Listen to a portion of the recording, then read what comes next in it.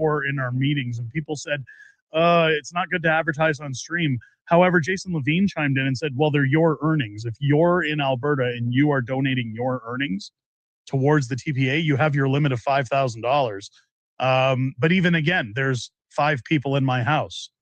So I could say to my kids, I'm going to give you $3,000 just for fun, and you're going to decide to donate it to a TPA. We can do that. So that's where we said, you know what, people outside of Alberta, if you want to assist, it helps the channel. Super chats help push out the stream as well, because it tells YouTube, hey, there's people spending a lot of money in here, and they start promoting the stream out to other people. But all super chats, all memberships, all clothing being purchased from our grift shop, everything is going towards the TPAs right now today. So if you want to support, you can. And I gave some memberships away earlier because it encourages people to stick around the channel after for future videos that maybe haven't before. That's not me telling you what to do with your money. I think if you can donate directly to the TPAs, you should. But this is just a healthy secondary option. Will Let Alberta Decide have a pancake breakfast in Edmonton during the K-Days? I don't believe so. They haven't announced one.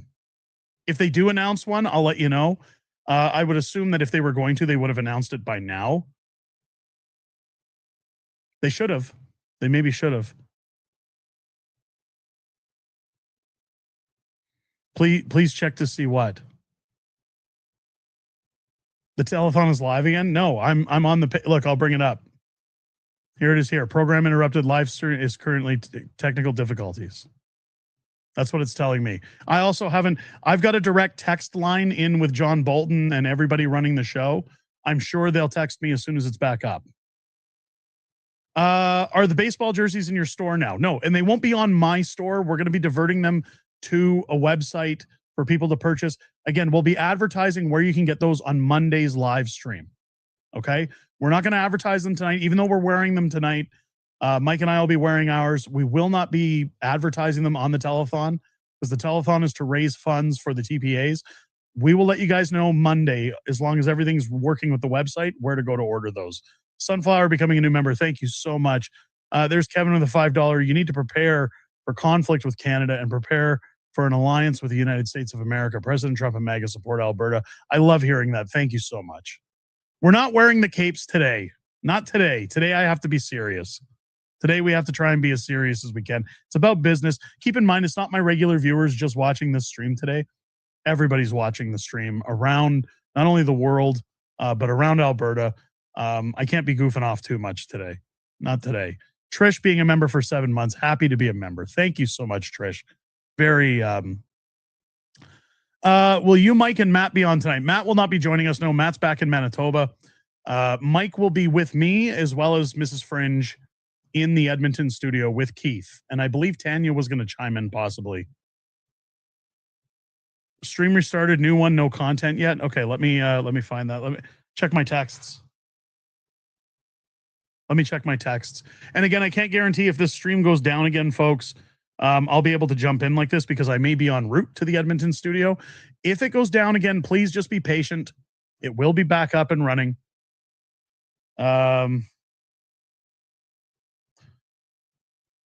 I've got no messages saying that it's back up.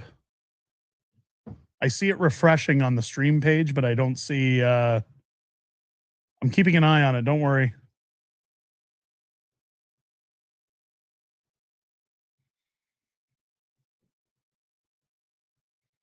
Yeah, it's trying to refresh. Don't worry, folks. As soon as it pops back up, we'll get you back in. You guys will be getting all your content, so don't worry about it. Do we know how much they collected thus far? Again, Keith Wilson chimed into the chat actually just as I came on camera. They've hit just over $35,000, or they were approaching $35,000 when I came on. I heard this morning that some of the other TPAs were hitting somewhere around $4,000 to $8,000 each. Again, I know John Bolton said that there were plans to update people as the day went on. So stay tuned.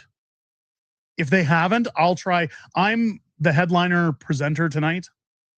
So I will try my best to get totals before we go live so that we can update you guys as best as we can before we go live, if they haven't. What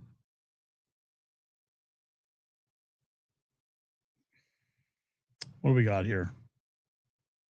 Yeah, we'll be letting everybody know when those jerseys are available on Monday. Again, we won't be advertising anything today out of respect for the telethon. Again, today's about this, right? So we'll my internet went down for about 20 minutes, lost John in the Eeyore streams. Yeah, don't worry. We're gonna get I'm here to keep you company until we get it moving again. I didn't want people sitting here with dead air. Because then you lose viewers, people lose steam, they say, maybe it's over, they go do other things. We don't want that. We need to get independence moving. Trish with a $27.99. Thank you so much, Trish. I appreciate that. Again, folks, all supers, all memberships, everything. If you're unable to donate directly to TPAs, I will be donating my earnings from the stream towards those TPAs. It's a new stream, not the old one. Well, nobody has sent me the new stream. I'm on a direct text group with these guys, and nobody has told me to go to a new stream. Let me double check that nobody sent me anything on X, because I'm sure that chat has blown up. I know Max has. Yeah, it just says okay, back online, but the stream died. We're starting the new stream. FCal video is starting, and that's where I am.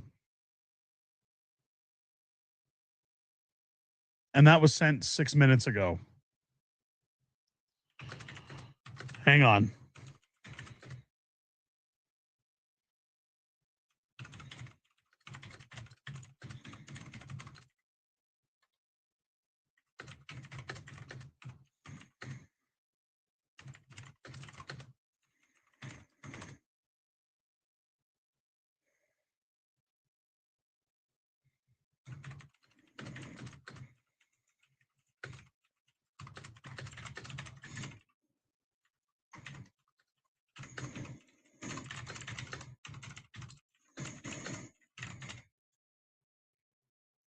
Let me check the Freedom Calendar channel. Sorry, guys.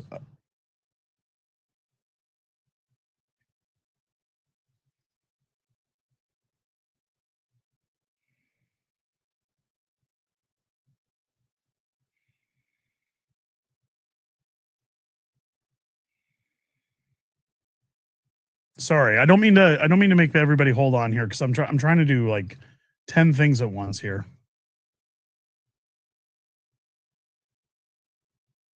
No, this is Max's direct feed.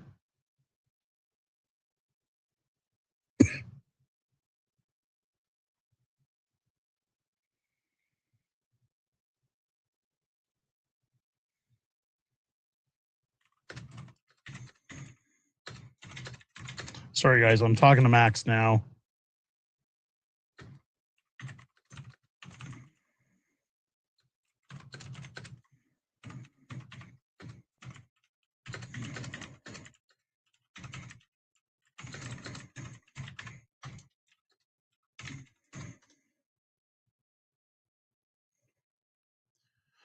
Okay, I'm waiting to hear back. Don't worry, folks. We're gonna get this figured out. We're gonna get it sorted. Max says they're restarting the stream, and ironically, the screen from the old stream is refreshing. There we go. I think we got it, guys. I think we got it. They're back in. So, without further ado, they are now live. Enjoy the rest of your day, folks. Hopefully, again, if there's any more interruptions and I'm not around, stay tuned. It will come back on. Maybe take a break, go tap a kidney, and come on back. Without further ado, folks, here's the stream. Enjoy your weekend, and keep those, whether it's super chats, memberships, or donations straight on Alberta Telethon, keep those coming in for independence, for the movement. Let's go. Here's Nat and the Guy with Keith Wilson and Tanya Clements.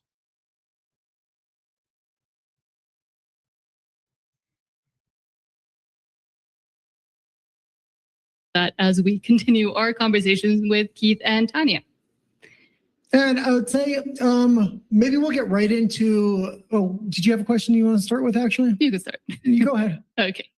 Well, first of all, I do want to ask, because of Let Alberta Decide, and it's amazing that we've already raised about $30,000 for Let Alberta Decide, but I wanted to ask, what initially drew you to be an advocate for Alberta independence, and what has changed your perspective as it's gone forward? So what caused me to get involved? Is that your question?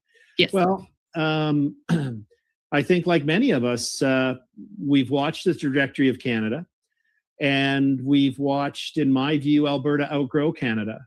I mean, I didn't leave Canada. Canada left me. And I'm very concerned about the affordability crisis. I'm concerned about the erosion and, frankly, attacks by the federal government on our culture here in Alberta. And the biggest driver for me is looking out for the future of my children and grandchildren. And, and I've looked at this many times, very analytically over the years. And by every measure, by every objective measure, Albertans, my children and grandchildren, will be better off in an independent Alberta. We can redefine our relationship with Canada, one that's one of respect instead of exploitation, where we can grow up into the shoes that we've earned to wear, which is to be a nation state as opposed to being a colony. So that's sort of my origin story. I've been watching the decline of Canada manifest itself most acutely since 2015. The views of people in central Canada that will always elect our governments until Alberta leaves are never going to align with ours. And we're fooling ourselves if you think you can lead your way out of this. We lead our way out of this by leaving. And Tanya, what about you?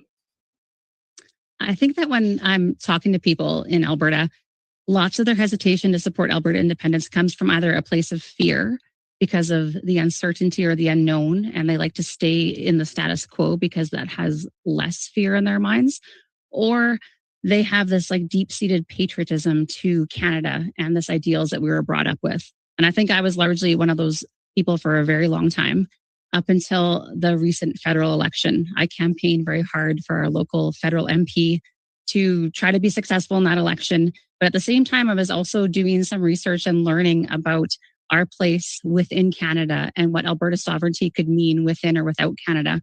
And while I was kind of on that journey, I quickly discovered that there has been generations and generations of people advocating for sovereignty within Canada and decades of work by thousands and thousands of volunteers. And where we are at right now, there is no way to achieve that sovereignty that we seek within Canada. And it's a little bit sad. We kind of crave that nostalgia and that connection that we have to the idealism of Canada. But if we are vested in the interest of future generations, as Keith said, in our children and our grandchildren's futures, then the path forward is to claim that sovereignty and pursue an independent Alberta. And with these two great motivations you have and this drive to see an independent Alberta, what made you jump to say, okay, let's actually create a TPA called Let Alberta Decide? And what are the plans also moving forward? Well, I'll take a first crack at that, Tanya, if that's okay. Yeah. One of the things that I've been involved in grassroots initiatives over my career. The most dramatic one, I guess, was the Freedom Convoy protests in Ottawa in 2022, but others before that. And grassroots movements are essential, but grassroots movements also have a limitation. And this particular initiative for Alberta independence, the limitation we have is that we have tremendous support in rural Alberta, but we haven't been able to get our message yet into the cities. And so Tanya and I recognized sort of a need, a gap, and we created Let Alberta Decide. So not so much as to focus on those who've already concluded on their own that Alberta and our children will be better off in an independent Alberta, but to focus on those in the cities who are not yet persuaded or just not engaged. They're busy with their lives. They're busy trying to afford groceries. They're busy worrying about the needs of their children, or they are engaged, but they haven't really had their mind open to the advantages. So the whole focus of Let Alberta Decide is to really target those voters in helping them understand why the smartest, best, most valuable thing they can do on October 19th is to vote for option 2 in support of independence. And I think it's also great that both Keith, yourself as a constitutional lawyer, but also Tanya as an educator and a farmer, know the importance of knowledge and how important it is to actually explain things thoroughly and through. And I do see that with Let Alberta Decide and all the incredible job and work you've both been doing on educating the public, because as Tanya was mentioning, I think a lot of that fear is coming from the unknown and then, well, what would happen? And we continue to see all these questions raised also even within our own streams. And sometimes it is hard to try to answer them, but as we build and as we are able to continue to tell people, well, no, this is what actually what an independent Alberta would look like. In your opinion, what would in 20 years, what would an independent Alberta look like then? I think that an independent Alberta would bring back that ability of self-determination and that sovereignty as just human beings, that we have the ability to chart our own path in life. And we would not be dictated to by Ottawa and their punitive policies on our industries and our families and our communities, the overtaxation that we suffer from currently, that we actually would be able to navigate a path forward based on Alberta values and the values of our communities and our families. And that's what should be happening. We're a very large nation with a varying degrees of personalities and values and ways that we see things should be ran. And right now things are being ran from a place that is very far removed from the values of Albertans. And we've seen Danielle Smith kind of throw around some numbers and then be interviewed and then kind of walk those numbers back about, those were back of the napkin estimates and things like that. I know you're working on these white papers and a lot of people are really excited about them. How are they going along and when are you expecting to kind of release them? So about 3 or 4 months ago, I started a separate group called the Alberta Transition Council.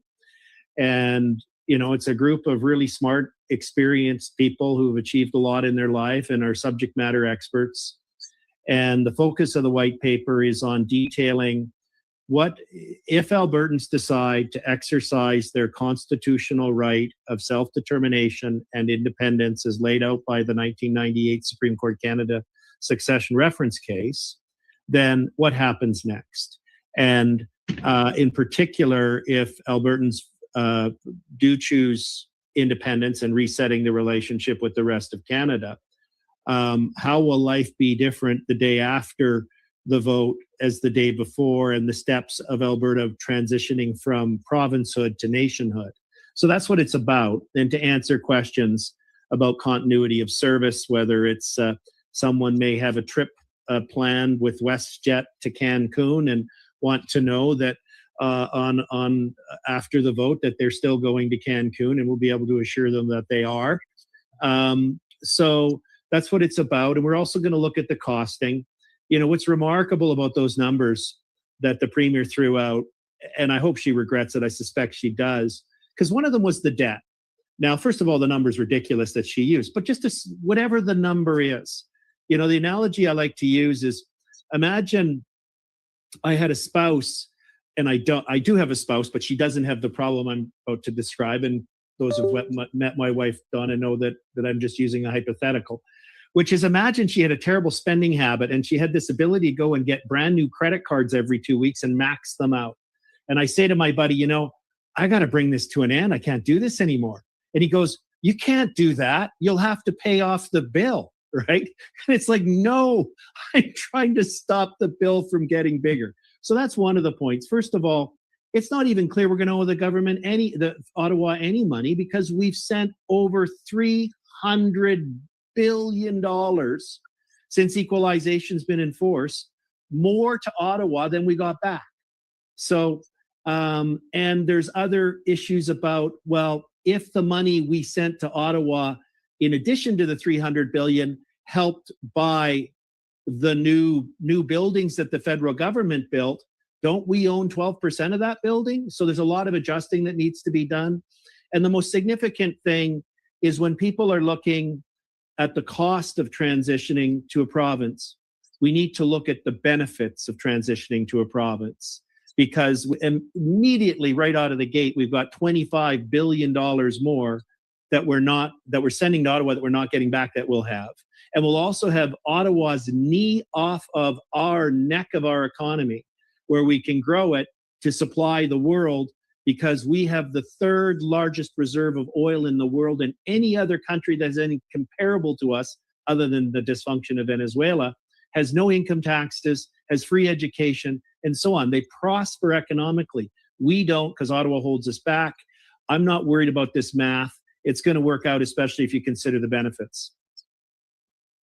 And also, speaking of money, let's not forget to continue to raise money today, but because we are at a telethon and there's amazing TPAs that are doing the hard work and are going to get us, I think, to independence. And I really do hope so. And it is a hopeful movement, and which is why we decided to fully throw our backs behind it and support it, because we understand the value of freedom, not to steal from Dennis Kama, but which is why, once again, go to albertatelethon.com and don't forget to do that. But also, I wanted to ask, what does the money that has been raised indicate to you, to both of you, about the grassroots effort and support and the actual sentiment within Alberta and Albertans?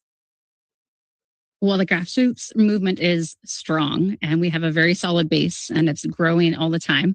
I did a little bit of looking back into traditional telethons, because I kind of grew up watching like the Country 105 Caring for Kids radiothon that benefited the Children's Hospital. And it said that since 2003, it raised $50 million. And that was by people donating $10, $25, or $100 at a time, and not thinking that their contribution was really going to make a huge difference. But by having many people making small contributions together, we've built hospitals, we've funded research, we've changed lives in many areas of our communities. And absolutely, those $10, $25, or $100 can help us build a future Alberta that we can be very proud of. So I'm very excited that this telethon is happening, that John Bolton took the initiative to do this, and everyone has joined in to do it. I'm very grateful, and every contribution helps us achieve our goals.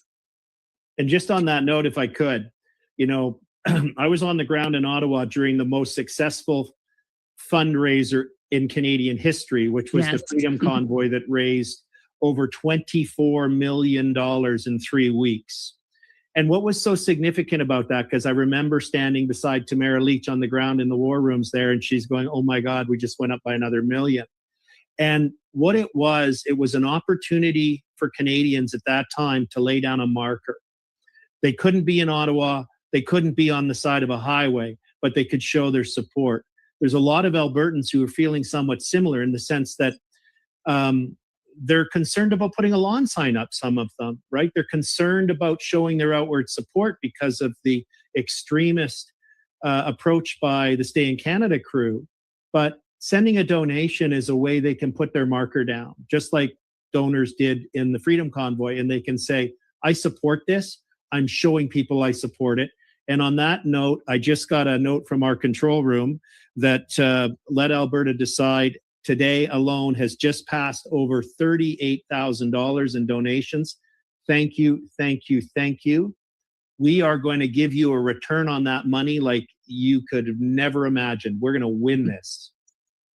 And that's amazing, because right before we were about to go on, it was at 30. So that's amazing that everybody is and showing that support and that care also for a cause that I guess many would call, or many do call, the critics and the skeptics fringe or an uphill battle. But how would you respond to that? And especially given today what we're seeing?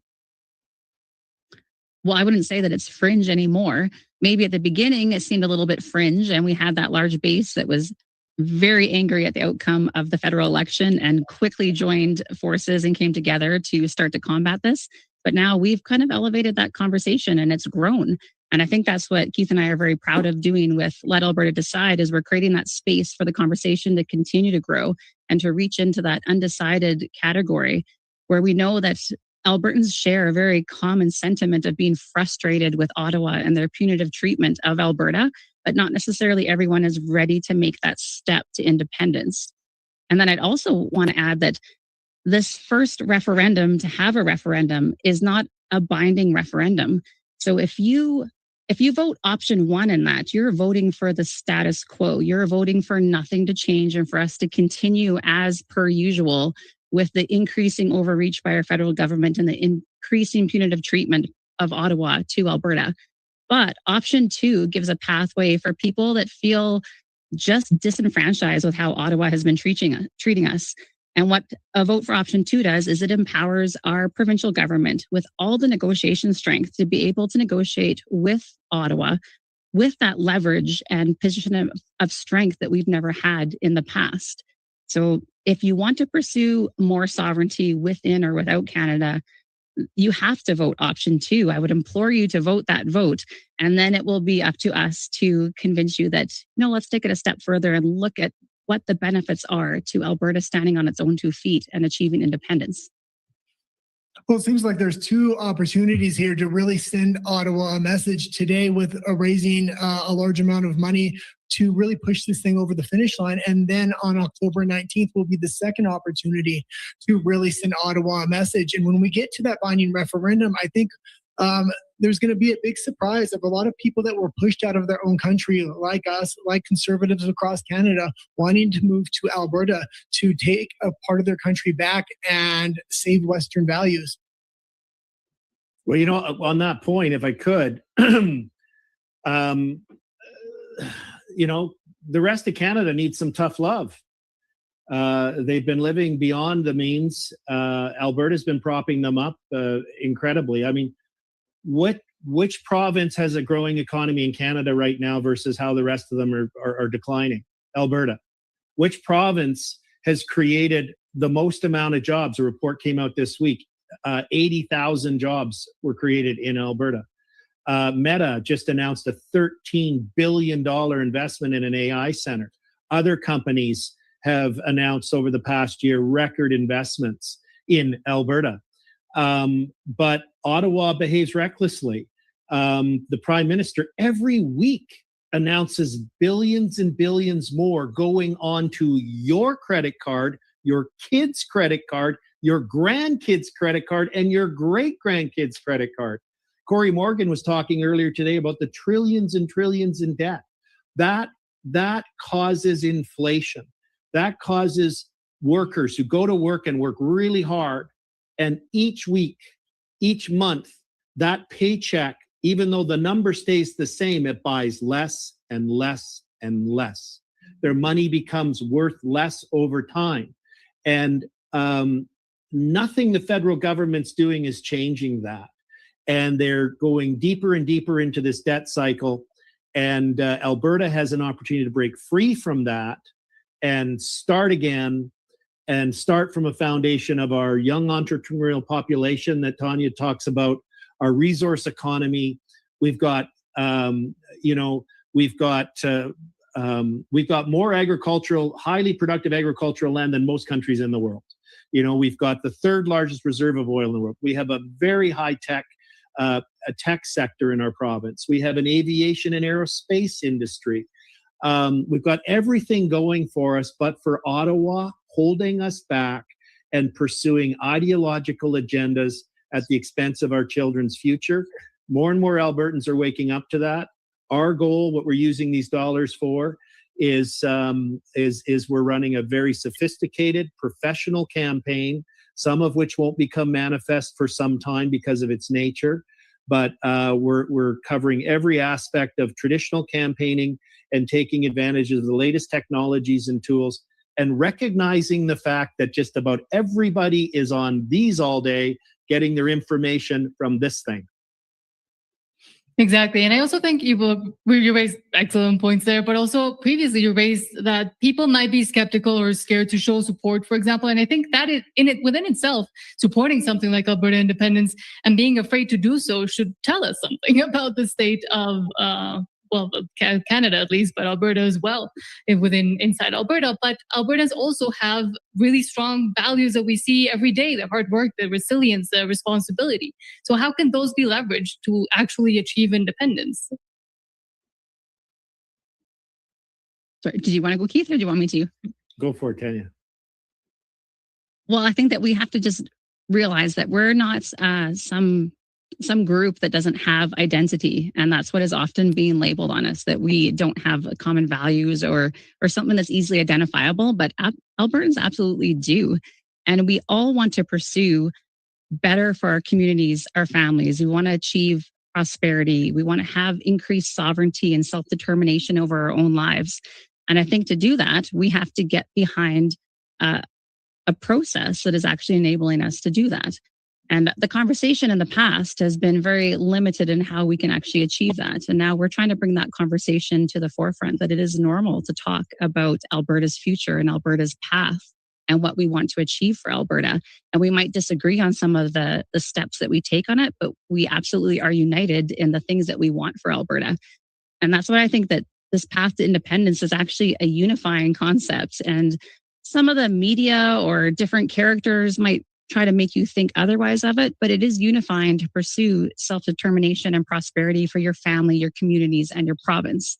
So if we bring that conversation and make it more normal to talk about it and engage people in that conversation, I think that we can achieve that.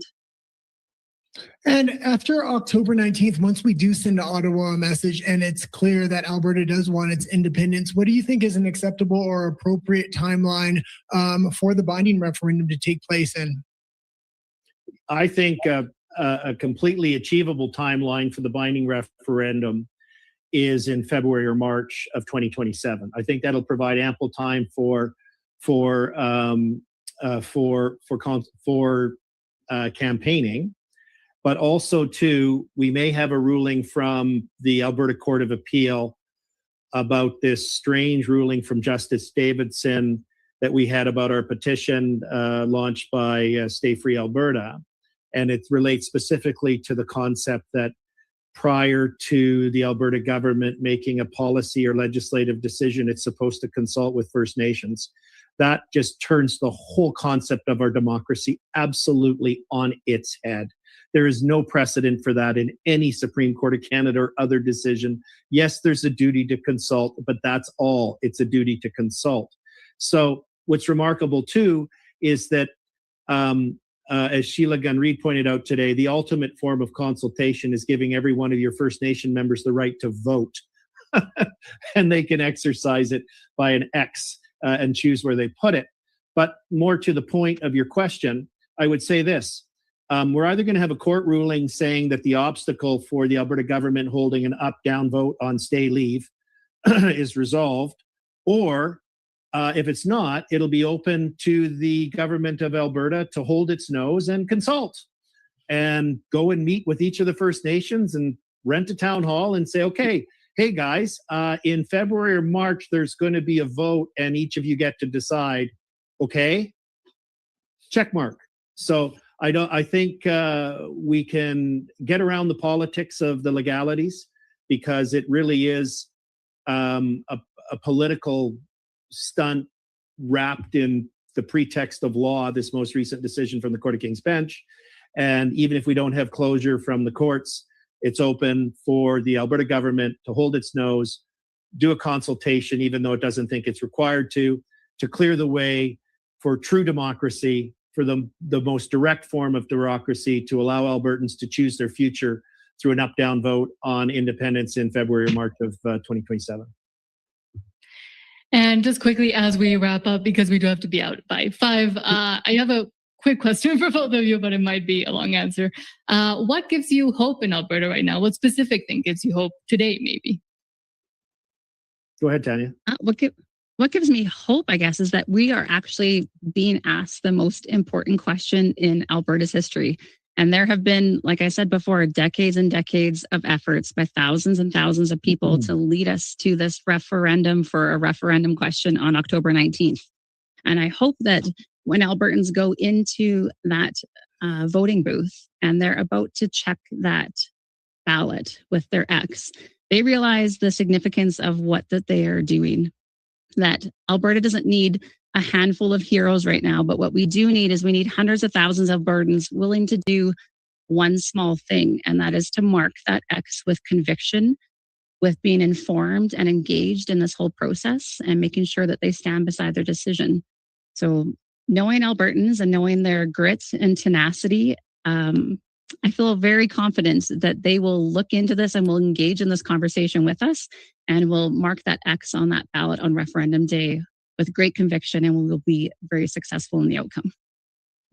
And we usually ask one last question, and maybe I'll ask it to Keith. And it's a question I hope a lot of people start asking themselves in Alberta, because I think when they ask them that question, that will lead them to independence. And that is, what does freedom mean to you?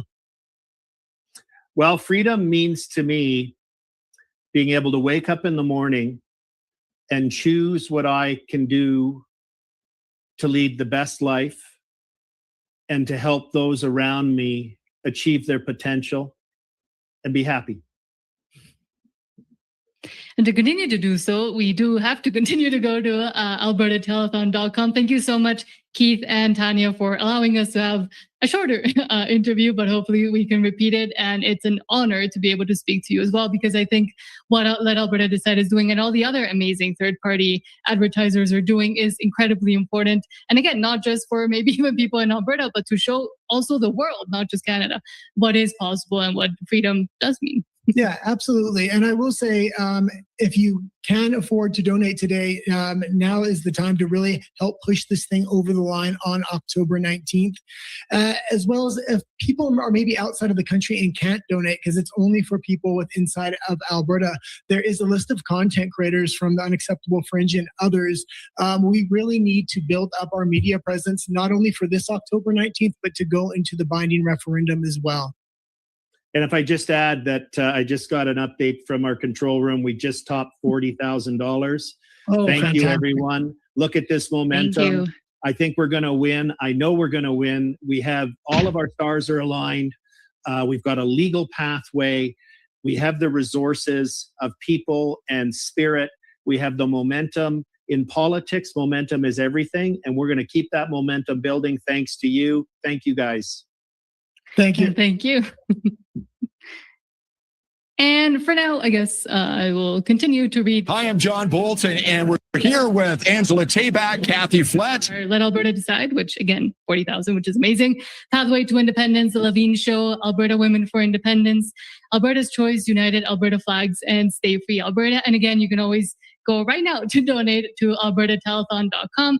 And I believe we have coming up Chris Scott with Dennis Kama. And again, you are able, I don't know if still, but go to, you can send an email with a question. All right. So just want to say thank you. They're still going to change it up to the next segment. And I just wanted to jump on and thank everybody who's donated to us today. I'm going to be honest with everybody. So at the beginning of the week and last week, I was just getting frustrated, right? Because, you know, I've been doing a lot of activism work and I really want to participate in this process and use my platform to spread the message and, you know, support the voices of those who support independence. And for me, you know, I went out and canvassed for Stay Free Alberta, and I did go out onto Métis settlements and First Nations, and I met with some folks throughout the province and, you know, put a lot of mileage on the car and got signatures. And it wasn't just like one or two, like I got a few hundred signatures. So, you know, I just felt that we couldn't leave people behind, and especially for those who were disabled and couldn't make it out. And I still, no matter what, I still missed a couple people because of weather. Like we almost got snowed out in Kikmo one day and couldn't even go down the dirt road because it was just really bad. But nevertheless, for me, I lived by tradition of First Nations. Like growing up, my family, you know, we're Métis on my dad's side, and in the neighborhoods I lived in when I was a kid, it was mostly First Nation kids. And so I grew up to that, right? And then I lived on reserve, and I even dated, I even was engaged to a girl a long time ago who her family lives in Wikwemikong, right? And I used to live there for a few years. So, I mean, tradition for me is important to who I am culturally, and that's that's what I identify with, right? But it's important to have our voices heard. We have corrupt chiefs out there and band councils that they bully the members, you know, and then there's this straight up activism and colluding with the federal government, and you know, it's just not cool, and we want change too. So when I heard that this is what we were doing, of course I jumped on it, because when I'm sitting at the dinner table, like I tell people all the time, when we're sitting at the dinner table or we're at powwows or we're having feasts or having family gatherings or whatever the case, ceremonies, it always comes up. We always say, hey man, we want to be a independent nation on our own, a sovereign nation, and this is our chance to do it. You know, like we all have to sit at the table anyway, and that's going to happen if we get to a constitutional convention. So how do we get there? Well, this vote is how we're going to start the process. So our branding I just want to let people know with the donations that we're receiving, we are getting lawn signs, but it's going to be nice and tailored to Métis, First Nations, Alberta. Like, that's because it's rooted in our history here. It's important that we get that message out and show people that we, yes, we stand in solidarity with Albertans to push this, because we're no different. We all share the land and we've intermixed, and it's just been good. So got to get that messaging out. And yeah, I just want to thank all the donors, man. You guys have been amazing today. I'm like, wow. So far, from my understanding, the telethon total with everybody getting donations, I believe, is raised over $30,000. Today we've raised over $1,000 for us with the help of so many good folks out there, especially on X. It's been amazing. So Nunez, she really helped a lot by getting us donations today. Same thing with a lot of our followers. I can't stress that enough, man. So now the machine is going to be on the go. So, and a special thanks to Keith Wilson, because he retweeted our stuff and he actually got us over the mark. So initially, this is what we were doing. We just needed a $2,500 goal that we set to fundraise. This gets us started so that we can fundraise with at least get material to do it with, right? And when we move forward with events and stuff, and it also helps us be present at events too, because that's it's hard sometimes when you're running third-party advertising. What's going on with the petition count? So the petition for Stay Free Alberta right now is going through the verification process. So this is what I'm doing, and and everybody that I talked to said we need to do this. So I've already made social media posts asking people if they've been contacted for any petition, and nobody has given me a yes yet. And that's including Forever Canadian. I even asked their folks. Nobody said yes. Now we're going through the verification process. So Elections Alberta is supposed to call you or email you. If you receive a text from Elections Alberta, that doesn't suffice. It's a phone call or an email to verify that you signed the Stay Free Alberta petition. Now, what I'm asking folks from now till, we'll give it a couple weeks maybe, right, to see if anybody actually got contacted. Now, if it shows that, Elections Alberta and the public saying, no, we didn't get phone calls, and Election Alberta comes out with some of this result, whatever the case may be, we know something fishy is going on. So for the time being, let's allow Elections Alberta to get the job done, and still compel them to get Thomas Lukasik to report his financials, because he has not reported anything again. And the rest of us are reporting. I mean, I was reporting the rules for the TPA is if you have a $50 donation, then you don't have to provide the information from that person that gave it to you. But even though I have some folks who I've got the information anyways, and they're okay, so we filed it. I even filed $25 donations. It's just to show that we're better than them, that our books are clean, that we're not doing anything stupid, that we're using the money to spread the message and doing what we're supposed to do. You know what I mean? So that's the difference between us and them. We're being absolute, and that's one thing I got to say, we're being absolutely honest in how each TPA is doing. Like, I can't speak for the rest of the TPAs because they're different organizations, but for us, no, man, like, trust me, my wife is our CFO, right? So she makes sure the books are done, or else I'm getting a boot thrown at me. You know what I mean? I'm just kidding. No, she would kick my ass, trust me. But no, we make sure things are up and up. So we do have some really nice designs coming up. I don't know if I put them. Let me see here. See if I have the designs on this computer. Oh, I do. So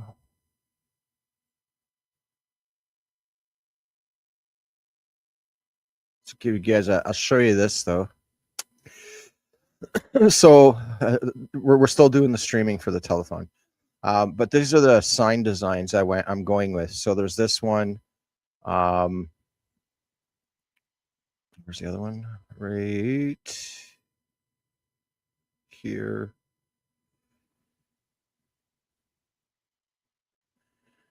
And that one. So as you can see, those are what I'm working on for lawn signs. Now, there's a couple of them, man. I got a lot of feedback from folks. I mean, so I'm gonna go through all the comments tonight on all my platforms I posted to. So the one that wins, I'll be posting that tomorrow, because there is one out of all of them that everybody likes, but they wanted me to make a change to it.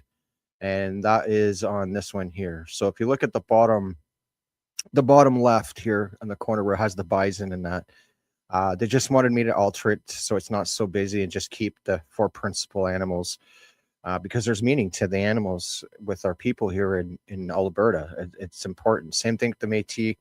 So we want to make sure it's branded to both. And if I go with that sign, that we'll find out. I want to make it fair. I'm all about the people. That's it. So I have donors who said which ones they like. I have friends who donated, and just the regular general people. So it's you guys get to pick, and that's what we'll go with, because you guys will be getting the signs, right? You guys are going to be the ones flying them proudly in your yards. So the other one was the 2 bottom ones on this one. Everybody picked out, and I kind of like, I like them all, because I'm the one putting them together, right? But I like getting feedback from folks, so that's why I put a bunch of samples out. So not only am I going to do the signs, we are going to do we're also going to do postcards and literature, right? To get literature out. And I'm going to start going to like events, like not independence events. I mean, I'm going to go to events where the general public's going to be, and try and get our stuff handed out, and just go out there with street teams and blanket it, right? We did that for Canada Day, and it was very effective, folks. Very effective for us, because everybody went to mirror to Chris's event for Canada Day, and me and Donnie stayed, and we blanketed the ledge Canada Day. And I mean, the response from the folks was amazing. That was really, really cool. All right, so back to the show, folks. And I just want to say, hey, thanks. Say what's up to Trish and Dimebag Darren Coins. I love that name, man. And yeah, give me a second and we'll turn it up. Brave the cold and wind. You talked about their children. We got a couple minutes. So we had to restart the feed, because I'm not lying, man. I had the feed going earlier, and I was like tired because I woke up early this morning, and I stayed up late last night because I'm working on stuff, and I was like, man, I need a nap, right? 52 years old, and the afternoon naps are hitting me. So I go to bed and I wake up and I'm like, holy geez, man, I got all these notifications on my phone, and I'm like, what the hell? And then I go look, and I guess the feed got cut off from Max's. You had to restart it or something. So I was like, what the hell's going on? Pretty awesome.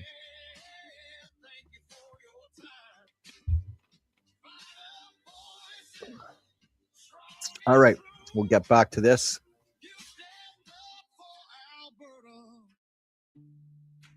This one's for you. I feel like I'm with friends here. Yeah, and that's exactly correct. That's what the whole thing with all these events are for.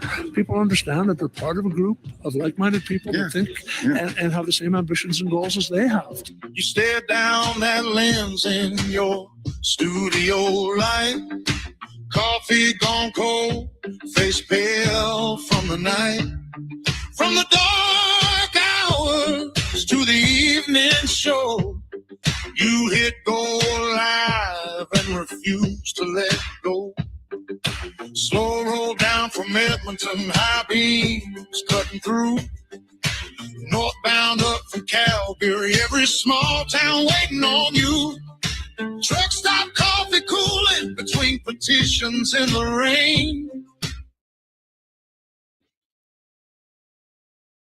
We're live. I heard Max say we're live. Does that mean we're live? Is that what's going on here? Yep.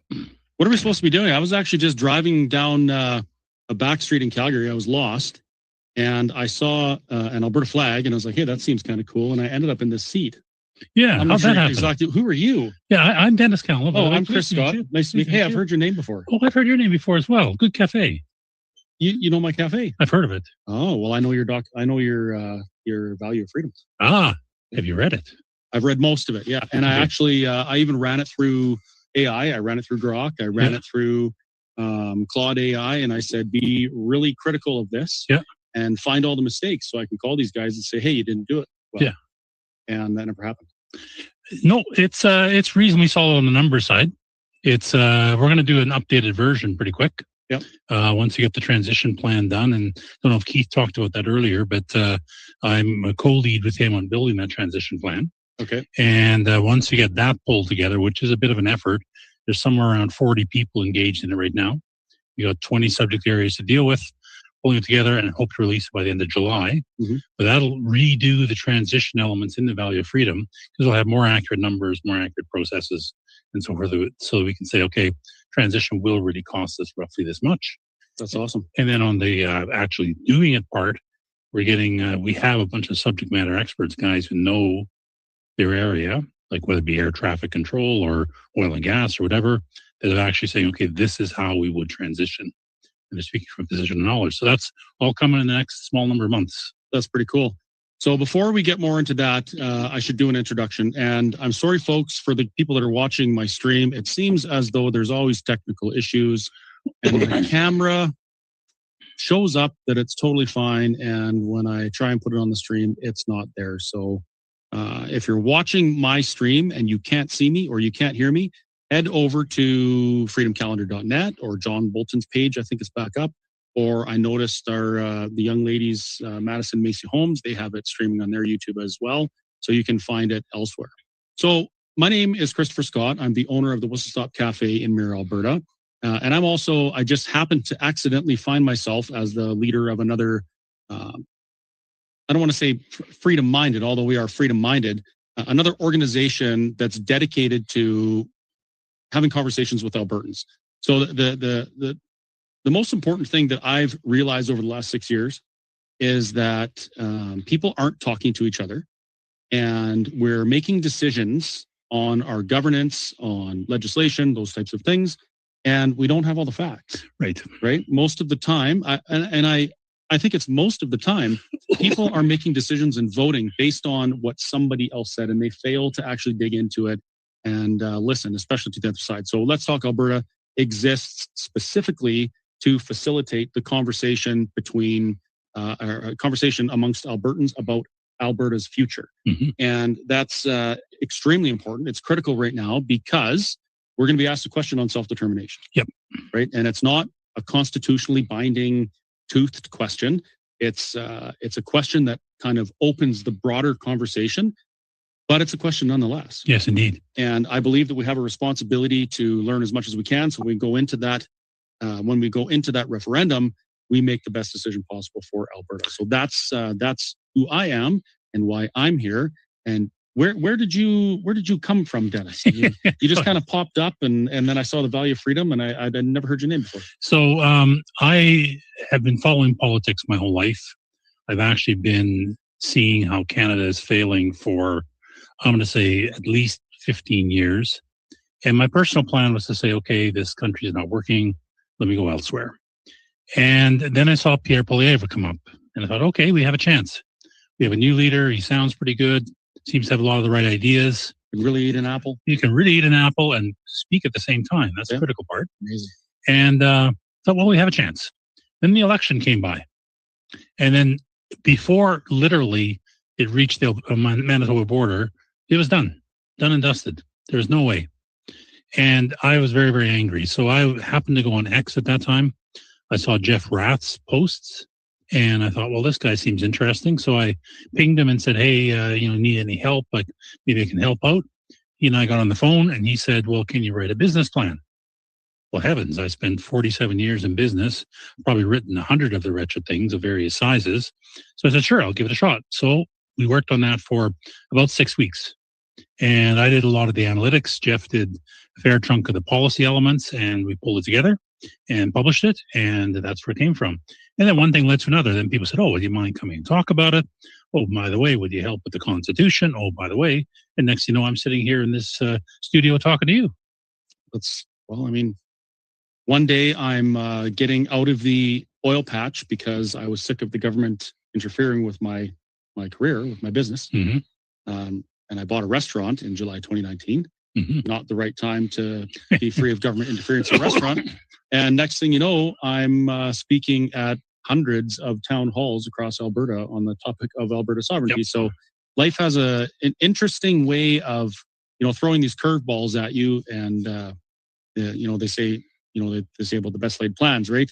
So I never planned for any of this, but here I am. And what a privilege it is to be here and in the midst of this conversation. I can't think of a more important conversation. So I think the theme of this telethon is we're trying to raise awareness and raise support for the conversation around Alberta independence. Now, there are a number of third-party advertisers that the telethon itself is supporting. As far as I know, I don't believe they're working together. This is something that John put on to try and get things public, because that's what he does. So the goal here is to encourage people to donate to the TPAs. And I'm sure you've already heard it, folks, but if you haven't, there is a contribution limit. There's a $5,000 contribution limit for everybody donating to a TPA. I believe your corporation can also donate up to $5,000. So you should be spreading it around as best you can.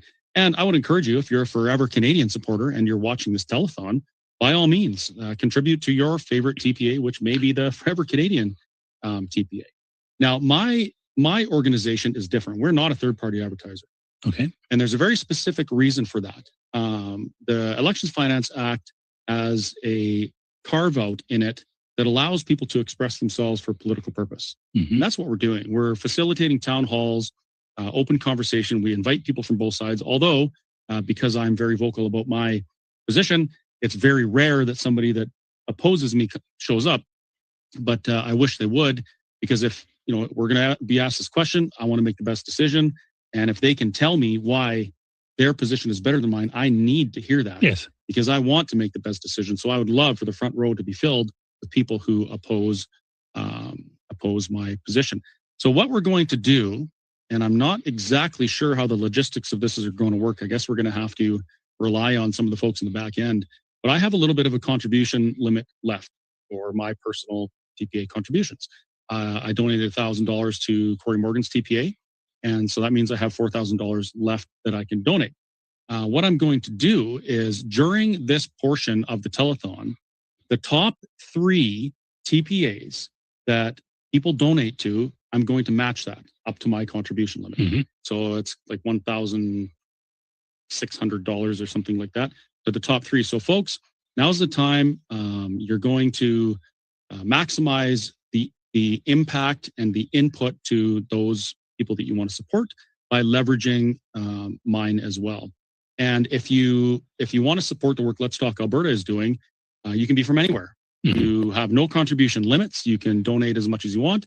As a matter of fact, we had a donor fund us with a nest egg of $95,000 a few days ago, which allows us to go and book town halls and do all sorts of things. And people are going to see a rolling billboard within the next few weeks.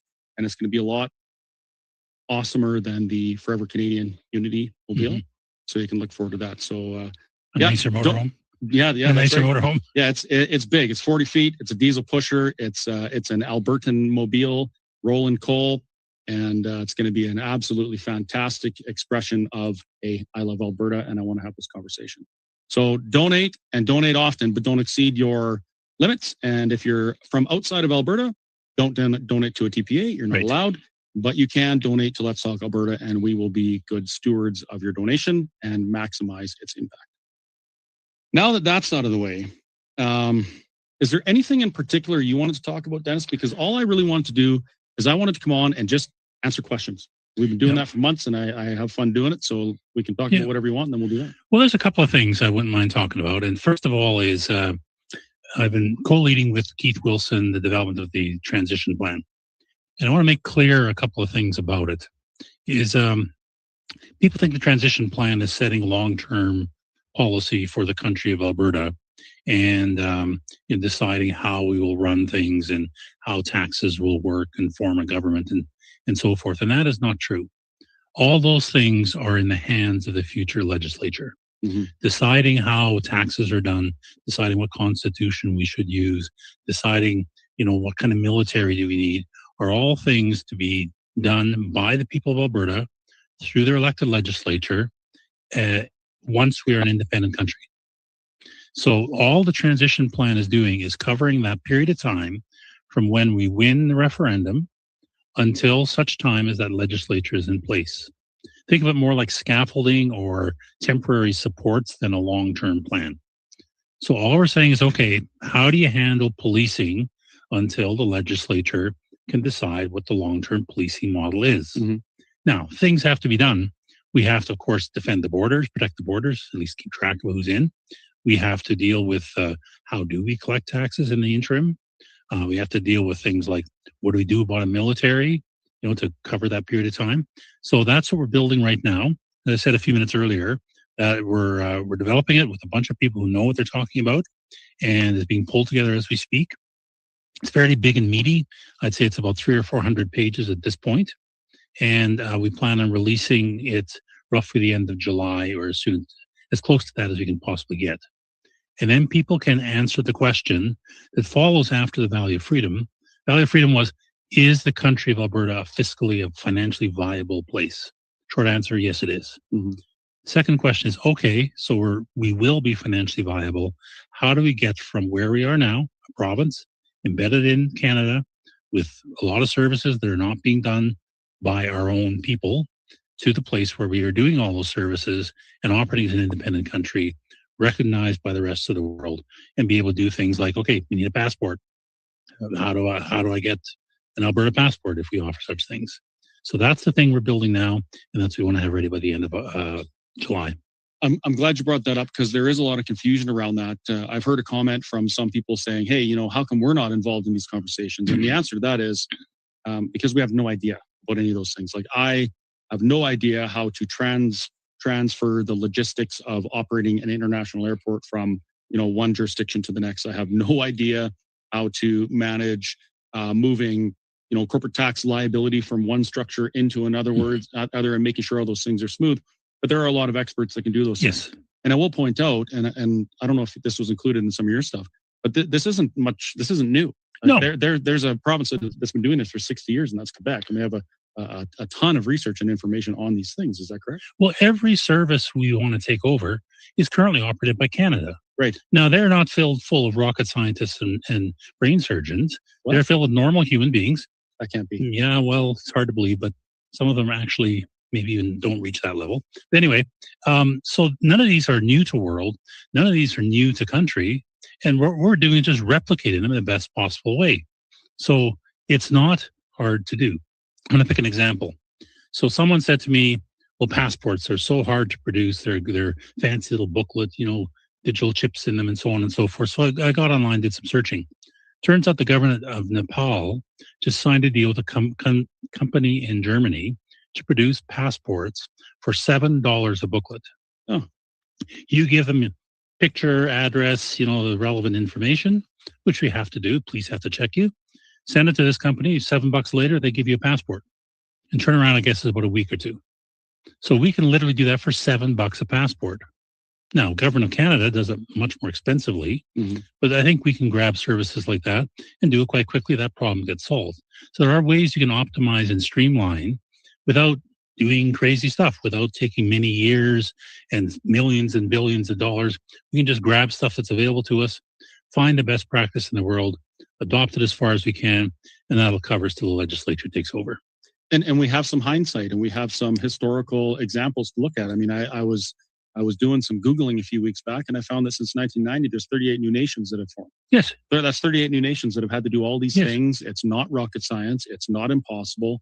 It's not even really that much of an obstacle. Like, this is just it's an administrative task. Yes. We do administrative tasks all the time. Well, and I spent my career working in large scale projects where you've got a million things to do and you got a bunch of people working on them. The problem is not usually that any task is rocket science. The problem is you just have so many tasks to track and try and get done in a short period of time in a coordinated fashion. Well, that problem's known. Like, I've done it, been there, done that. And it's no fun sometimes, but you can get it done and it's pretty straightforward. And countries, I just was talking with John Bolton a minute ago, a question that came up on the email was, how long will it take? So I looked up the Czechoslovakian split.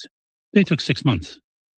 I think there's no reason why our separation from Canada towards independence will take longer than a year. Well, I mean, there's lots of evidence to support that claim. Exactly. It hasn't taken other countries, decades to do it. Why would it take us that? Speaking of questions, if John's watching, you're gonna have to come in and unlock your laptop because I didn't move the cursor around. Now I can't see all the questions. The second part of that, you mentioned that these things have to be done kind of before our legislature does its thing and outlines things. I want to point out kind of the flow. So it's not like all of these things get done at once, right? No. So we have a referendum on independence, it's successful. Well, now we begin negotiations with Canada. Yes. Right. The negotiations will inevitably fail, I would assume. And there's a declaration of independence somewhere in there. After that, Albertans get to decide what their future looks like. Yes. And this is the opportunity that gives me so much hope and is so amazing to me. An opportunity that other countries have like they've sacrificed millions of lives to get the opportunity to answer a question of self-determination. And we're going to get that. So we would get to decide through constitutional convention what our government's going to look like, what our legislature is going to look like, how our executive is going to work, all of these things. And we can look to other countries, to other constitutions all around the world for the things that have worked well and the things that haven't. For example, the United States just celebrated their 250th anniversary. Yep. Greatest experiment in freedom the world has ever seen. Not perfect, but it's a great example, a great constitution to look at to say, hey, how did they maintain their freedom and how did they maintain their cohesiveness through that amount of time? Because a lot of countries don't. No, and I just came off a road trip that Jason Levine organized with Matt Rowley and with Bruce Party. And we went to Edmonton, Red Deer, and Calgary, and to answer questions and listen to people about what they thought about constitutions. And in that case, the three of us have different points of view. Matt Rowley's in favor of an improved Westminster system. Bruce Party is a very libertarian-minded guy, and I tend to be roughly in the middle with a republic, much like the Americans have. So we discussed those. We took a lot of input from people. We answered a lot of questions. And key to all of this, and actually the number one paper on the transition plan, is the development of the Constitutional Conference. Mm. And that's been mapped out. That paper is actually pretty well done. And it's a process by which we can get multiple groups, not just government, not just lawyers, not just, a bunch of academics, but a public open forum made up of a wide representation of people to work through the process of picking our system of government. And from that, you actually then structure your elections, you structure your houses of government, the legislature, your judicial system, and so forth. And like you said, there's nothing new under the sun in many ways. I think we can improve whatever model gets chosen. I think we make serious improvements over what's there. I've seen the weaknesses in the American system. They have some challenges that I think we can fix. And even if we went down the Westminster system, we know the holes. Heavens, we're experiencing the holes today. Every day. And we can plug those. Bruce's system is a brand new to world approach, but it's got some really good thoughts in there and some real lessons to learn no matter what. So we have approaches. We'll give it to the people of Alberta to decide ultimately. So the Constitutional Conference generates a document, but ultimately the people of the country of Alberta will vote to accept the Constitution, and that's when it will become the law of the land. So that's something that process is designed, and we'll be publishing it, like I said, roughly the end of July.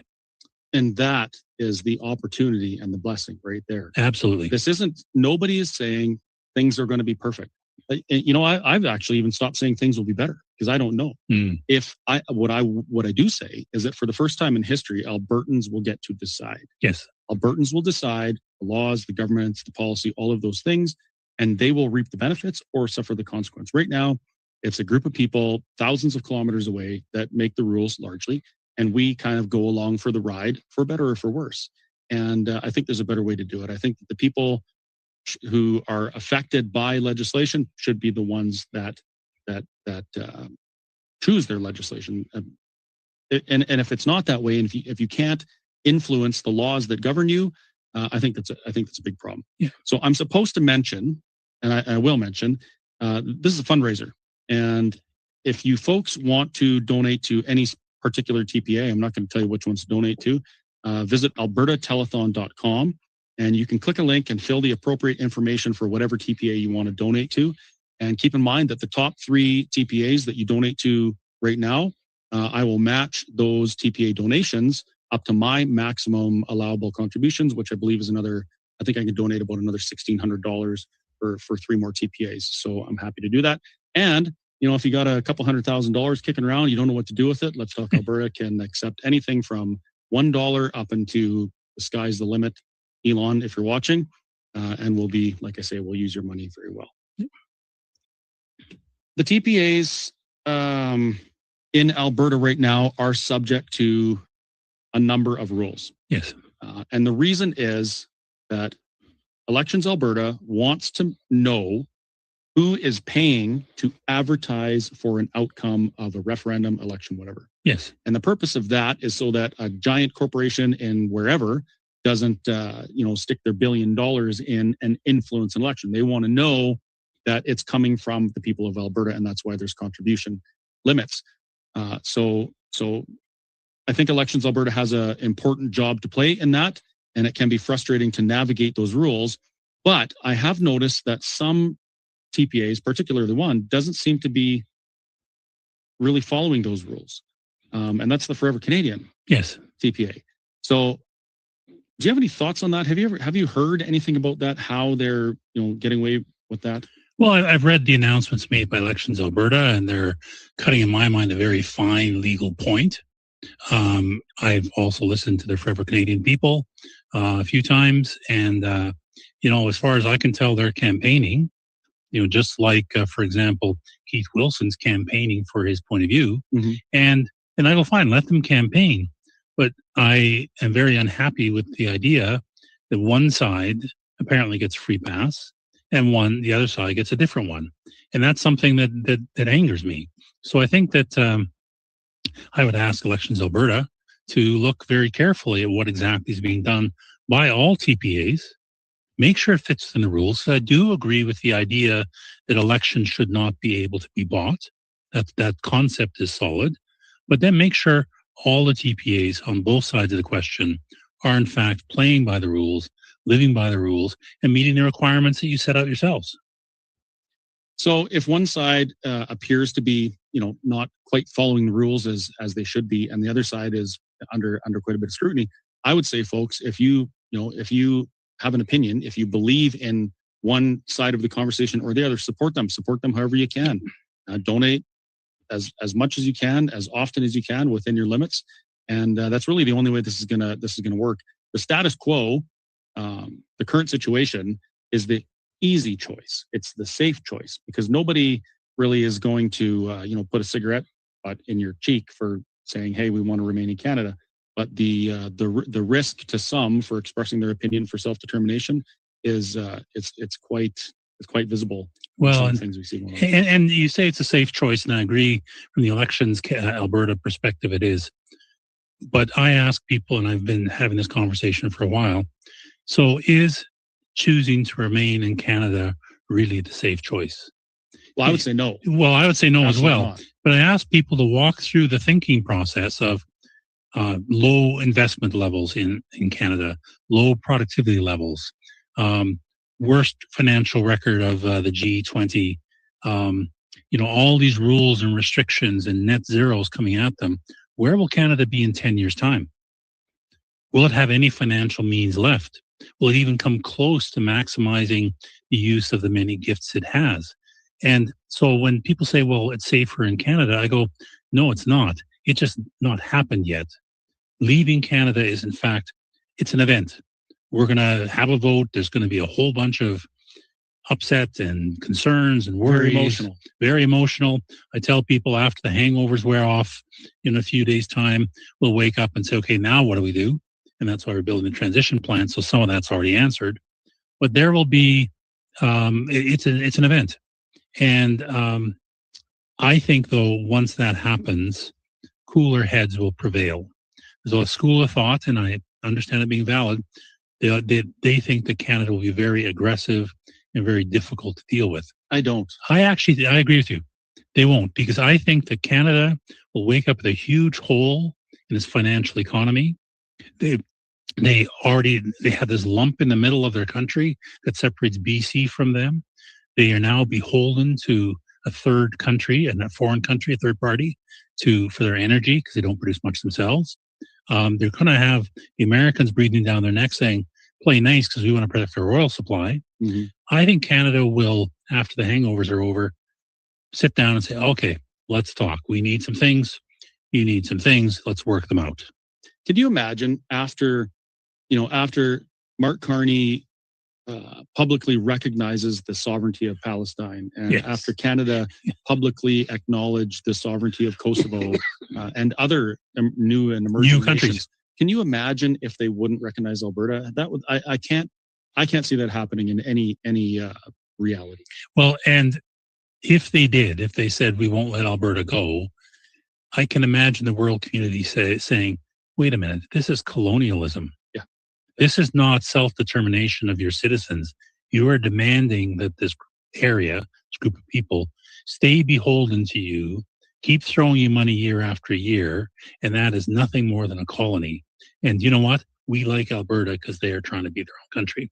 I think it's going to go, it won't be easy. It's like a divorce. It's not like it's going to be, all happiness and butterflies. There'll be some pretty tough fights. Yeah. And some arguments about how do we handle parks and how do we handle financial commitments and how do we manage the debt and all those kind of things, all of which I think have good answers, but each of them will have to be worked through. And I've said it to more than one person. There's a couple of teams I'd love to be on that negotiations for. One is the pension. I'd love to be on that negotiating team because I think we will get a very robust pension out of the CPP assets, and I think it's more than doable. So that's one team I'd like to be on. Mm. But this is all workable. It's all doable, and I think it will happen. Regarding the pensions, just real quick, I have been in some of my media. People have asked me, well, why does Alberta, pardon me, why does Alberta think that they deserve all of this pension fund? And you look at the math, and the math it speaks plainly. It does. So it says you get what you put in plus interest minus what you take out. Exactly. Period. It's easy. My question would be, well, if we're entitled to 50% of the fund, where's the rest of the money? Where did it go, and why is it not there? Yeah, that should be the question people are asking, not why does Alberta get it? Well, and I mean, I think it'd be a broader negotiation, but you're quite right. And that's why in the Value of Freedom, though, we said, okay, the real number is the 344 from the Lightworks report. And as people say, yeah, but, I said, even at half, if we just get half of that number, I've done the math, I've done it recently, we can cover all of our pension obligations, CPP, OIS, GIS, and so forth, within that 184 comfortably. It turns out our expenditures every year for current payouts to pensioners is actually less than the net contributions from people working. Mm-hmm. The rest of it is in the fund. So there's a $3 billion overpayment every year. Exactly. Yeah. So you take that money, you invest it wisely, you cover all of your pension obligations and from that funding, and then you say, okay, that's now a stable pension fund, and it will grow. I did a bit of the actuarial math to say, okay, run it out 20 years, at the rates we are now, build in inflation, build in aging population, all those wonderful things. It's still a perfectly viable fund for Alberta. Yeah, if it is for Canada, why wouldn't it be for Alberta? Why would it not be for Alberta? Well, I'm going to get to some questions here. This one I think is really interesting. The question is from Danielle, and she asks, she says... Is her last name Smith, by the way? Well, she said not to use her last name, so we'll let people stew on that one. She says, hello, I am not a separatist, but I'm listening to the telethon in good faith to better understand the situation, the issue, and the separatist perspective. Well, thank you, Danielle, for watching. I appreciate that. That shows you're a responsible, civically engaged citizen. My question is, what provisions are there for religious organizations in a separate Alberta? Will there be continued provisions for charitable exemption in an Alberta tax structure? What about immigration exemptions for religious leaders / clergy via immigration to be able to come to Alberta and minister? What about protections for religious-based schools? That's it's a opportunity question. What do you want? That's the point. Yeah, we get to decide in our constitution. Well, and to answer the question directly, in all three approaches, Dr. Party's, Matt Rowley's, and mine, all of them have at their core very strong personal freedoms. Mm-hmm. Things like freedom of belief, freedom of religion, freedom from religion as well, if you don't want to believe. And that includes the ability to worship as you will, as long as you don't hurt anybody else, of course. And that's all in the structure. And we will decide that. In terms of immigration, whether it be for a pastor or a religious leader, I mean, that's subject to immigration law, which again, we craft here in Alberta. And I think there always needs to be exemptions for special people. If we have a sports team, we'll have the 2 best hockey clubs in the world in our country. So we probably want to bring in the odd player from Finland or wherever it's from. And yeah, there has to be some special carve-outs for those kind of people. But generally, it's managed immigration. Only immigration for the good of the nation is what happens, not just bring in what we used to do. Yeah, what we used to do. I mean, we actually went back in the Valley of Freedom. We went back to the old Canadian point system. It was 2003, which was held up roundly around the world as being the best, most productive immigration system in the world. It was a points-based system. You had points for certain attributes and subject to quota. There's a limit on the number of people that could come in. And so what you did is you made sure that people that came in fit the needs of the nation, were going to fit culturally and language-wise, and going to actually belong and make themselves Canadian. Quebec does that now to some extent. Exactly. And I think that is the thing we always have to ask when immigration is, what does the country need? Well, wait a minute, though, Dennis. Isn't that racist? I did not mention what color you were. I just said, what does the country need in terms of skill set and talent? My wife is mainland Chinese. I really don't care. This is the argument we get, though, and why I brought it up. People, every time you mention immigration, they say you're a racist. Well, no, I believe in preserving the values that made the country the place that people want to immigrate to, yes. Period. Right? And it doesn't matter what color you are, where you come from. If you want to acknowledge freedom, you want to be prosperous through hard work and opportunity, come here. Exactly. Build with us, right? Yeah. Well, and I talked to some folks from India, my friend Prakash. And anyway, he is grumpy and angry at the current state of immigration in Canada because he came in the early 2000s, went through the point system, brought capital, worked his ass off, set up a company, is successful, done very, very well. And he's angry because why are we letting these people in with no requirements and no desire to build the country? And, you know, Prakash, I'm sorry, he's from India. He doesn't look at all like me. I'm a very pale-faced guy. I thought you're from India. Well, you know, don't go out in the sun much. Oh yeah, well I'm good. You know, I have a part of the whistle stop is a convenience store, and most of my suppliers, all but 2, I guess now, are either from India or Lebanon. Mm-hmm. And I've had this conversation about Alberta independence with them, and some of them they're not even citizens. They're just here on temporary PRs. Yeah. They're completely choked at what's going on with immigration. And the common comment is, if I could vote, I would be voting for independence, because this is not, you know, we should be protecting what we have here. And well, and as I said, my wife is mainland Chinese, and if you want to get a rise out of her, just say, hey, immigration's fine the way it is in Canada right now. She will go absolutely ballistic. I think I maybe will skip that one. Okay, next question. This one's from Dale. Dale says, lots have been said about, and by the way, folks, these aren't screened or censored or anything. I'm just reading them as they come. Lots has been said about transfer of assets and control over resources and the Constitution.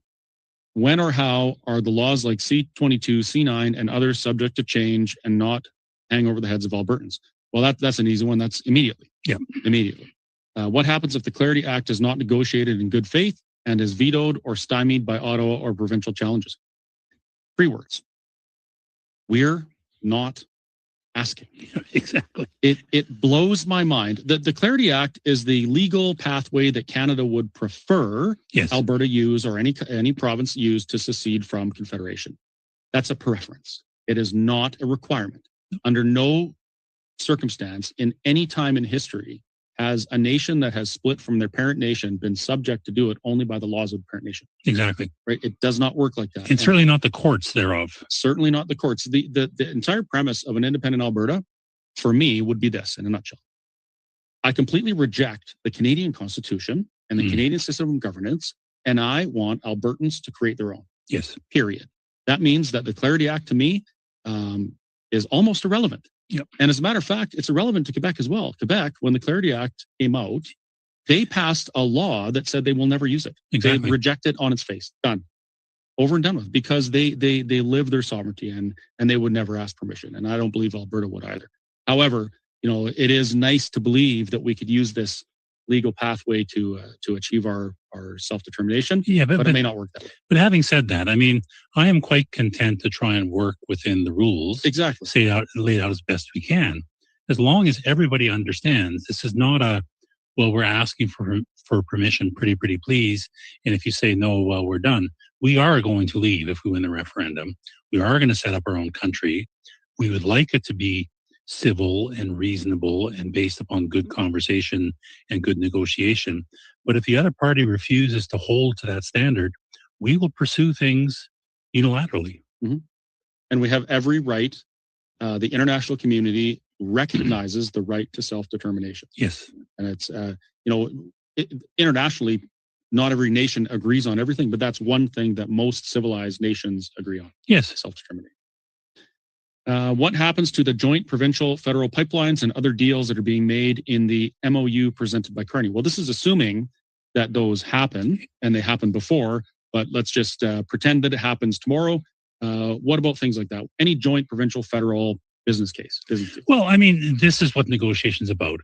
The feds are going to say, take the Trans Mountain Pipeline. We invested a ridiculous sum to do way too much money. Different topic. But let's pretend it's $34 billion. I think it is. We'll say, okay, you invested that amount. We're going to use that pipeline to ship our product to the sea. There's a tolling arrangement. We're going to pay for the use of that pipe.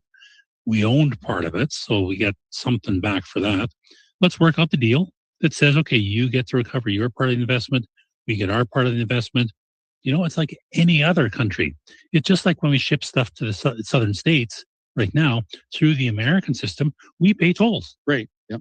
Why would it be any different? Yep. And the other thing people forget is that a federal asset, Alberta owns 15% of federal assets as well, right? So it's not like we only own what's in our border. We own 15% of that, and we own 15% of that. So that's a negotiation. Well, and I've made the case more than once. People say, well, yeah, what about the parks? What about military bases? I go, well, I'm willing to exchange my 15% of the military bases, parks, and federal facilities in the rest of Canada for a 100% ownership of those equivalent facilities within the borders of Alberta. Let's call that a deal. And by the way, my advice to Canada, take it fast because it's really in your favor. Yeah, absolutely.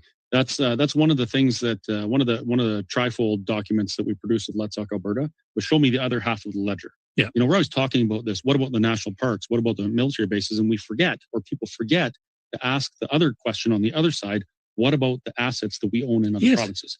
And this stuff all has to be considered, not just the ones. Well, same with the national debt. I mean, that question comes up a lot as well. And you go, okay, but back to your other side of the ledger, what proportion of that debt incurred had benefits that accrued to Alberta? Mm-hmm. If you put all that money or a bunch of that money into stuff in Newfoundland or stuff in Quebec, well, that's very nice. But by the way, we're not going to take on the debt related to that. Right. So I think the debt will not be the 15%, 12%, whatever the per capita percentage is. It's going to be something less. And yeah, we'll take that on. That's our obligation. We'll take it on. Yeah. It's like, you're moving out of your parents' house. They've racked up a ridiculous amount of debt without you being able to do anything about it, without it really benefiting you. And then when you move out, they say, hey, you got to pay part of this debt back. Right. It doesn't work that way. And considering that Alberta has contributed, something like $600 billion before inflation adjustment to Confederation, I think we're starting off in a pretty good negotiating position. Yep. If you consider both sides of the ledger. Unfortunately, some don't, including our premier. Our premier went public and said, hey, it's going to cost us $400 billion. It's going to cost $60 billion a year. She talked about that one side of the ledger, not the other. And that's actually what motivated me to write that document and get it. Well, and she mixed all sorts of things up. She mixed up initial capital cost with increased operating costs of the actual units, and then the actual money dispersed as part of those programs. And I like to think, because I do like Danielle, I like to think if she could say that over again, she'd say something different. But now it's out there in the wild, and I think it's a ridiculous statement. Well, it worked out good because it motivated me to do something. So I spent a couple of days doing some research and producing a document. And now it's in Red Deer alone. There's a group there. They distributed 20,000 of these things in the city of Red Deer. And we've got them going all over Alberta. It's absolutely amazing. So folks, if you want to support that, please do.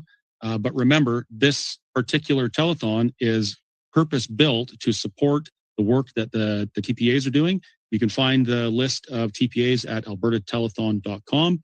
Go to the website. You can click on the link of the TPA that you wish to donate to.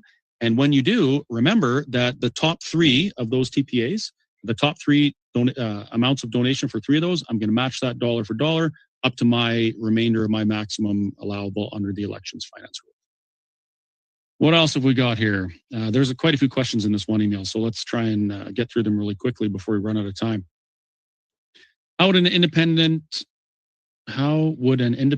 or move towards independence defend itself from a Canadian army that is now becoming a greater percentage of foreign nationals without Canadian culture or tradition? Well, let me put this.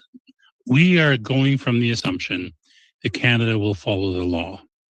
They're not going to take military action against us, neither the Americans for that matter. First of all, I mean, play this scenario out. Let's say Canada was so foolish as to do such a thing.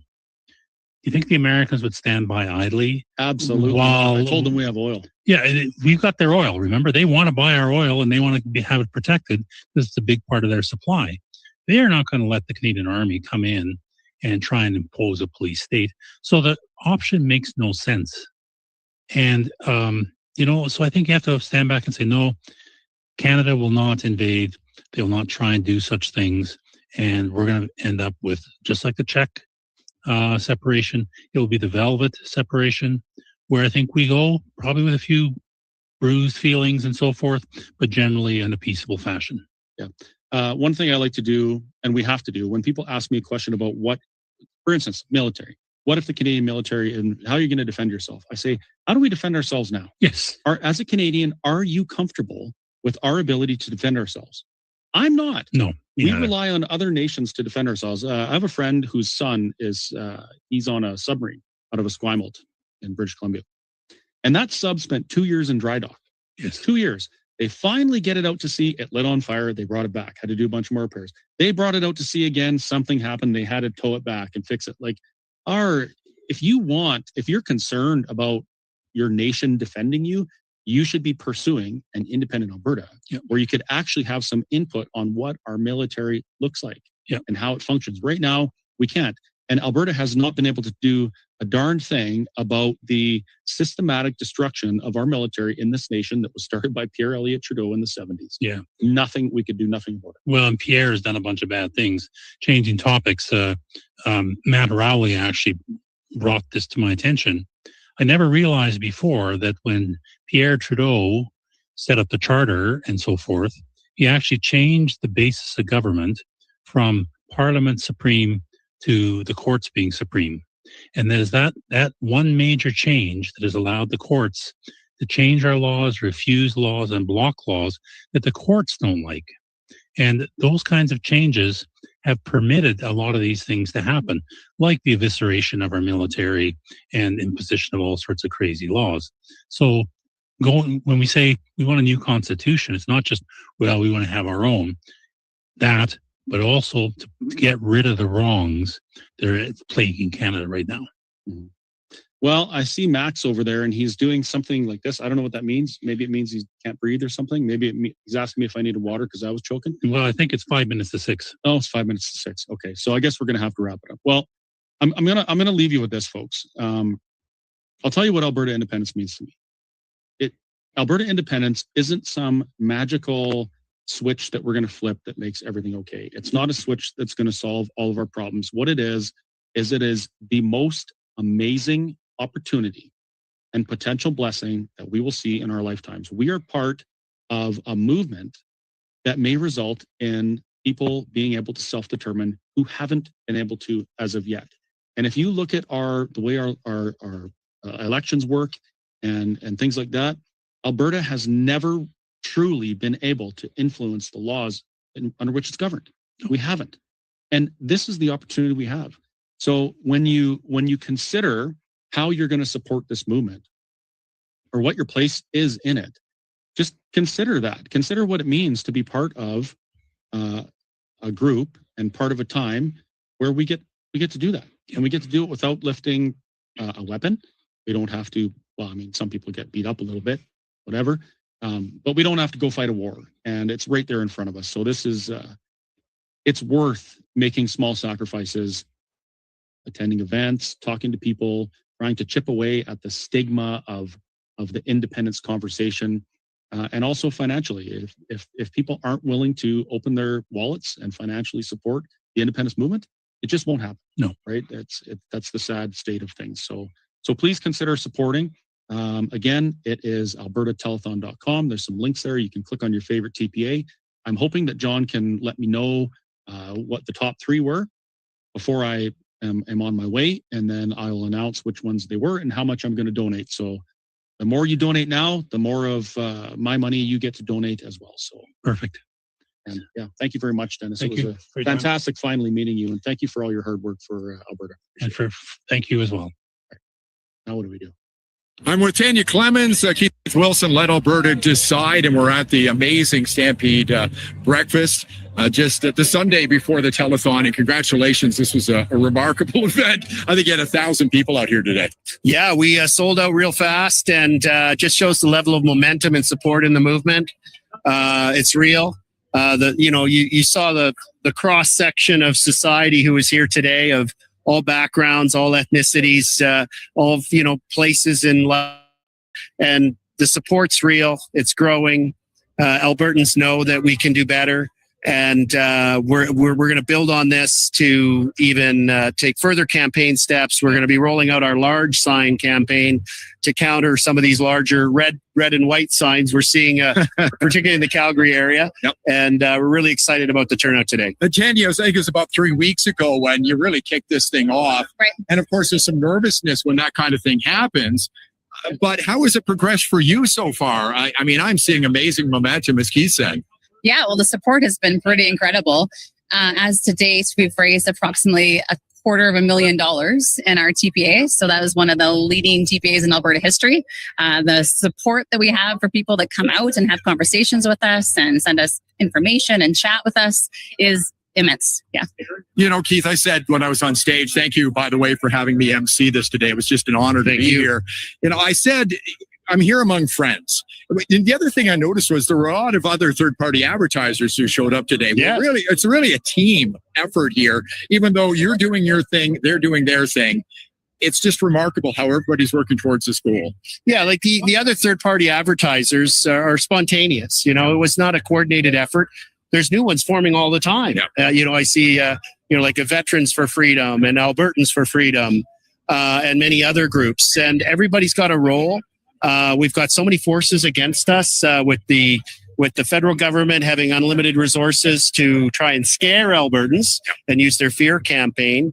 The state forces are so well financed. They have the legacy media to rely on.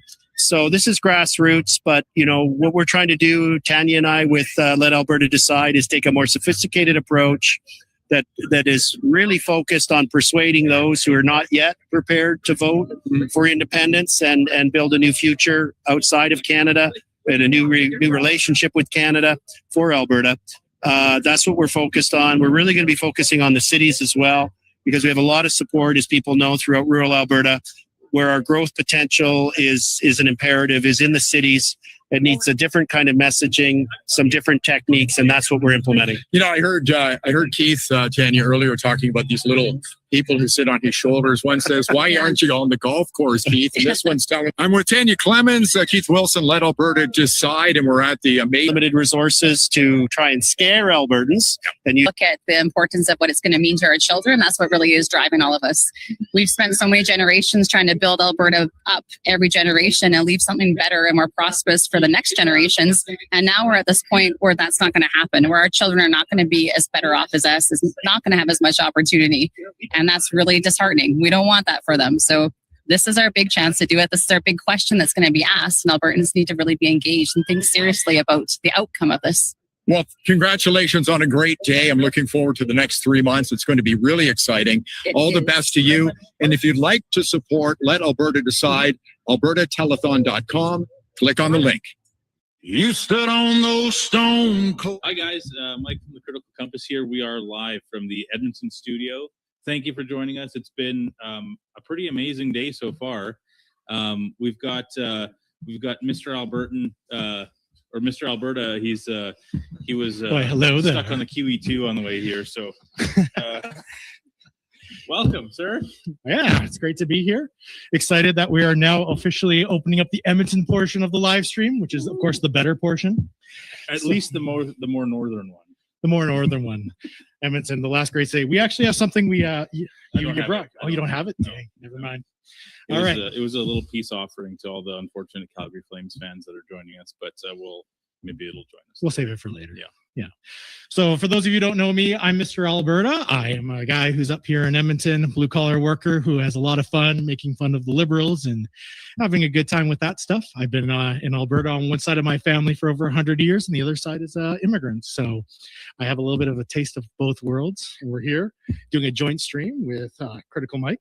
Critical Mike, yeah. I'm I guess maybe I'll say my background. I mean, like we looked this up one time. The Americans and the Canadians say it differently if you're a first or a second generation Canadian or American. In the US, you'd be a first generation if your parents emigrated and then you were born, you would be considered a first generation. In Canada, some people say that the parents emigrating are first generation and then the children are second generation. So I'm either a first or a second generation Canadian. So my family comes from the Middle East and from South America. And so, yeah, I've until not too long ago was a very proud Canadian, and I've unfortunately we've seen nothing but Canadiana kind of die. So it's I'm happy to identify as an Albertan, and yeah, this is very cool. So I'm glad that we have such cool guests with us today. Yeah, and maybe we'll zip it on over to Mr. Wilkinson beside you. Yeah, so here we have with us today, first is John. So tell us, who are you? Absolutely. Thanks, Mr. Alberta. Thanks, Mike, for having us on. And what an amazing day so far with the telethon, with the support coming in from across the province. Huge numbers, and we've been seeing them as well. So thank you, first of all, for the donations. I am the lead and the primary contact with United Alberta Flags, one of the registered TPAs that's on the page and part of the telethon. We thank you for your support so far today at all of the different activities. And we thank you for helping us paint the province blue. Our team has been out in parades. We have been out handing out flags, little ones. And I've got a couple here for you guys just for setting up all the work that it took just to get going. And some Alberta Independent custom stickers that we had 10,000 printed. These are going out all over the place. But this isn't even what it's about. This is about getting people ready to paint the province blue so that everybody remembers to vote for option 2. It's a nice little thing. It works really well. Rhymes. Very nice. There might have been some thought behind this. So yeah, United Alberta Flags, we are actively involved in community events, in helping get people not afraid to fly the Alberta flag anymore. Because of course, as we have these discussions about independence, we have people that have obviously made up their minds. We've had other people that have obviously made up their minds against it. And what we're actually trying to do is engage in the conversation with the hearts and the minds of the undecided voters in the province. People are afraid. What Canada has become isn't the Canada we grew up in, right? I love Canada. I've worked across the country. I've traveled across the country. I have family across the country, but it's not what it once was. And we're not just talking about equalization. We're not just talking about the cost of living and the cost of food. We're talking about values. We're talking about orientation. We're talking about integrity. We're talking about a federal government that's off the rails. And so as we do that, that's what our goal is with our TPA today. And the donations help it continue to grow. That's what we're here for today. We've got an announcement. We'll wait a little bit here. I know some of my followers, some of our followers on our accounts have been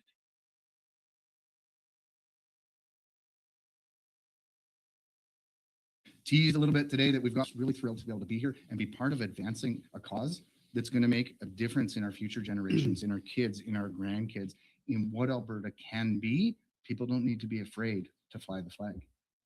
Yeah. Well said. Well said. Yeah. I'd like to touch on a couple of things you said, actually, but first we want to introduce Phil. Okay. Yeah. So Phil, Gamache, right? I've been involved right from, it'd probably be sometime in October, right? And got involved with the whole movement. And so a little history behind me. My family's been here since 1653 when it was New France. Oh. Right. We've seen a lot of changes over those times. We had to make some rough decisions, right? And in those rough decisions, feelings will get hurt, loyalties will be bent, but the whole thing is you got to come back to, okay, what's best for our family and our future?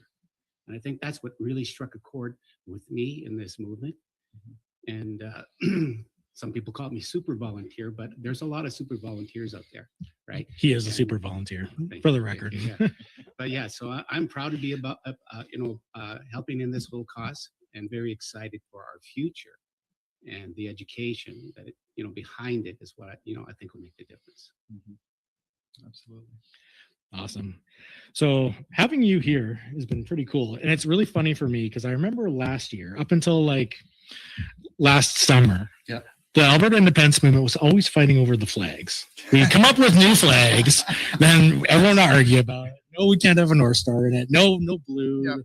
People still hate the St. George's Cross for some reason. Yeah, there's lots of discussion on different pieces. Yeah. But then in last summer, a crazy thing happened where some forever Canadian guy, I think his name's Copeland or something, Sean Copeland, goes to a Medicine Hat Safeway and freaks out at the manager because they had an Alberta flag displayed over Alberta beef. And he went so far as to make the manager take it down. And like what we didn't know is that as soon as he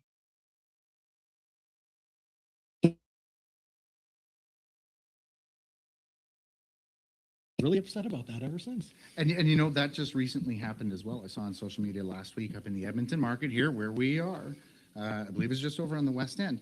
There are retailers that are supporting the Alberta economy. They're supporting the Alberta sales. And like anything else, so you buy something from Germany, they put a German flag in the cheese bin. You buy Swiss cheese, it's got a Swiss. There's Alberta products and Alberta producers that we should all be supporting, that somehow a certain segment of our population won't support because they themselves are politicizing the flag. The flag that we have that's behind us, we hand out parade flags, we hand out household flags, we hand out 3x5s, bigger ones like this, and we're going to go even bigger very shortly. They are universal. Every Albertan, it doesn't matter. 10 years ago, doesn't matter if you supported NDP or Conservative, Alberta was your flag. It didn't matter if you lived on a reservation in a First Nations community up in Fort Chippewa or downtown Calgary, Alberta was your flag. You're Albertan, your flag is Alberta. It doesn't matter. And when we're talking about a jurisdictional issue, like independence for the province of Alberta, there is only one flag, and that is the Alberta flag. It's the flag that you fly, that I fly, that everybody all around us flies.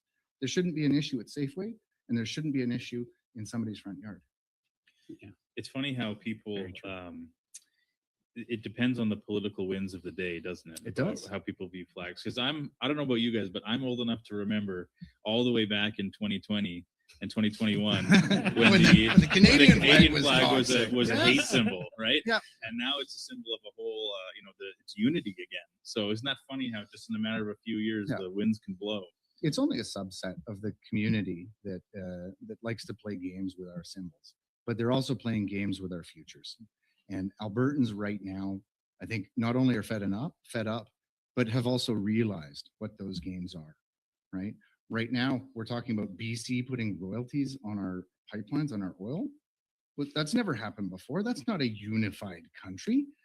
We chose the name as a third-party advertiser, and we are engaged in this campaign, and we chose United Alberta to directly contradict, not to contradict, but to come up against what at that time Danielle Smith and the Prime Minister and others were saying, well, we're going to have a strong Alberta in a united Canada. There's no such thing as a united Canada anymore, and there hasn't been in a generation or more.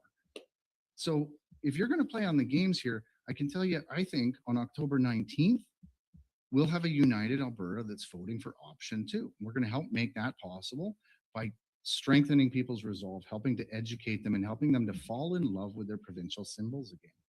That's why we're getting flags out. In the last 2 weeks, we've got out over 4,000 flags at different events of different sizes. Yesterday, we picked up another order of 5,000 flags that are coming out.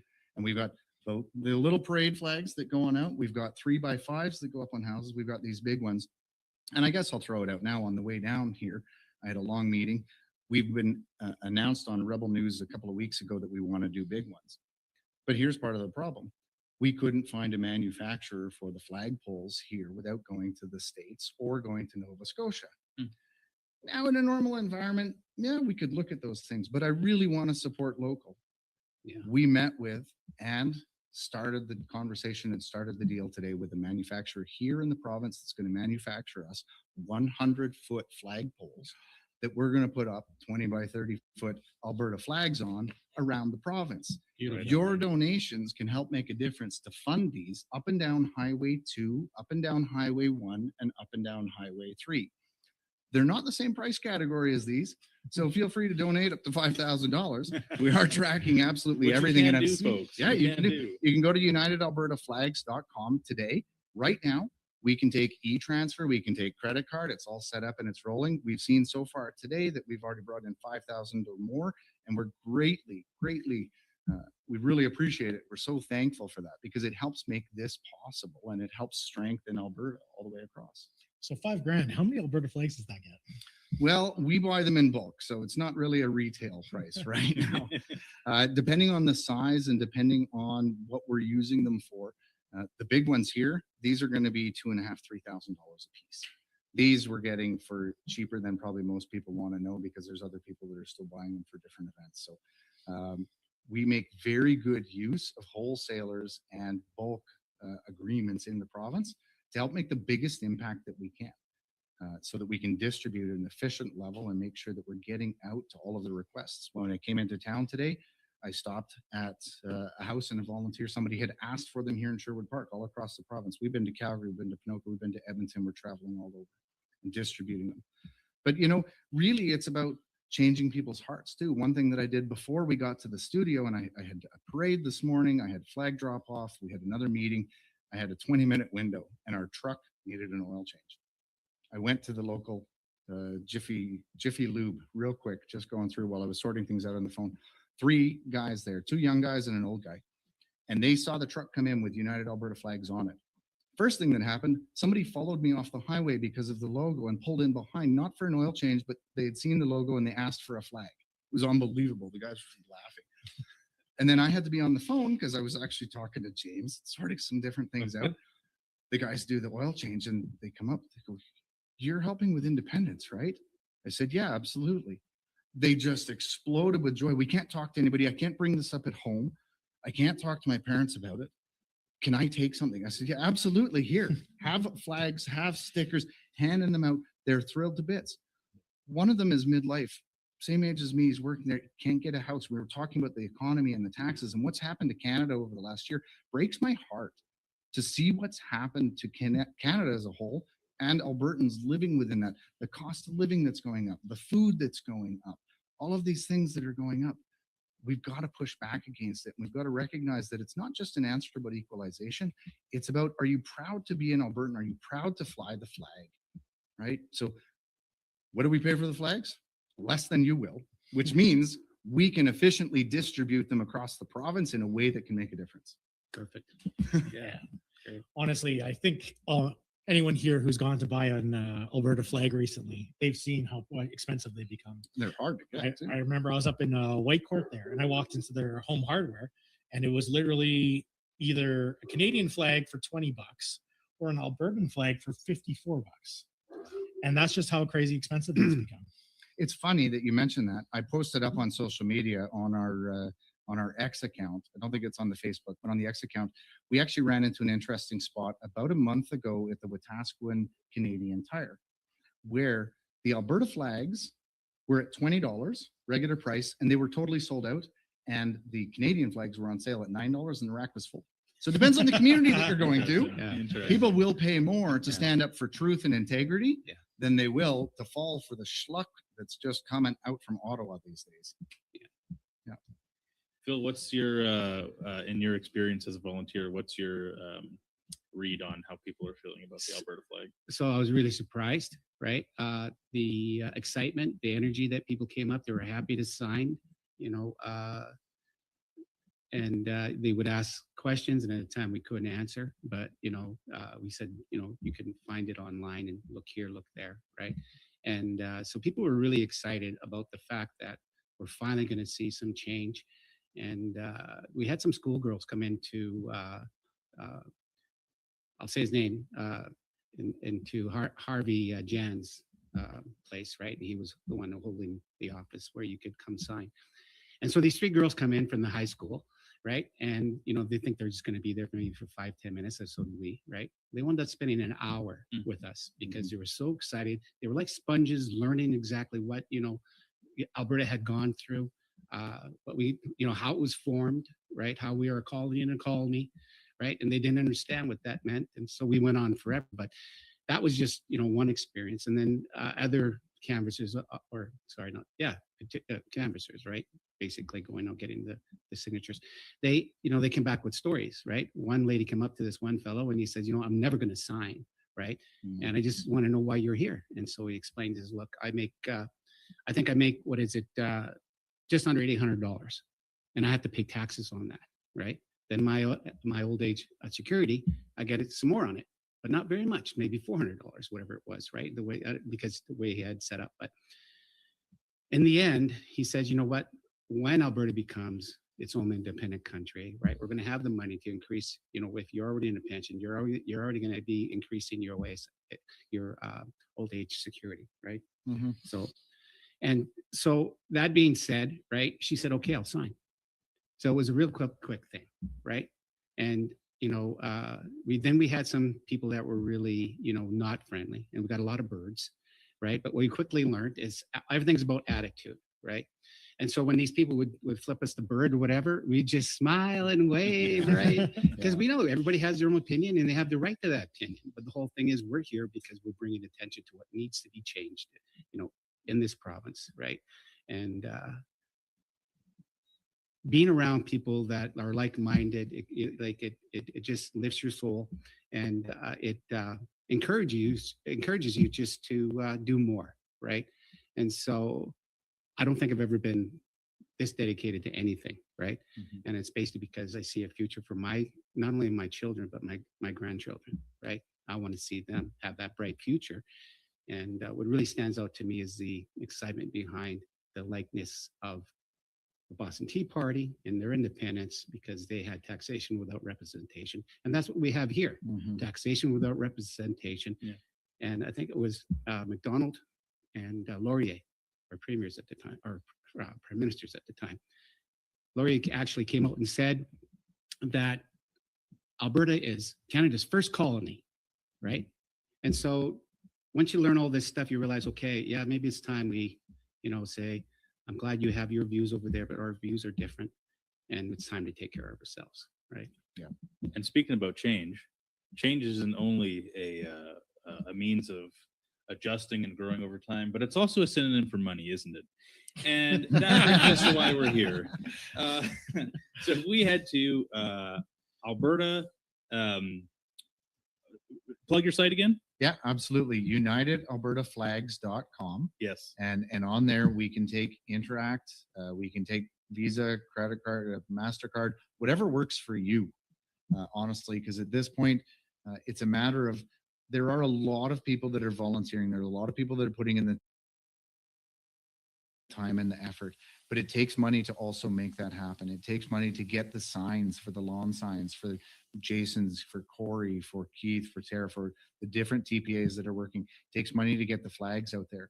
We are all pouring our hearts and our souls into this because, as you just said, we're absolutely committed. This is about not just us. This is about the next generation. This is about the future of Albertans, and honestly, the future of Canadians too, because I think it'll be a good thing for Canada. We've gotten ourselves into a pretty awkward spot where that's the spot. But so for our third-party advertiser to help make a difference, UnitedAlbertaFlags.com. Otherwise, if you go to AlbertaTelethon.com as well, all of the different TPAs that are being supported, there's a drop-down menu. They made a fantastic little website over the last couple of days. We've been part of the behind-the-scenes conversations and know how much work some of these people have put in. It's remarkable. So remember, though, when you do fill out on ours or any of the TPA sites or on the Alberta Telethon, all of your personal information is required. You have to be a resident of Alberta. We do know of some TPAs that are going out of province, but the rest of us, we love Alberta and we love Albertans. So we're going to stick with Albertans and we're going to stick with the Alberta law. I'll leave that for others to interpret. And when you go to, sorry to interrupt, when you go to albertatelethon.com and you see your list, I think there's 6 TPAs on there. Just as a little update, if anyone's interested, we've got at the latest numbers, Keith Wilson and Tanya's Let Alberta Decide is damn near $50,000 raised today. We've got the Alberta Independent, the Women's Network. They've got nearly 10,000 raised, and Corey Morgan's group has a little over 11,000 raised. Like it's been a big day so far. That's pretty awesome to see. Yeah. And you know what, guys? I know, like many of you, some people are a little hesitant to donate because you don't really see a lot of the impact from the donations that you make right away. With John's TPA here, that flag that's going to be given to that family who wants to fly it in their front yard or on their pole, that's going to be there for years. That's going to be there until the sun finally makes it wear out. So if you want to see an impact that not only is something physical, but something right away that will last a long after this is all said and done, donate to John. United Alberta Flags. Thank you. Amazing. Yeah. All right. Well, I think we have a few more minutes before we got to kick you out here. Yeah, absolutely. Unfortunately, John's got another appointment, so It'll be the fifth campaign stop of the day. We were at a parade already. We were at events handing out flags. We've been up and down. And in fact, I'll put a shout out as well. My partner and our chief financial officer, we're the ones that came up with the Alberta Independence Float based on what happened in Sundre. They shut down the pro rodeo parade because somebody was trying to fly the Alberta flag. It was just egregious. And that's when we said, no, we're going to go all in, and this is the way we're going to go all in. So we built the Alberta Independence Float. It's got an 8-foot grain elevator, a working oil jack animals, and 20-foot flagpoles with Alberta flags on it. And it gets its way around the province. It's been to Pinoka, Calgary, Edmonton, all over the place. But she's taking it down to Paul's Pizza for later in the evening. So we're dividing and conquering tonight. So Kimberly will be down there. So look out for her. Same shirt because we stick together throughout this entire challenging ordeal. So she'll be down there with the Alberta Independence Float and with some of our flags as well for the event. Wasn't there a city councilor stealing your flags or something? There was. I wasn't sure if you guys would bring this up or not. Of course we would. That not just was there, there were two. And our social media and our press releases cover off the details and the facts of that. There were denials, then there was video evidence that came forward as well. So Forever Canadian participants and representatives were stealing Alberta flags that were part of our campaign and registered third-party advertiser material. At this point, the last update, we did have a meeting with the detachment commander. They reviewed the facts and talked to us about it. They looked at it, and especially with the politicization of not just elections rules being broken, but with city councilors, the local detachment has elevated it. It's now under investigation at the Central Alberta RCMP Investigations Division. And so with that said, I won't say anything more because it's obviously pretty deep right now. Yeah, that's like what a gift in disguise. What a blessing in disguise. No, I don't think it is, and I'll tell you why. I've been involved in politics myself, and I absolutely respect other people having different opinions.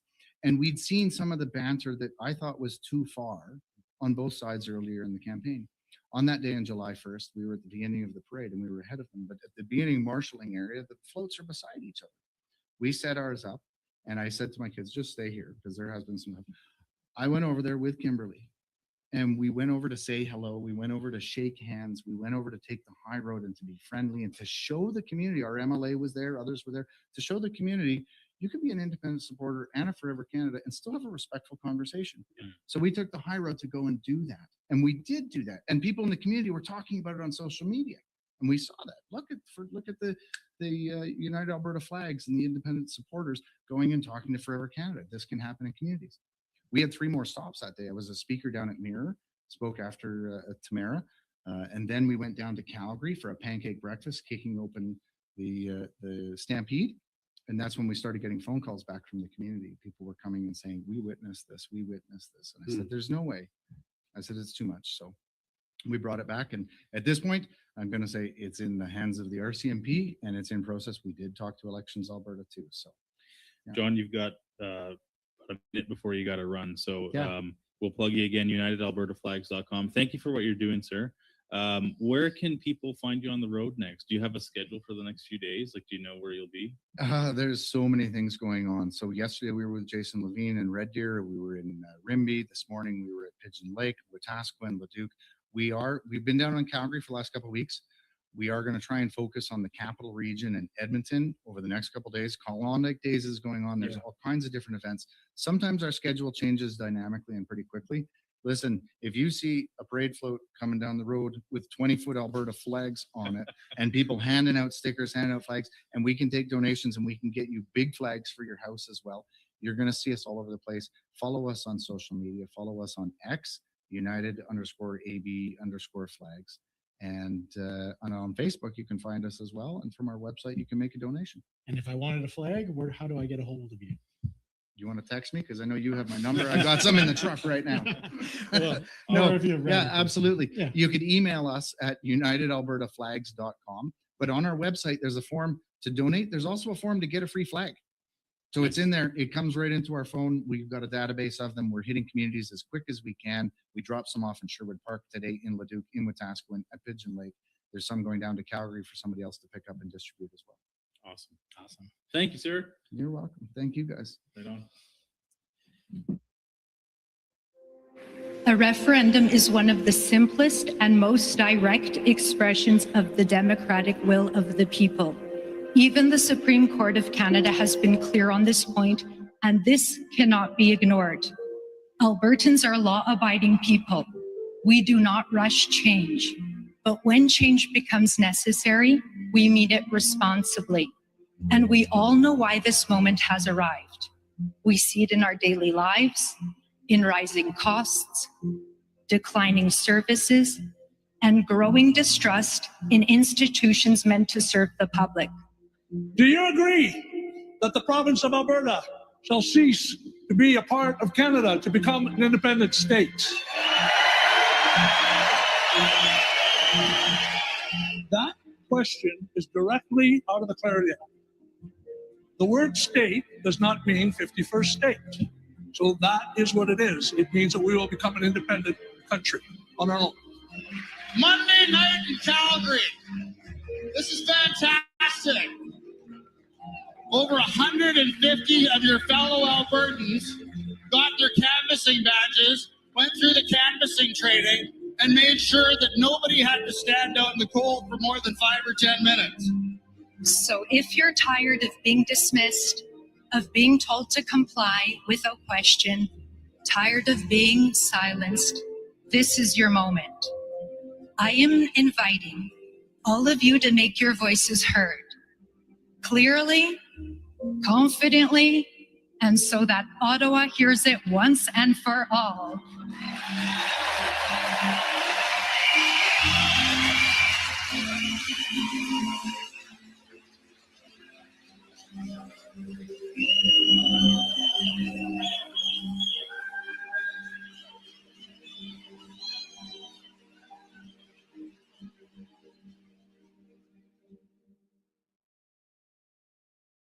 So that was awesome. And just for the record, we'd like to get everyone else's opinion right now. Who has a better backdrop? Was it the Calgary boys or was it us? Because you guys know who got the better backdrop. Just super chat unacceptable fringe and tell him that it's us, and he'll donate all your super chats to TPAs. So Amazing. Wow. What a demo. Exactly. A scholar. So we are very, very pleased to be joined by Miss Kathy Flett, friend of the channels. Yep. Returning guest. Hasn't gotten sick of us yet. Never. And I can't even remember what your title is actually for the Women's Independence Network. The TPA Yeah. is the Alberta Women for Independence. But your title within the The- president, I'm the Queen CFO, so I CFO. want everybody to keep me as busy as possible. That's the deal. Okay. I want to be going nonstop here for the next few days. well, it feels like you've been going nonstop for years. Actually, maybe you can give our viewers a little bit of a background of your history within the movement. Yeah, so I started about 7 years ago in 2019 when the whole Wexit thing exploded and came on the stage, and I was part of that, and that's where I got to meet Michael Wagner, who you guys are going to talk to after, and made some other really great friends along the way. And then that exploded as quick as it went up, it came down, and then through a series of events, I was with the Wild Rose Independence Party of Alberta, and that exploded. And so then I sat down and went, well, now what am I going to do? And we were right on the cusp of having a provincial election in 2023. So I thought, well, what if I run as an independent candidate? I'm not going to win, but I'll never learn anything quite this quickly any other way. So I ran, my friend Angela ran as well. She ran down in Cardston, where she lives. And we worked our asses off and of course lost. Never worked so hard to lose in all my life, but I learned so much. And what I learned by doing that is that the independence movement was alive and well. As I was door knocking, that's what people were talking about. I went, oh, okay, we've got to figure this out. We got to sort something out. So after we slept for about a week, we got back together and Angela came to me and said, you know what, I have an idea. And I said, that's frightening. Okay. What is your idea? Because they're always really good ideas when Angela's talking. And she says, who's missing all the time in this movement? Like every meeting that we go to, who's missing? And I said, I don't know. Like, I don't know. And she said, the women. We are always outnumbered by the men, easy 2-1 every single time. There's something wrong. The message is not getting through to the women in a way that they can understand it. I think we need to reach out to the women. And I was like, I think you're nuts. Like, I don't know about this. But anyways, long story short, we came up with a message specific for women and out we went.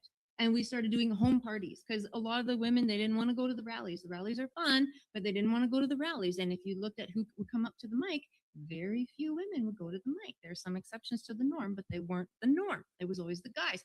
And so we started having these home meetings all around the province. And then it worked. It just exploded. And the message was so good, I guess, that the guys crashed our parties. They kept wanting to come in and go, well, what are you guys talking about? And well, that's where all the ladies are. right? Yes, yeah, and the food. And the food. And so then it went from there. And then that message got out. And the next thing I know, I'm sharing the stage with all the folks from APP saying, well, we want to hear what you're talking about. So I put together a slideshow and said, all right, so now I'm in front of hundreds of people. And then it was supposed to be stay free as well, but then that went kind of crazy with the whole signature thing because some rules, we didn't know what they were and what they weren't, but it still continued. And then Let's Talk said, hey, we want you to come with us. Like, okay, let's go. And so we just kept going. And then we kept doing these home meetings. And then this happened. And Angela and I had a decision to make because we're simply just two women who won't shut up. And if we chose to keep talking the way that we were, we could be kind of violating some boundaries as to what's allowed and what's not allowed as far as advertising goes, because we're also very opinionated in what we're saying. So we decided, you know what, let's just jump in. Let's start our own TPA. Let's let everybody know the women are here. We do make up 50% of the population, despite what the progressives might like to think otherwise. And this is as important to us as it is to you guys. And we're having way too much fun, but it's good. Well, we're thrilled to have you here. Now, who's this gentleman beside you? Well, he's amazing. Go ahead and introduce yourself. I'm Mark from the Alberta Pin. I'm here representing my son, actually. He's the one who's come up with a lot of this stuff. I've been just kind of helping him out in the background with a lot of this stuff. And I have to say though, and sorry to all the other people, but your sign is one of my favorites. And I think we spoke about that. Yeah, before. you did. Yeah.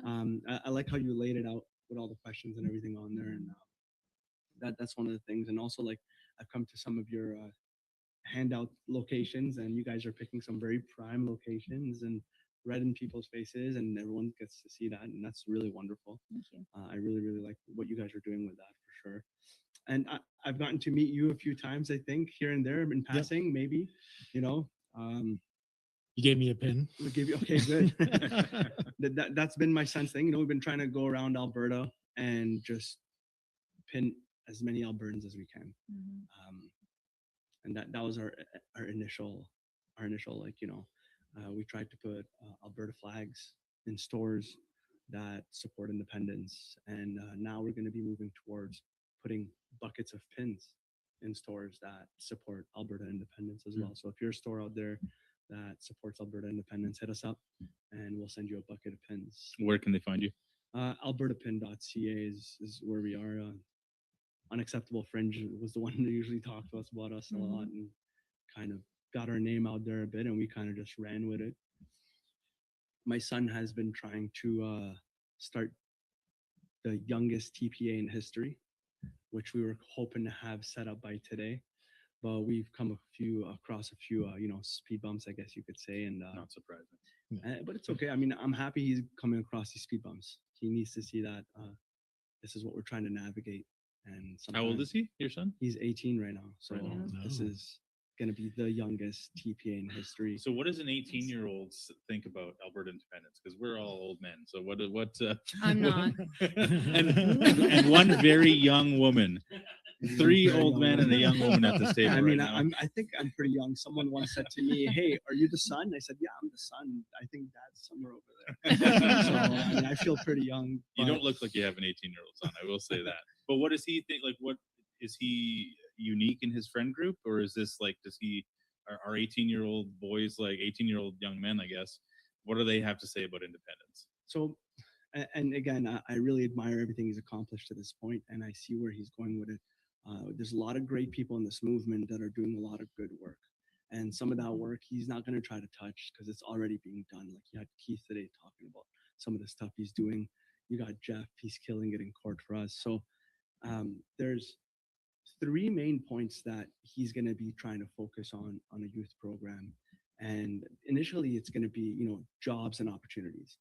Kids need to be able to, have affordable schooling where they can get qualifications that they can use at home here and not take these qualifications and fly overseas where the money currently is, unfortunately. I know his second thing that he wants to focus on is going to be an affordable future for these children. Building a legacy starts with a home. And if you can't afford a home for another 20 years, kids aren't going to be thinking about building families and leaving that legacy behind. That's very important for him. And I know that the third point, which should be the first point for him, is going to be one of his main topics, is the voices and engagement that the youth will have when it comes to this vote that's coming up in October. So he's already kind of met a bit of hurdles with Elections Alberta and trying to register his TPA. They said his name was too close to another name, which it was based on opinion fact, what we were told. So, as she said, keep your head up, adapt, overcome, and continue to push forward. He's going to be kind of trying to stay away from town halls because, like I said, so many people are already mastering that. So he's going to be trying to gauge with the youth through things like, he wants to put on a bike-a-thon where, trying to keep them active, canoe trips, camping trips, and really grow that movement so that come October 19, you have, maybe hopefully a record set of youth that are engaging in our democratic process that we're having right now. So amazing. While we're still trying to put a pin on every Albertan. I have one on my hat. Yeah. And I think it was a while ago, I remember seeing on X when Elections Alberta came out and said that Thomas Lukaszik's Forever Canadian essentially doesn't qualify as a TPA or isn't required to register as a TPA. I remember your son was a little relieved at the time because he didn't have to register Alberta PIN initially as a TPA. Right. His understanding is that as long as you're not talking about the vote on your website and stuff like that, or what the options are, then essentially you're not a TPA. It's when you start to touch that area. And that's what he wants to try to achieve by registering a TPA, is to be able to touch on these things, and be a bit more. So you can have both hats this way. We can have both hats this way. And then, when October 19 is done, then we're not done. We can continue to exist and continue to be there as an auxiliary to freedom, essentially, while all the hard work continues to happen behind the scenes. Kathy, what is your, just switching gears from the youth maybe to women in Alberta, what are some of the main hurdles that you are having to overcome with women when you're talking about independence? Women tend to be very risk averse. And this is in their minds pretty risky. And it kind of is, right? We don't know what's on the other side of it. And so the biggest hurdle is, well, what does this look like for my kids, right? The youth. What does this look like for my kids? What does this look like for my grandkids? What am I signing them up for? And am I ready to do that? Does that make sense? What does this mean for our schools? What does this mean for healthcare? All the social things that we tend to. What does this mean for my community? What does this mean for my church? And like, well, I don't know, it might mean that your pastor can actually preach, because in Canada, that's becoming a thing of the past. And so those are the hurdles, and helping them to get their heads wrapped around that, okay, we can do this. This is okay. And the other hurdle is that a lot of people think that we can't. for whatever reason that they've got in their heads, they think that we can't, that it's a brick wall. And so then we walk them through, well, this is actually how Canada became a country. And this is actually how Alberta became a province. And this is what the numbers look like now when you look at the MPs and at the Senate. And so when you look at these numbers, what do you notice? Well, immediately you notice that the East has a hell of a lot more than we do. And then we explain to them why that is and why that can't change. And so if that can't change, then we're going to have to change. And how do you think we can do that? Because we can't fix this. We want to. We're women. We like to fix everything. We fix our hair, we fix dinner, we fix our husbands, we fix everything. And so once we get them to that point, like, no, you can't fix it, honey. You just can't. So what's our next option? How are we going to protect our babies? And then boom, it's like, all right. And then the mama bears come out and we're ready to rumble. And speaking about change, for anyone just tuning into the stream, I made a really funny joke about half an hour ago. Change it means so many things, and it means also money. And so, of course, we're here to raise some money today. So let's do a little plug for AlbertaTelethon.com. I don't have any updated numbers, but I can only imagine we've at least tripled or quadrupled our intake since we've gone on. Yeah, I mean, Calgary did a great job, but like, look at the studio here, guys. Look at at the general. Look at the good-looking guests that we have on the show.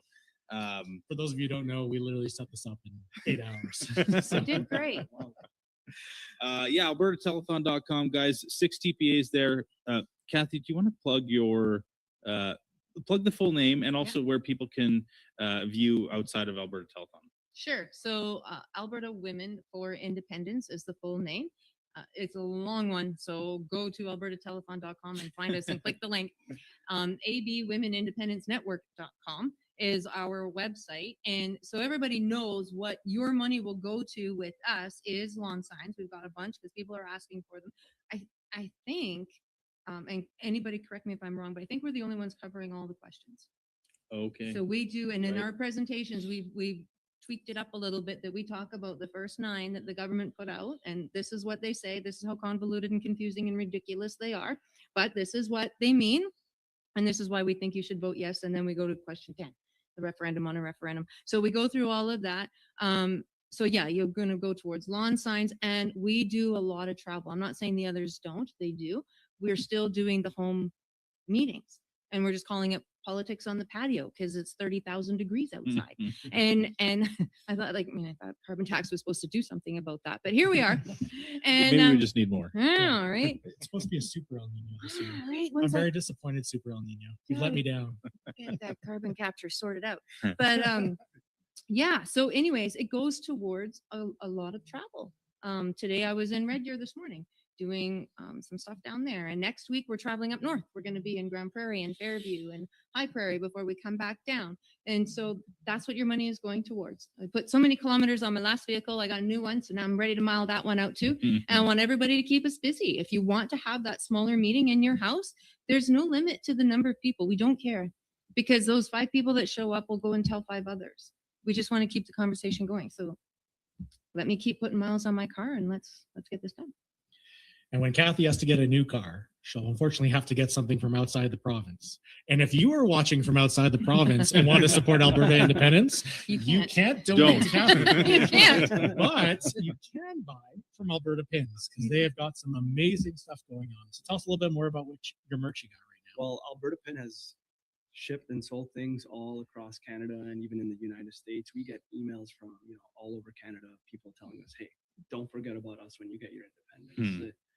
Alberta's independence is just the beginning, and it's a milestone to what's to come next. And can we show off the slide? Yeah, of course. I've wanted to see it for a while. So I've said this on John's podcast on his YouTube channel. If you look at the original flag, the river flows from west to east, just like your money. So we came up with this. James came up with this new flag where, if you're looking at the mountain, the true depiction of the river flows towards you, just like our resources should. And the north stands free, representing Alberta, because Alberta is the north, essentially. We pay for everything. So, and just the gold and black, hoping to play on the home and away one day, and hoping maybe the Oilers, if you guys are watching. And that's it. It's just like we try to make it and almost corner the market for affordability when it comes to being able to show Alberta pride. You know, and that was the main goal, right? When independence happens, that people are wearing our pin every year on Independence Day. That's our goal, you know. So honestly, what I really want is that hat. That's just awesome. Isn't it? That's a beautiful hat. Yeah. So and the jersey too. The jerseys are finally available now. This was like, you know, through special request. People see, like, we wear uniforms all the time. We either got hockey jerseys or something. People saw us in those baseball jerseys and started like, you need to make me one. You need to make me one. So we got together with Unacceptable Fringe, and we're trying to work something out. And so now you're gonna have the home and away again, like we do with everything. Yeah. And this is now available for everybody on albertapin.ca if you're looking, watching. But the hat that you speak of, actually, it's the golden cap. This hat is lined in with golden interior, and there's currently only 25 people who have this hat. This hat is not for sale. This hat is in recognition of people who are doing outstanding work like you guys are. And we hope to continue to grow the golden cap momentum as much as we can keep up. Obviously, it's just my son and myself doing this. So, but you are two people that we definitely had in mind for the golden cap, and I wish I came a little more prepared. No, that's cool. I did my hair today anyway, so I simply couldn't. That's exactly what I was gonna say. You know, we'd golden cap you, but I don't think you want to, like, that's a nice flow, right? I wear the hat because there's not much under there, so. But I'll hit you up when it starts going. to go back on what you guys are talking about in Elections Alberta and Thomas Lukasik and his TPA, you know, one of the questions my son asked when he called Elections Alberta is like, hey, is it difficult to report? They're like, no, absolutely not. And we'll help you through it. And as a matter of fact, just to kind of give you a heads up, if you don't report, we're going to fine you $500 a week.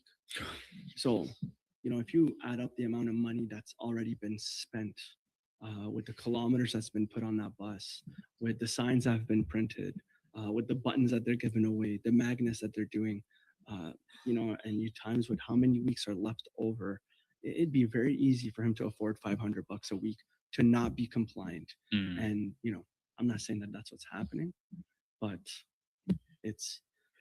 Well, it's interesting because I remember hearing them saying that Thomas Lukasik kept all the lists that he was supposed to destroy because the fine was only $50,000. And that's why they bumped it up to $500,000 after that. So for those of you who might have been involved in Forever Canada, your information might be in a private server somewhere, potentially being shared with others. We're talking about someone who's extremely smart on paper, yet at every injunction, he says, oh, I didn't know it was going to lead to this. I didn't know it was going to lead to that. So it's becoming a bit deceptive and convenient, maybe. You know, we're navigating, it feels like, a corrupted system to leave a corrupted system. And like you said, we have to have fun with it. We have to have fun with it and just keep our heads up, keep smiling like Jeff's smiling, and we're going to get to where we're going to get to. What do they say? If you don't laugh, you'll cry, right? Yeah. Kathy, what's your experience been with working with Elections Alberta to the extent that you have? Has it been a pain? Has it been? Wait, time out for a second. Elections Alberta, we love you and support you here. And you can head to Alberta Telethon. No. Elections Alberta, you're great. We have no complaints at all. And I can actually say that. Okay. Because when I was also working with political parties, like real registered political parties, I got to know Elections Alberta because I had inherited a bit of a mess that required some cleaning. So I literally had them on speed dial. Okay. And they were fantastic to deal with. And this go around, I haven't had any trouble. Okay. At all. So I think I don't know what it depends on. I don't know what the deal is, but it's been really good for us. And I think at the end of the day, what I love the most about this movement is that regardless what the other side tries to throw at us, this is the legitimate, we're in it together, right? Like we are all pulling the rope in the same direction. We all know one another. We're all friends. We're all like, go support whoever. It doesn't matter. Like give everybody $20. Who cares? Or whatever, however much. Don't go over the 5,000 though. No. But you're like, just support everybody. And that's why they can't beat us because we're united. And it's, again, I harken back. I often talk about that game of whack-a-mole. They can't take us all out. There's too many. And there's more popping up all the time. So this is a good thing. This is a really good thing. And I want to circle back something you said about being really good for Canada, because others might follow, right? When I did a Saskatchewan tour not very long ago, and I did a little talking tour over there, when I told them, you know, I'm not kidding when I say, and I'm not even exaggerating when I say, every meeting I go to, inevitably somebody will ask, is Saskatchewan coming with us? Every time. And there were tears in the room.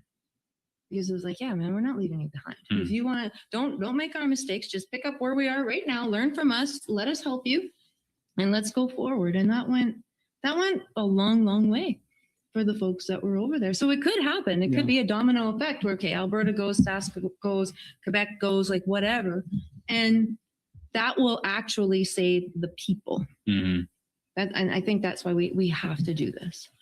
We do some walks in the parks on Saturday to touch on this.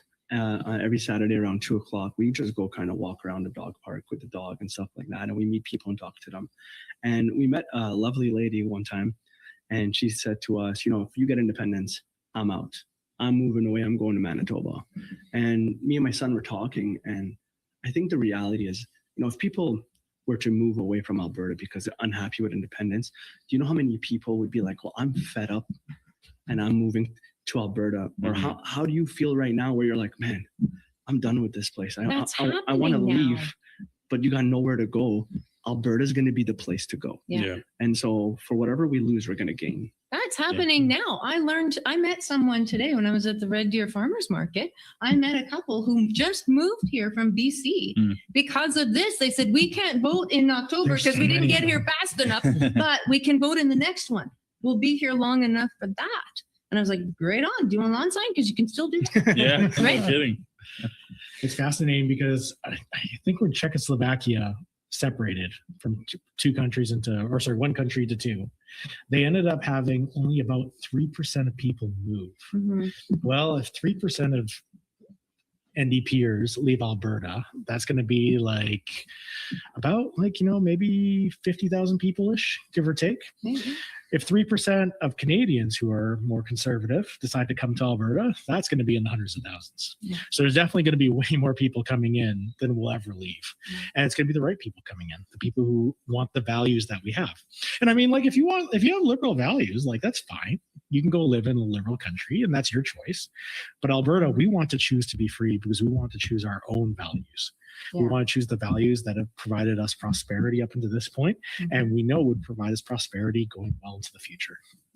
And if you are Albertan, reminder that only Albertans can go to albertatelethon.com and donate to one of our amazing TPAs. Keep in mind, please fill out the forms with as much detail as it asks, because as much as Elections Alberta has been maybe, relatively pleasant to deal with for some people, you don't want your donation going to them. You want it going to the TPA of your choice. So fill the information out properly. I believe it's anything under $50 doesn't need information. Correct. If it's between 50 and 500 or something, 5,000. It needs the info. It needs your info. So let's not, give any money away unnecessarily. I wanted to actually just make a quick comment too. I learned this fact from Adam I can't remember his last name, from Army of Good Men. Yeah. He was saying, you know how liberal California is? Maybe you guys know this stat. And California is nowhere near ever, in recent, history, electing a Republican. If you subtract Alberta and Saskatchewan from Canada, from our last federal election, the rest of Canada voted 64% liberal. Left-leaning, liberal or NDP. California only voted 57% Democrat. So the rest of Canada minus Alberta and Saskatchewan is many points higher than even California is liberal. That's so liberal. And like you said, I mean, fundamentally at a personal level, I got no problem with anyone. I have liberal family members. We all have liberal family members that, we love them. Maybe we think them as maybe a little gullible or naive or whatever. But the fact is they're here, they exist. And it's our job, and God bless you for what you're doing in your work in the TPA and your work as well, in educating people on why we're not just a bunch of mean redneck, what's the term? Ditch billies. I've never heard it before until I don't want to. I'll have to look it up Maybe sometime. it's even lower than a hillbilly, I guess. You know? But you know, we're actually quite nice people, and we just want more prosperity for our family and our future, right? How much time do we have before? I can't recall. Do we have you till 7? Yeah, until as long as you want. Doesn't matter to me. Oh, 5 minutes. fantastic. Okay, so we've got I think 5 minutes before we do a switch. Can you maybe give us like a 4.5 minute? What does the process look like if somebody contacts you and wants to do one of your a porch party? Before we do that, I do have one thing I'd like to bring up with Kathy. Please. So Oh no, most people don't know, but there's a Facebook group called Alberta Independence. That's true. It's got about 120,000 members. Yeah. And Kathy and I are the ones who do all the work validating all those memberships. We're admins on the teams. And it's been an absolute roller coaster of an adventure. It really has. Yeah. Yeah. I'm the one I'm a bit sticky. If you haven't answered the questions, I probably won't approve you because I don't have patience for them. Yeah. But that's me. Sorry, I gotta interrupt for 1 minute. I'm gonna bring it right back to you. Okay. We have a note. We have a note we have to mention on air. Sheila from Alberta's Choice TPA, Yeah. Ezra and Tamara Leach right now are at the Gas City Campground distributing signs until 8 p.m. tonight. Nice. Get over there. Yep. Get over there. And Gas City Campground. I don't know Be if we there. mentioned the party at Paul's Pizza. Yeah. Oh, crap. There's tons of people there. Angela's apparently. there. Yeah, Angela's there. Angela's there. Yeah. Paul's Pizza and Airdrie.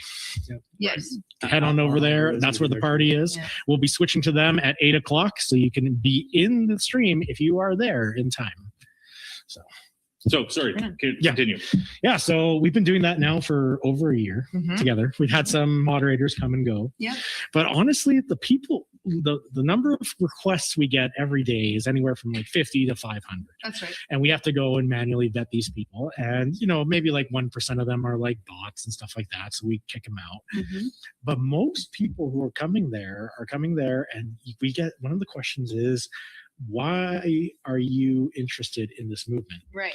And the answers we get sometimes are so touching. People talking about, you know, wanting their future for their kids, their grandkids, being tired of Ottawa's choices and stuff like that. Yeah. And so many people are coming and say, hey, I used to be a staunch supporter of staying in Canada, but what Mark Carney has done for the last 6 months has made me realize we're on a sinking ship.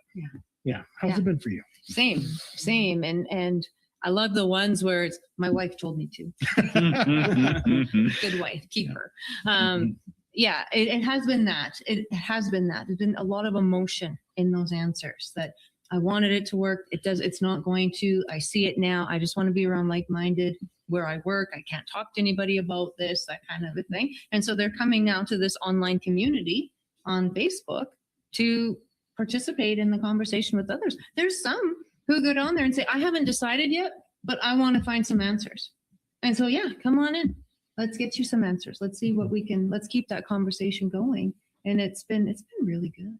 It's been really good. Yeah. And honestly, we let anybody in who answers the questions, is obviously from Canada, or especially if they're from Alberta, regardless of what side you're on. I mean, but when people come in, sometimes they'll just make it like, you guys are a bunch of idiot hillbillies, ditch billies. That's the nice one. Yeah, they go and do that. Well, that's going to get you bad. Yeah, you're out.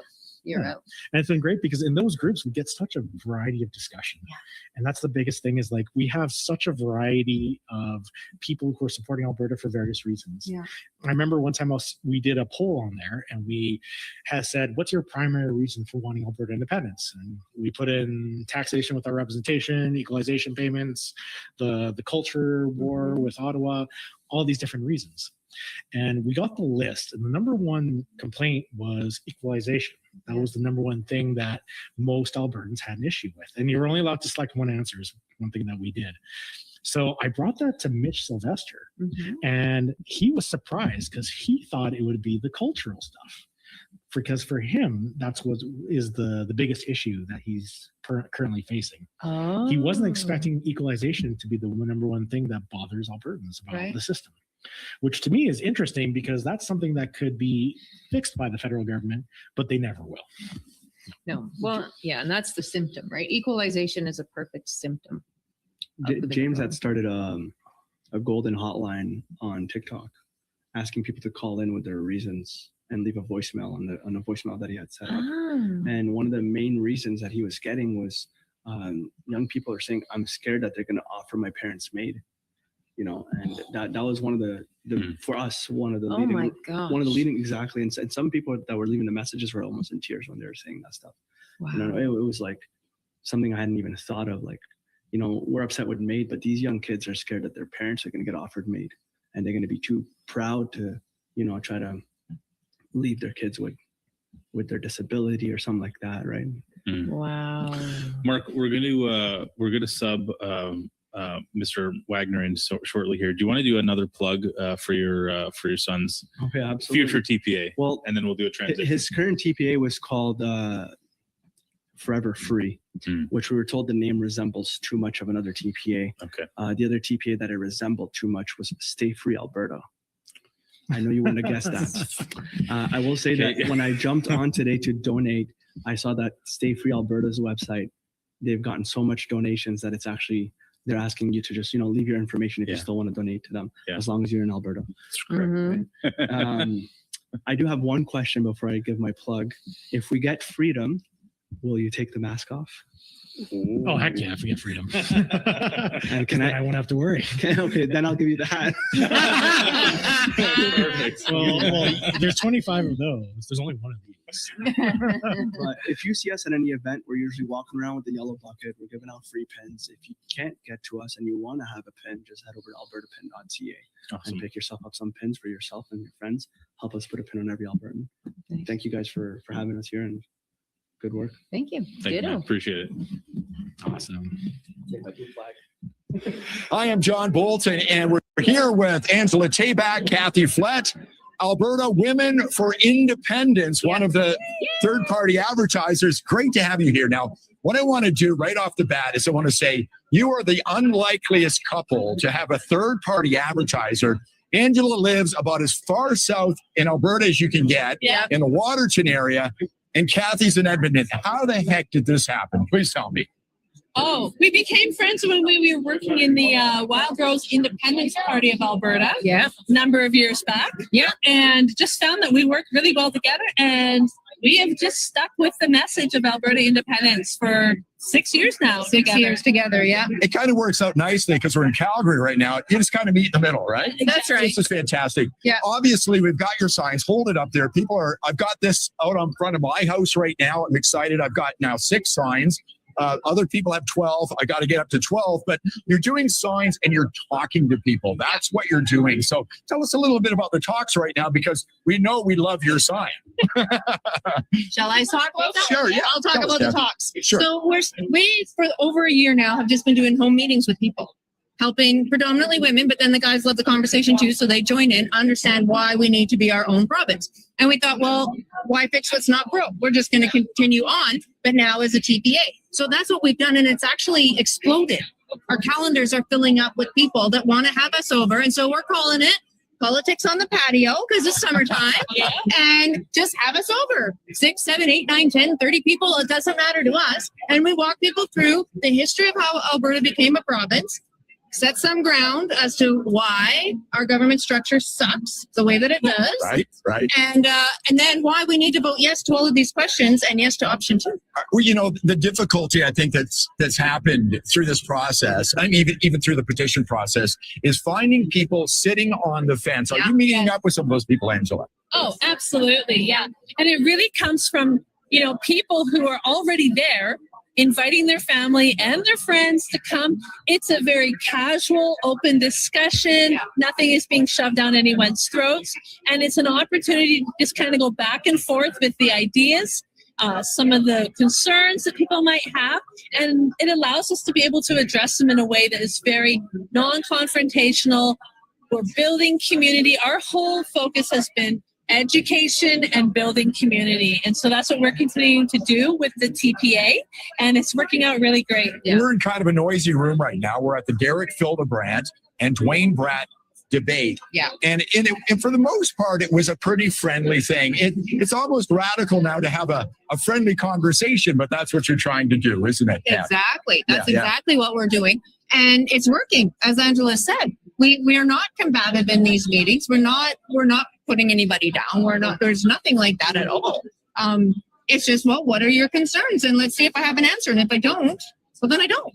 But let's see what you have to say and how come. Well, congratulations on your success. Your website, tell people what it is.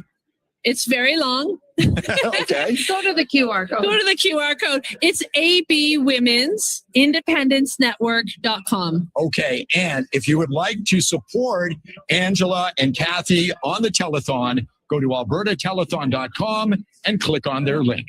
Hi, I'm John Bull. Oh, great joke, everyone. Yeah. It's too bad no one will ever know what it was. Thank goodness. Welcome back to the Edmonton studio, guys. We are pleased to be joined by Mr. Michael Wagner. I've been calling him Professor Wagner all night. He doesn't appreciate that, so, but I think it's cool. So welcome. Thank you for joining us, sir. Thanks for having me here. It's good to be here. Maybe you can give kind of a little bit of a background in your involvement in this movement.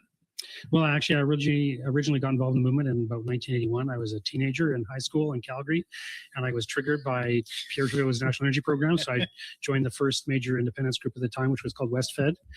That group ended up folding, and so the following year, an organization called the Western Canada Concept Party of Alberta won a by-election in 1982, and I was so excited by that, I joined that party. By then, I was 16, and then in November of 1982, there was a provincial election, and so I handed out pamphlets for that party at that time. My first political activity. So I wasn't even old enough to vote, but I was really engaged with that activity, with the independence idea. And so I participated in that. And I stayed a little bit involved with that party for the 1980s, but it folded at the end. And of course, the Reform Party came along at the end of the 1980s and kind of absorbed all the independence sentiment for several years. So like most other people who had been involved, you know, I was either involved with the Reform Party or doing other things.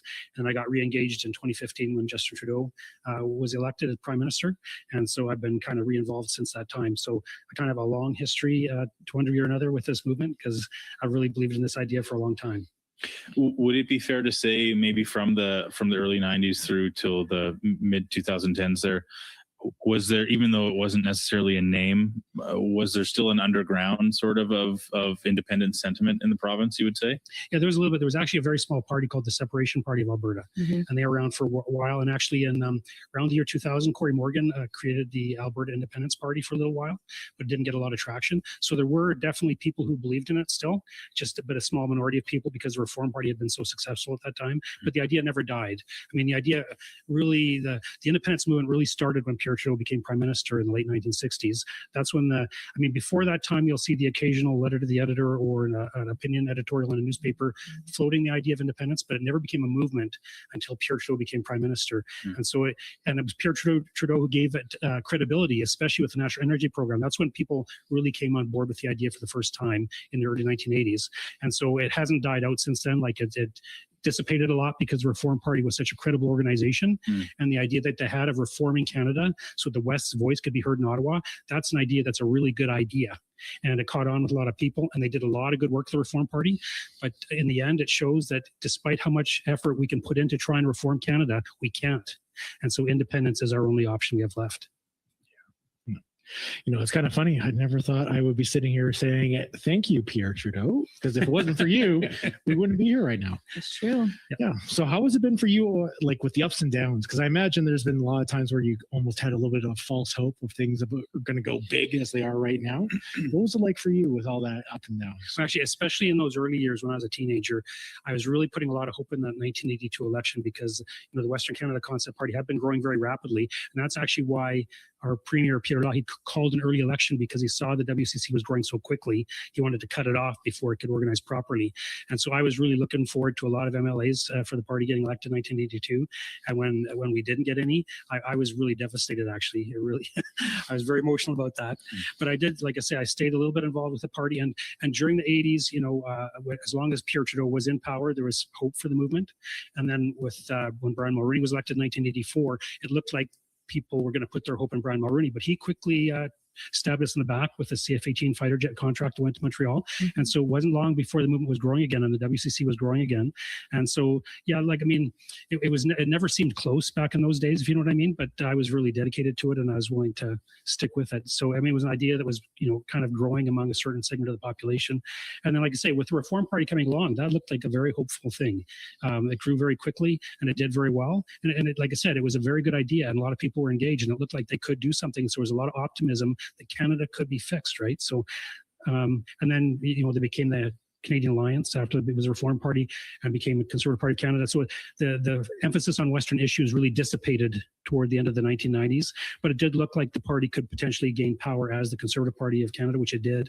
And Stephen Harper had been a Reform Party member of Parliament, right? So he was one of our guys in a sense. Like, we thought he could do things for us, and he tried to the degree that he could, to a certain degree. I mean, any Prime Minister of Canada, regardless of their party, has to cater to Ontario and Quebec. That's the bottom line.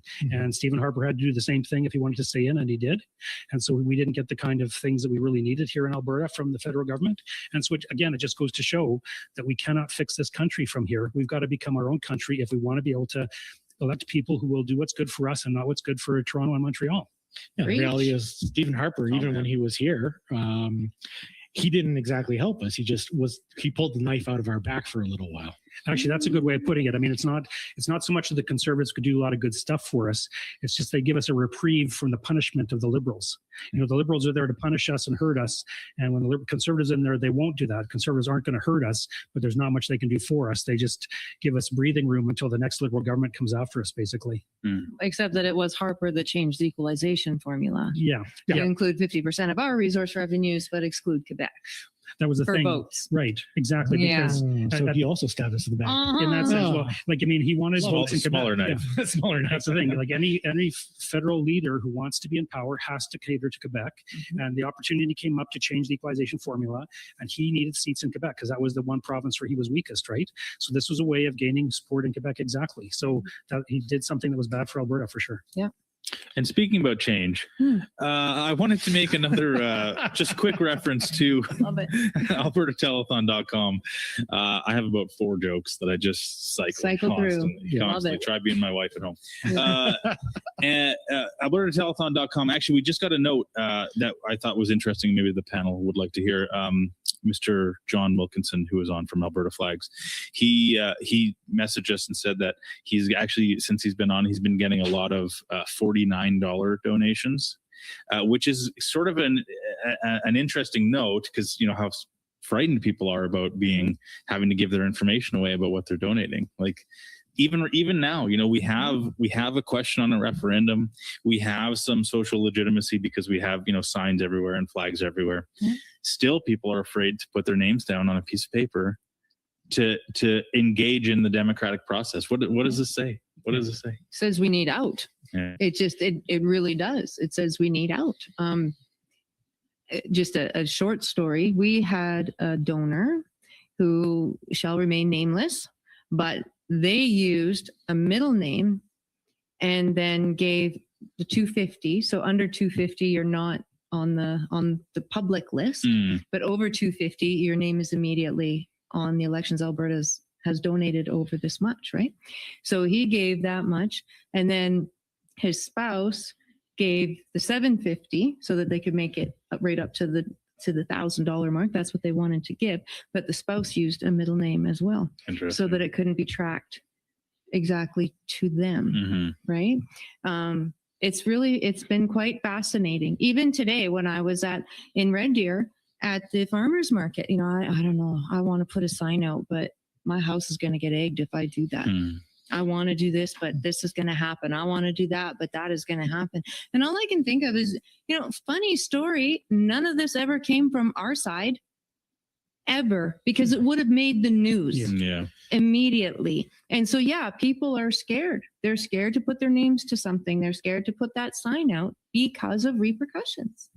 It's ironic, though, because in my area that I live in, it's very, very left-leaning, extremely left-leaning. Not that all leftists are against Alberta independence. I know there's a lot of you who are for it. You just don't want to say it. Yeah. But the moment I put up an Alberta flag on my house, all of a sudden, one of the neighbors down the street put up an Alberta flag on their house, and another neighbor put up an Alberta flag on their house. Yeah.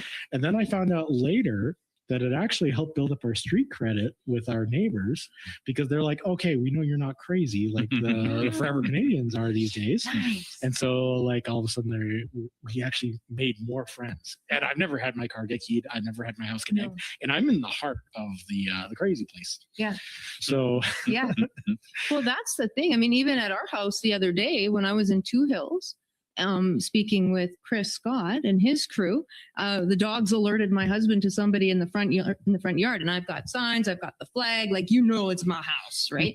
And we are also on a dead end street, so it's not through traffic that comes by. And so he looks out the window and he sees somebody lurking in the front and looking at the signs and looking at the flag, and he's like, here we go, you know, now I got to get out there and blah blah blah blah. Anyway, long story short, the guy is also for independence. And so this conversation strikes up on the street, and he's like, yeah, I was just, I don't know, like a Facebook marketplace pickup or something like that, and couldn't help but notice. And so this great conversation takes place, and my husband says, well, do you know who Kathy Flett is? And he says, yeah, which always freaks me out. Like, that should not be a thing. That should not be a thing. But he's like, yeah, of course I do. And he says, well, these are her signs. Do you want one? He left with 3 because I happen to have some in the back of the truck. I got them in the back of all the vehicles that we have. So it's important to have these symbols out there, because you just don't know. You don't know what opportunity you're going to be able to open up for somebody else to be able to be brave and go, yeah, you know what? I'm going to do the same thing. Michael, in your experience working on these campaigns and in being involved in this world in the 80s, what do you notice differently from how people treat a separatist, quote unquote, in the 80s and 90s, maybe compared to today? Do you notice much of a difference in how they're treated in the public or online? Wait, not online back then, but you know what I mean? Like, there's always been the stigma. Like, I mean, it was less common then back in those days. Like, it was a brand new idea back then. Like, no one had really thought of it seriously till the 70s and the 80s. So you were very much a minority. It was like, and the word separatist, of course, has stigma with it still. Of course. So to identify with that word, I mean, some people today don't even want me to use that word still, but I've been using that word for decades, so I still will. So it was very much a stigma. And like, compared to right now, like, there's more independent supporters now than ever in Alberta. So there's, and in certain communities, there's no stigma, I don't think, at all. Like, so in that sense, it's more comfortable to be an independent supporter now, except for in the sense, like, you're talking about people who don't want their names, you know, put it down. And what I want to say about that is that shows how Canada has changed. Like, it was never like that. The Canada that I was born and raised in was not like that. You wouldn't have to be afraid of putting your name on something, but that just shows what the Liberals have done to this country. It just shows more why we need to get out. How can we have freedom if people won't even put their names down for what they support? You know what I mean? Like, that's not freedom. There's some kind of fear there that's been generated by the government. The government has made people afraid to stand for what they believe and speak what they believe. That's not a free country, in my view. And I think that's just one more argument why we need to become independent, so we can have that freedom again that we had before.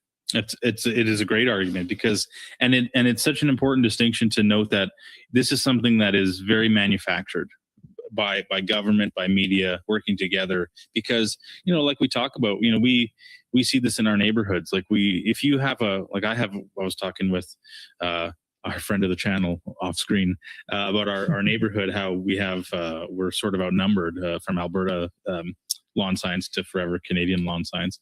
But these are neighbors that we like and we get along with, and, you know, there's no, like, you run across them, you get in the mail or on their mowing their lawn or whatever. Like, this is not what you see online is not it's not representative of reality, right? And to make it seem that way it's so dark. It's not nice. It's not good. And to make it seem like it's a much more personal and much more vitriolic sentiment, like, this is, you know, we have very reasonable arguments, I think. And I think if more people were open to at least having a discussion about it, rather than, I think the trick that the government and the media likes to play is they say that even if you engage in discussion about it, you know, you're giving it air, or you're giving it, but that's exactly how you think. You know, this is you think by talking and by discussing and by being challenged in your ideas. And so it's ironic, though, because Forever Canada appears to be creating a culture of encouraging this, of fomenting this kind of unity, this kind of thing where, you know, you need to attack them, or you need to, like, do all this stuff to a separatist, come up with names and call them all that stuff. But the reality is, all that does is makes it so you guys start to look more and more like the crazy ones. So of course you're going to attract more crazy people to your side, but then over time, the more normal people are going to reject it. And so I kind of find it a little bit serving us that they're doing that Thomas Lukaszuk has never come out once to denounce any of the violence done against any of Alberta independent supporters. He's never come out once to even say stop harassing or doing all this. He's always silent on that. And then in their private groups, because I'm in your private groups, guys, I'm in all of them. I see what you guys post. I thought you got booted out of one. I got booted out of one because I opened my mouth, but Yeah. I've got alternative ways to stay in that one. But yeah, so I always found it really interesting. The other thing is they have no problem calling us names, but there was a couple months ago, they were someone, I can't remember her name. She's got a little flag in her profile, but she freaked out. She's one of the forever Canadian leaders. She freaked out at the idea of being called an anti-separatist. And I had an absolute freak out about it. And so I played for a couple weeks there, just saying, okay, I respect that you do not wish to be called that. So how does Maple Nationalist sound? Or Canadian Confederate? How does that sound? Well, it's funny you say that actually, because we on the show, James and I think James came up with this term, but I'll take credit for it because he's not here. He's behind the camera. Maple syrup flavored nationalism.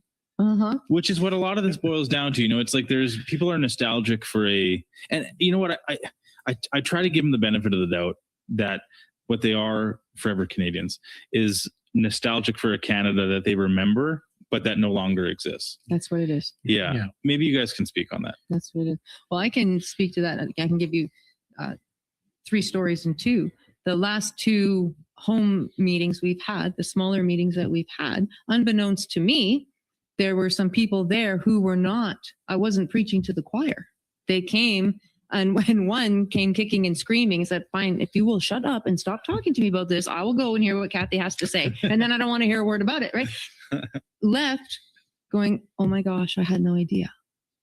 I had no idea, right? And then the second meeting, same thing happened, not kicking and screaming, but just really curious, like, what is it? And, it's going to be after 8 o'clock. Is she actually going to grow 6 heads? Like, what's going to happen here? Because they told all sorts of things about us. So there's that happens. And then there's the everyday conversations that we have the opportunity to do this with. And there was one that was about a month ago now, and it was somebody that I don't know very well, somebody that I know. And it came out, the cat was out of the bag, that I was a separatist, and she was horrified by that. And she said, you know what, my kids, my whole family is all for this, but I'm just not. And so we had this back and forth conversation, and she admitted, like, my kids and my grandkids are never going to buy a house. I know that, but I just can't give up this Canada and my sovereignty and on and on and on. I said, so you admit that the Canada that you lived in and were successful in and had every opportunity to achieve everything, every goal you ever set for yourself doesn't exist anymore? And she said, oh no, I know that it doesn't. I said, then why would you vote for your next generations to stay in that? And she went, oh my gosh, I never thought of it that way. Never thought of it that way, right? She was holding on to this nostalgia. And it's those one-on-one conversations. That's why rallies are great. They have their place, but it's that one-on-one that's going to get this done. I think a big thing as well is that Alberta itself didn't really transition from that old Canada until COVID. Yeah. We were still living in old Canada when the rest of Canada had long since gone and departed.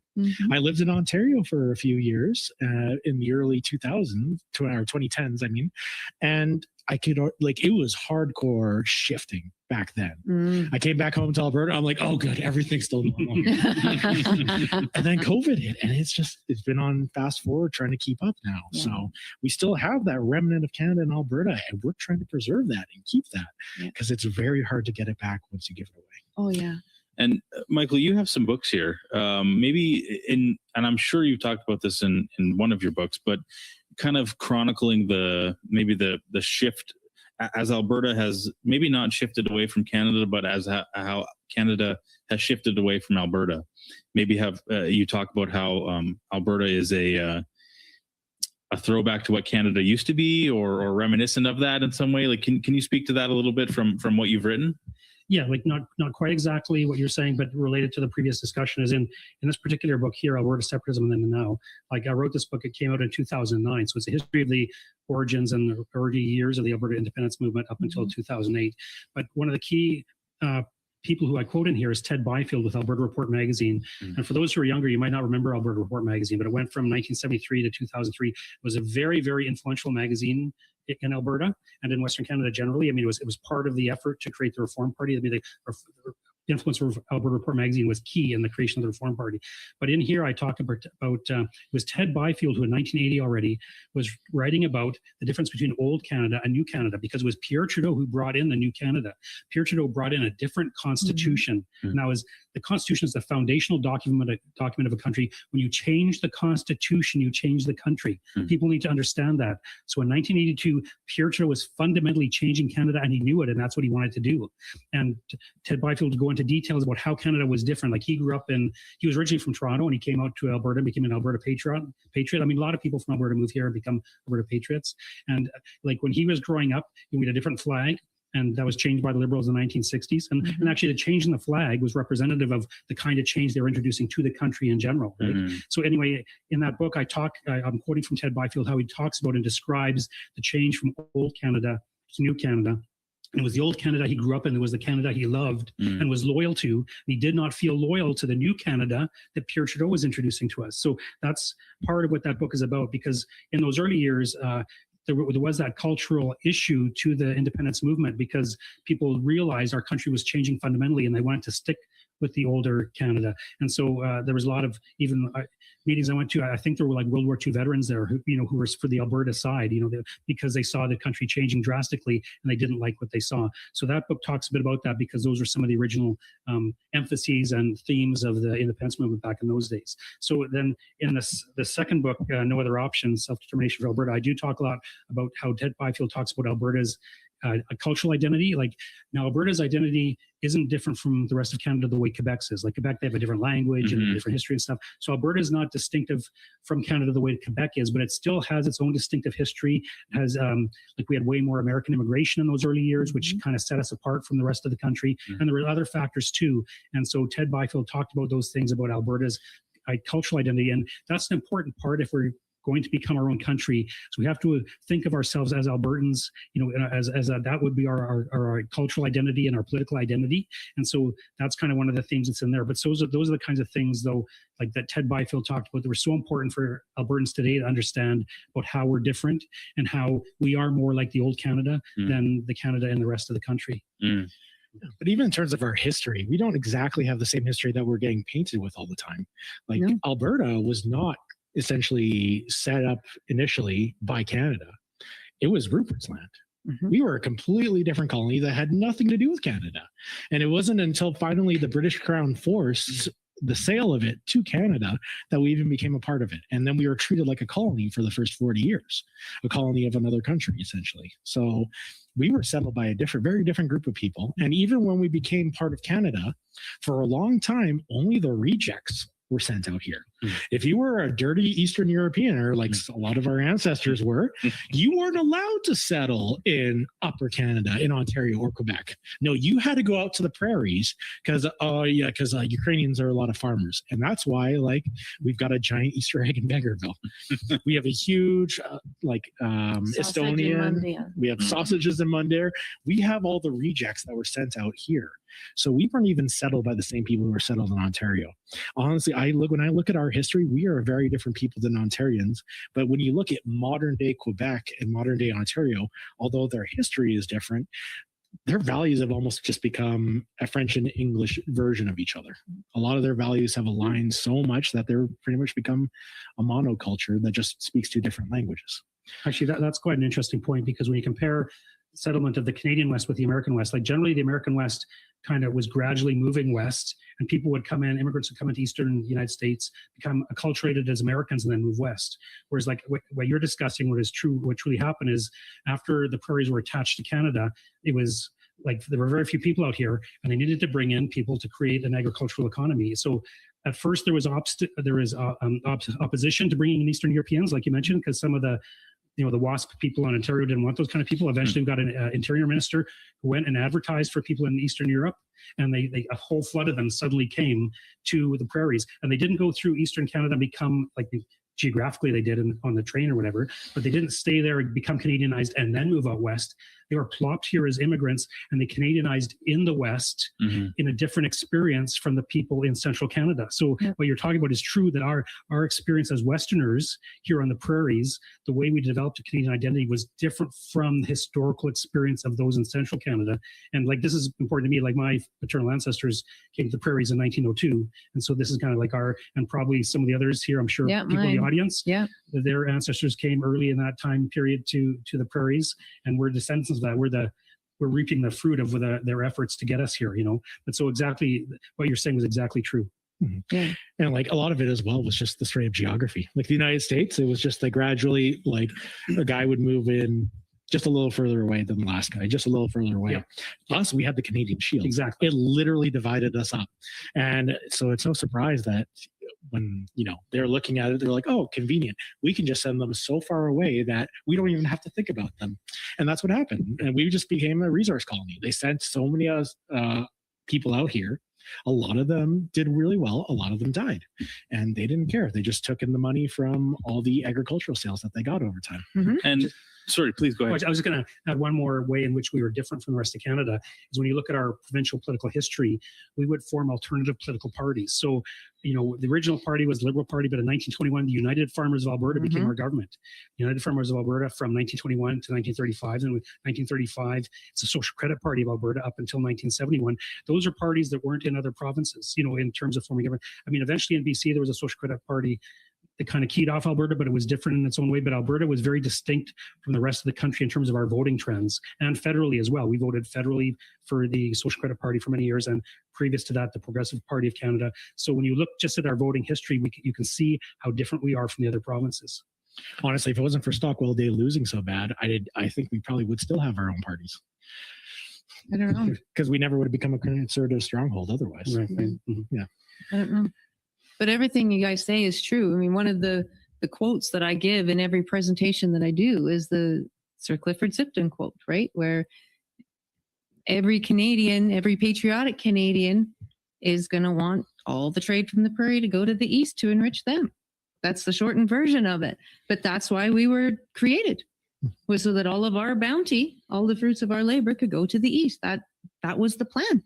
And here we are all these years later, and it's no different. But what's neat to me is despite that, and people still came here, and a hardy bunch of people, right? Like you go way up north, and it's very hardy. Nobody told them about the snakes in the south and the minus holy moly in the north, right? They just showed up and did what they could with what they had.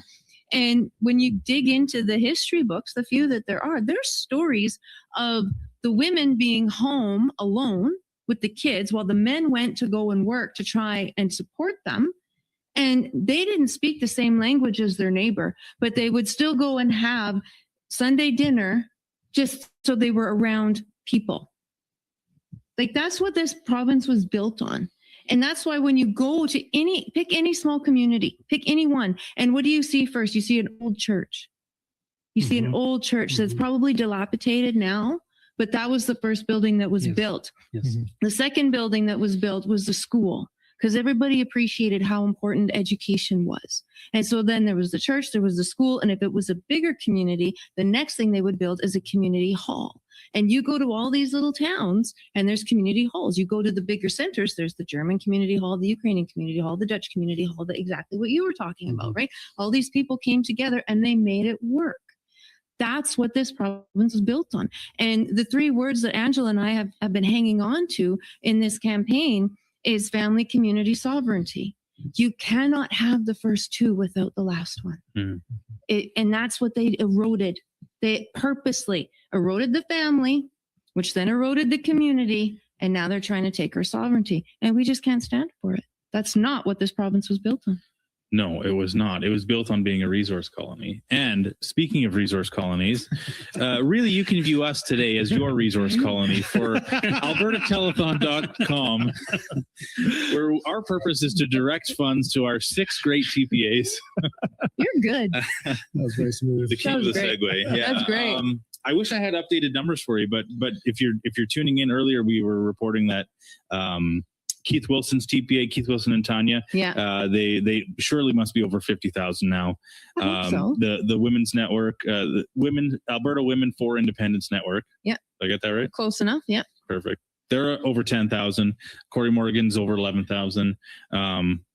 Amazing work, guys. We really, really appreciate that. You know, this is what we're here for. We need, if we're going to talk about high-minded things like sovereignty and where our future is going and how we can build something better than what we have currently for our children and our grandchildren. The fact is that these things take money, and the people on the other side of this debate right now have seemingly unlimited money. They have government money, in fact, and they have different reporting structures and rules surrounding their money than we do. So let's make sure to do this right. Remember that in order to donate to any of the TPAs, you have to be an Albertan citizen. Yeah. You have to, if you donate under $50, you don't need to provide information. Anywhere between 50 and 250, you need to give some information. Please fill out the information correctly so that you're not accidentally donating to Elections Alberta, because they'll take those funds I think it goes right to the government. I think it goes right to general revenue. Yeah. Yeah. And you can donate up to $5,000 in any one election cycle, I think is the rule, right? In any 1 year or something like this. Yes. If you're wanting to donate in the thousands of dollars, maybe double check that first. And if you live outside of Alberta, you can always buy one of Michael Wagner's books and learn a little bit more about Alberta independence and how it came to be. This guy's a wealth of knowledge, and his books are fantastic. I've read 2 of them. Yeah. Where can Michael? Where can people find buy your books? Can they buy directly from you? Well, actually, this particular one that Mr. Alberta held up is available on Amazon.ca, and all 3 of the books are available at a website called merchantship.ca. Like, it's a homeschool supply online store, but they carry my books as well, and so they carry all of them. I've got 3 books on Alberta independence. So if you go to merchantship.ca and put my name in, my books on independence will come up, and they're less expensive there than they are on Amazon too. So. Amazing. Did I ever tell you our cool story about your books? No. Okay. So we had Angela hosted a home meeting, and there was 20 women there. And the way that the host got these 20 women to show up was she said, you know what, it's been a long time since we've been in school. Perhaps we need a refresher social studies course. And so these 20 women showed up for charcuterie and tea and all the rest. And Angela brought out your books and gave them the social studies course that we do. And they left doing a book club on your book. Oh, thank you so much. Yeah. That's great. Professor Wagner See? working even when he's not there. That's so good. That's how we work together. There's no competition here. Oh, no competition. Yes. Before we run out of time. Yeah, I mentioned this earlier in the stream. So we're going back to Paul's Pizza. They're in Airdrie, so just north of Calgary. Well, not right now, but at the top of the hour. And we bring in the Edmonton location. We were talking about, like, what can we wanted to maybe put a little bit of Edmontonia in this stream. We talked about maybe some Oilers gear. Oilers would be good. Oilers would be good. So, they talk about in this movement having a big tent. We want to have people of all stripes. We're not just preaching to the choir. And so, in the spirit of that, I just wanted to maybe put this on the table for everyone. All you Calgary independent supporters, you are welcome, in fact, to join us in supporting the Edmonton Oilers. It is not a good time to be a Calgary Flames fan. We all know this. Your arena is garbage. Your team is almost as bad. And so we want to invite you to be a fan instead of the Edmonton Oilers, because we have the greatest player to ever play hockey playing for us currently. I'll die on that hill. So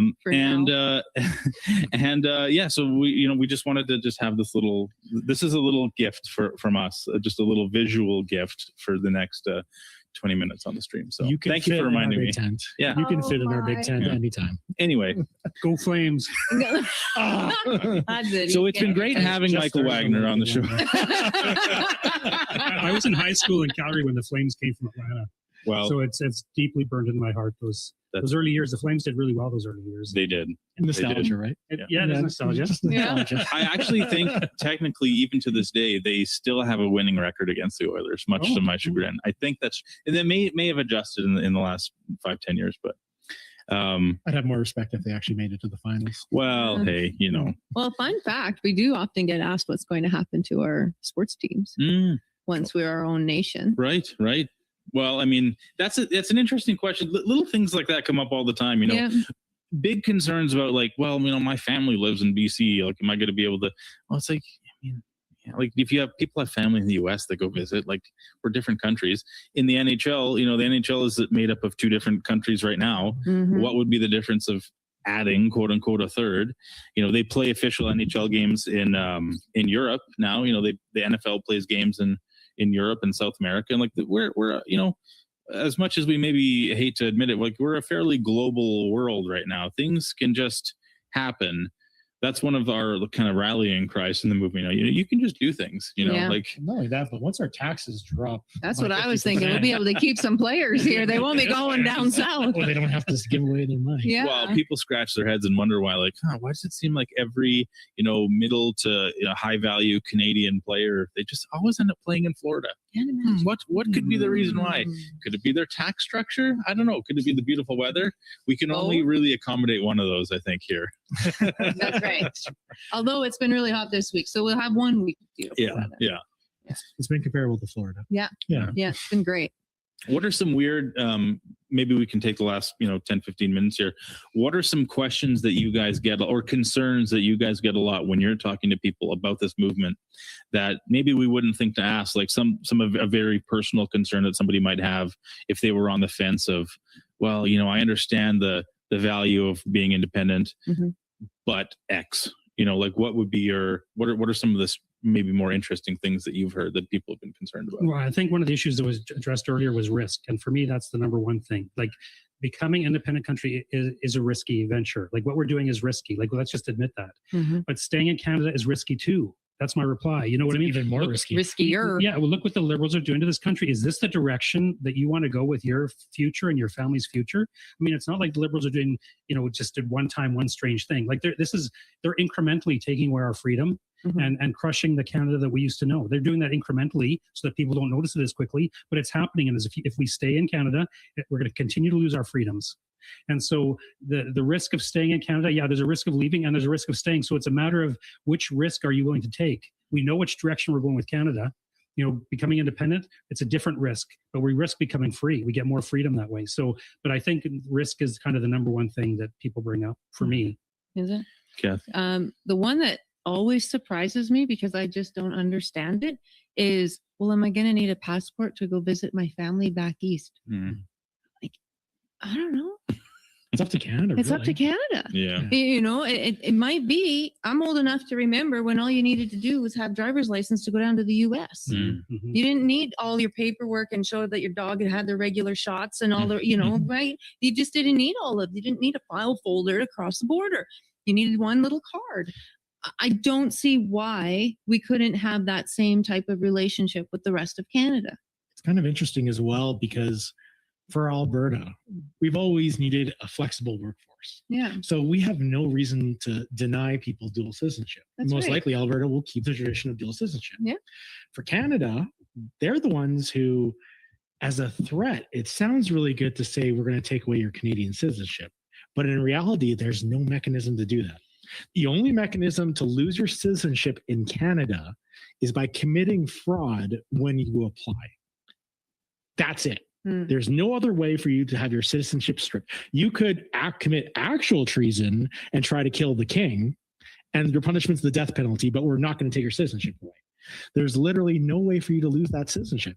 And for Canada to put in a new law, because they totally can, that doesn't infringe on the Constitution to strip our citizenships will be very difficult for them because under the Canadian Constitution, you are protected based on your origin. So Canada can't just come out and say, we're going to allow dual citizenship in every other country except Alberta, because that's discrimination against origin. Likewise as well, they can't put a discrimination against freedom of travel, even though they did during COVID. They have they're not able to put in. Don't remember. Oh yeah, don't trauma. But it's interesting with these kinds of arguments, whether it's the passport and citizenship and so on, is nobody's saying, look how great Alberta is in Canada. Look how great it is. Don't you want to stay with all these things? They're saying, well, this will be hard and this will be hard. Like there's no positive image of Alberta staying within Canada. It's all negative stuff from the other side. They don't have a positive vision. And to your point earlier too about, what an indictment about what Canada has become is that we even have to worry about what sort of punitive measures Canada is likely to impose on us for exerting our democratic will, like that would not have been aren't we supposed to be the polite ones? Aren't we supposed to be like, the kind and accommodating? And like, why wouldn't the discussion be, how they maybe at least a little bit of how they treated Quebec in the 80s and the 90s? Like, oh, sweetheart, please don't, you're my Canada includes Quebec. Now it's, you're idiot ditch Billy traders and, good riddance, but you can't leave. So what's important about that too is like Canada's constitutional law allows provinces to leave if they follow the proper process. And that's what we're trying to do. Like, this is the law. Like, how can you be a traitor if you're following the law? I've never heard a definition of traitor where if you obey the law, you become a traitor. You know what I mean? It's like, it's completely off base. Totally. This is Canada's law. Why are we being threatened for doing something that the country allows, that the law allows? It's completely constitutional. It's completely in line with the legislation. We're doing nothing wrong, and yet they're making all these threats against us. Like, it's like I say, it just shows what a bad country Canada has become. The funny thing is they'll throw out the argument saying, you're never going to get that constitutional amendment, which number one is a burden on themselves because they think they're so horrible that you'll never get the amendment. But also, Keith Wilson can correct me if I'm wrong on this. And he will. They can't do the constitutional amendment until after we leave, because otherwise they're stripping Canadians of their rights. So we need to go have the negotiations. We need to go form our own government. We need to do everything, cut ties, become our own country. Then they can remove us. But if they don't remove us, then they technically have a foreign country that's completely autonomous and gone, having voting rights in their leftover of Canada. So it's kind of a weird kind of flex that I'm trying to say, hey, we're not going to let you leave because we can't get a constitutional amendment, even though pretty much you leave and then we amend it. So there's no real threat there.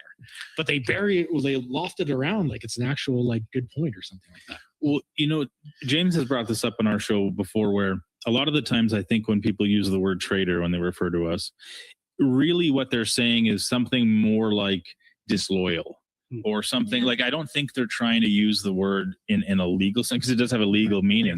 It's more of an emotional sense, right? Because this is a very emotional topic for a lot of people, and they view it as it's hard for some people to view it from a cold, logical, like, listen, these are why objectively this makes sense, because they view it as an emotional, like, we're Canadian. We're Canadian, it's nice and it's kind, and igloos and whatever, and maple syrup on a stick. Like, so it's, I have some sympathy for that, because it's I get the patriotism aspect of it, but it's just, you got to use the right words. I got a small update, by the way. We've got about, 12, 13 minutes here. Do you want to know what the Women's Independence Network, you guys are over 12,000 now. Come on. Yes. Nice. Yes. Thanks, everybody. Let Alberta Decide, Keith Wilson and Tanya. Why can't I think of Tanya's last name? Clemens. Tanya Clemens, yes, of course. Sorry, Tanya. You guys are over 50K. Nice. And there's also a note that they wanted to let you guys know, for people who are going to Paul's Pizza tonight in Airdrie. If you are maybe hesitant, or you don't want to, or don't have the ability to donate online, they have donation bins there. So you can donate cash. They have 6 different jars, I guess, for the TPA. So nice option to have. Nice, cold, hard cash. Yeah. Cash never runs out of batteries. Cash never runs out of batteries. It's always going to get used for the good cause. What I love too about all the different TPAs, I think I said it in the first segment, is we all have kind of our lane. Like, almost all of us have signs, but we all each have something specific that we are talking about. So it's not like, oh, well, my money's going to go to 6 of the same things. It is not. Right. It's absolutely not. It's going to go to 6 different things. And that just completely helps build up that message, build up the movement, and get all the message out there in a way that all the different people can hear it and understand it.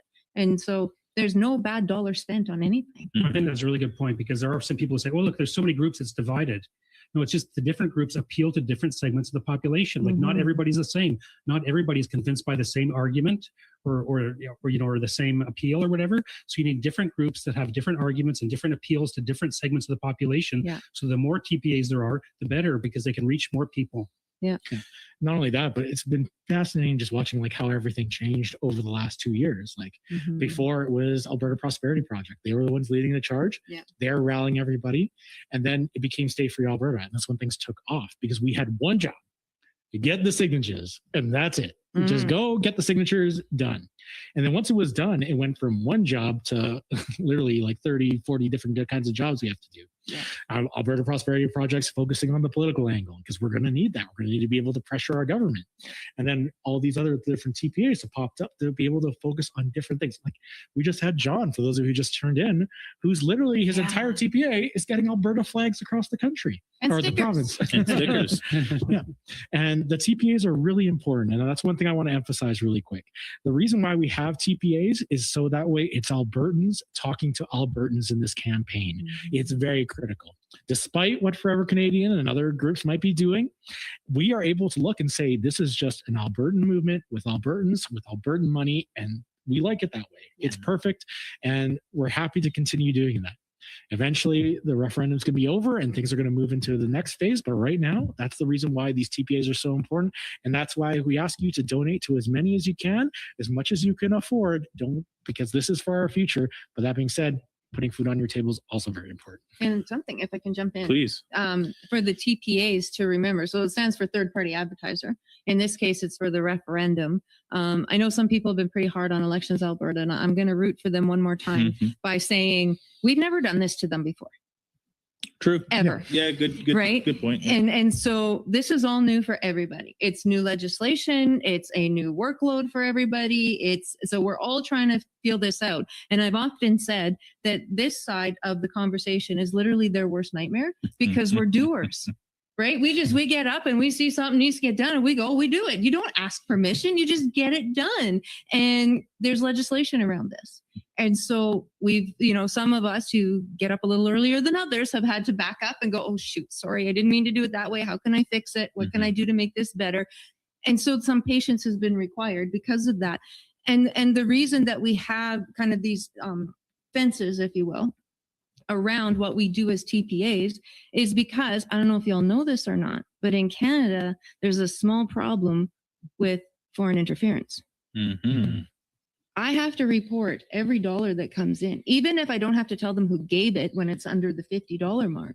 I have to report it all, and I'm obligated to sign my name that these are all from Albertans, and so there's reasons. There's reasons for these parameters, and we want to make sure we're following the rules. So that's why they have TPAs. Yeah. Yeah, it is, just like many other things, something starts off as the intention is good, the ethics behind it is good. And just like so many things, it can be corrupted and pushed and maneuvered and bent. And, so yeah, that's a great attitude to have because we don't want to antagonize our, as easy as it is, and maybe as fun as it is sometimes to antagonize like dumb bureaucracy. Yeah. We still got to play the game. If we want to be taken seriously and be legitimate. And of course we do, because just like you said, Mr. Wagner, this is a legal process. This is he was Professor Wagner earlier. Sometimes depends how serious the point is. If we're talking hockey, he's just Mike.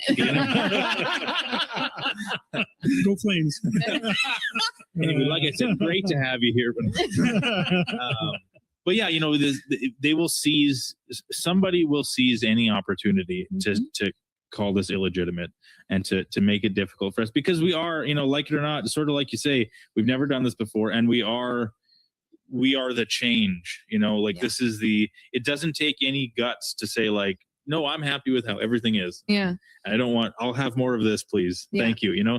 That's the default, Forever Canada is the default. We're the ones who are rocking the boat a little bit. And so, yeah, it makes sense. We want to keep everything above board. And we're the ones that when we hear those arguments back to us or those excuses back to us, oh, it's going to be too hard. It's like, huh? what? Good. Like, anything challenge anything good accepted. is worth doing, right? Right? Let's go. Honestly, what's actually going to be hard about it? I I mean, like half know. of the institutions we already have. We already have an Alberta Revenue Yeah. Agency. What borders do we have to really protect? Like Canada isn't going to The invade BC. us. Even if Canada invades us, the BC. The BC. Even if Canada invades us, though, we have more veterans in our province than the Canadian Army has in the entire army. Mhm. It's not really like that big of a deal, and they have Cold War era weapons. Actually, a funny point about invading, if I can just interrupt, that's always my favorite objection, is that the U.S. is going to invade us if we become independent. And because we won't have a military. As if the only thing that's preventing the U.S. from invading us now is Canada's military superiority. Actually, it would take longer to invade Alberta than it would on Ottawa, because Ottawa is only 45 minutes away, whereas Alberta is 5 hours away. Oh, sorry, guys. We're getting cut off. We're going to Paul's Pizza soon. Kathy, Michael, thank you guys so much for this. This has been so fun. Oh, thank you. Thank you you, guys yes. are rock stars. This is fun. This is amazing. We really appreciate it. Guys. So, John, we got to do this again. I'm Yes, just saying. sir. Yes. John, we're putting you to work. Yeah. And guys, tune in. You'll be hearing from Mr. Dale or Mr. Alberton and Mrs. Alberton down at Paul's Pizza. It'll be a live stream. If you're in the area, feel free to come by. And then at 9 o'clock, you're coming back here for Fringe, showing up with Keith Wilson. So there's a lot of stuff still coming up, but please donate today. Donate and help us to be able to push this movement forward. So AlbertaTelethon.com. Thanks, everyone.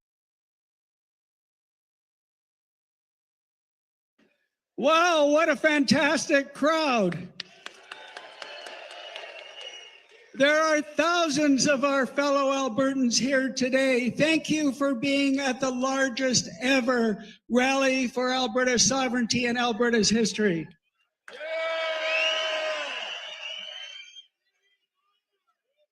We are at an inflection point, ladies and gentlemen, a time in history where we have a choice. And that choice is, do we continue to be subservient to Ottawa and the enslavement by our federal government? Or do we chart a new path forward to freedom and prosperity through independence? We have the leverage. We have the power. We have the ability to empower our provincial government to be able to, for the first time in history, negotiate a new sovereign Alberta from a position of strength. And that position of strength comes from a successful referendum on Alberta sovereignty. Albertans, it's time we face the truth. Ottawa's system cannot be fixed from within. Every path to fairness is blocked by design. Every single year, we lose between $20 and $28 billion in equalization payments. That's about $6,000 per Albertan. Or for an average family of 4, that's $24,000 your family gives away to Ottawa for no services in return.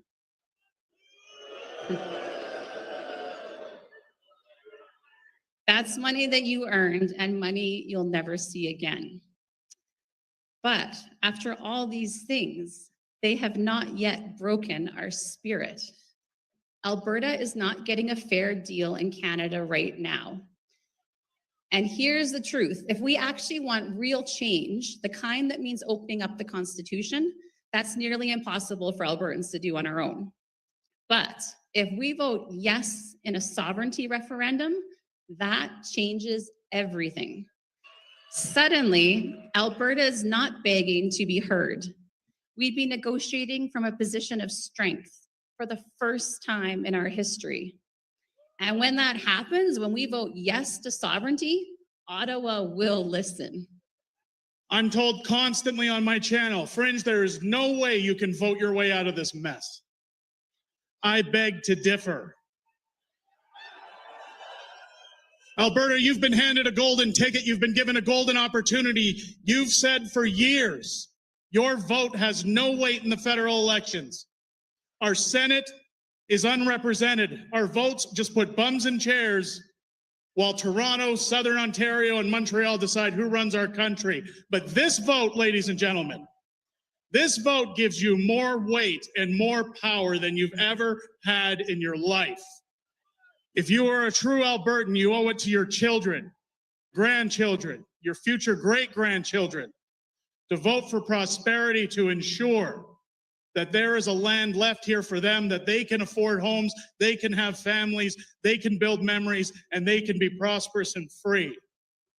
But I'm confident that no matter what happens in that process, and this is critically important, that next year, whether it's in the spring or the fall, there will be a province-wide referendum.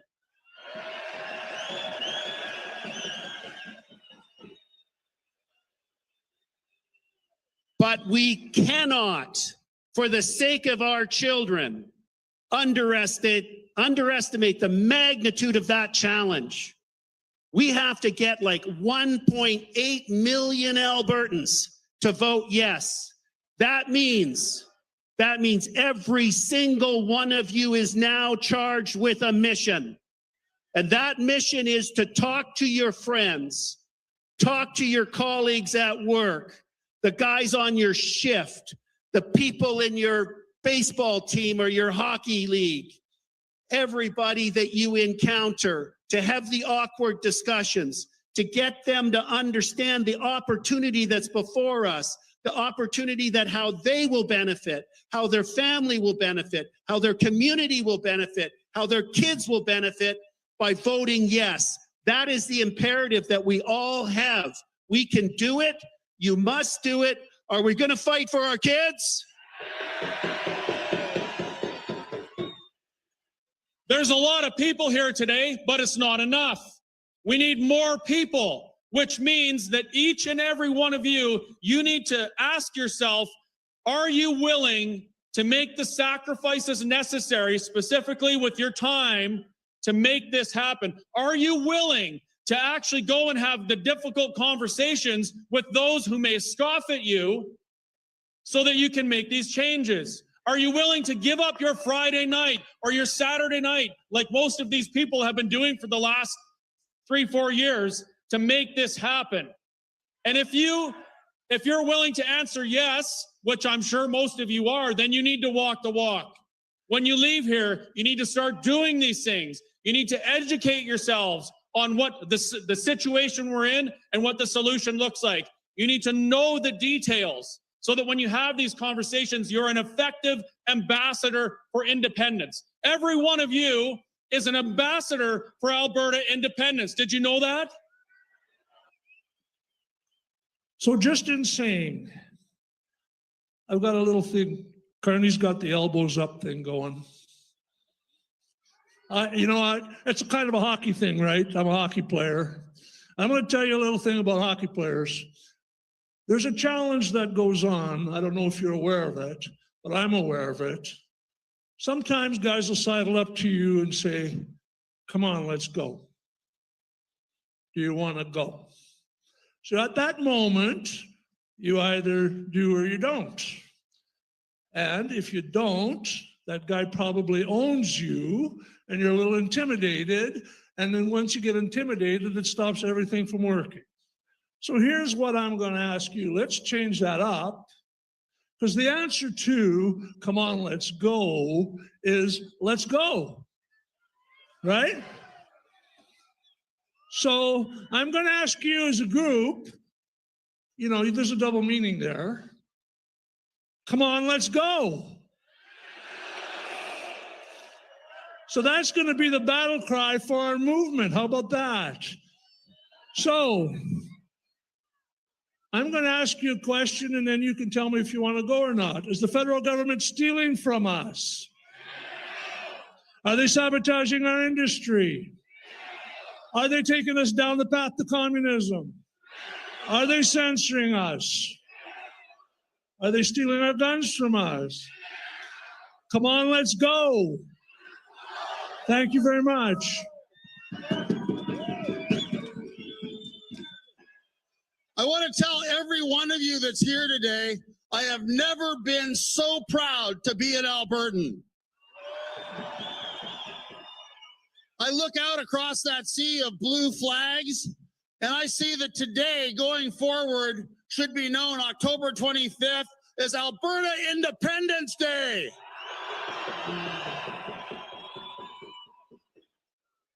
It's time to end the tyranny of Ottawa and keep our money at home to take care of our families, fund Alberta education, fund our hospitals, fund our doctors, fund our Indigenous people, and take care of Albertans.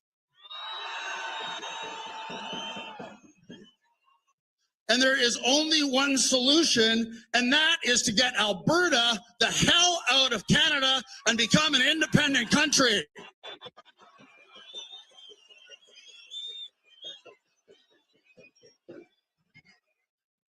I want to thank all of you for coming out today.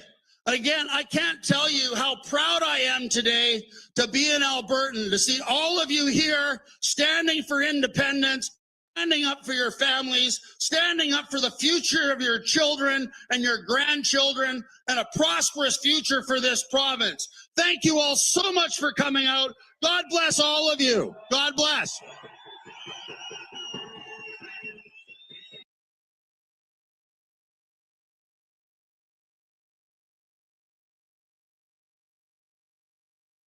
When you go outside, the problem is this mic is going to pick up both of us.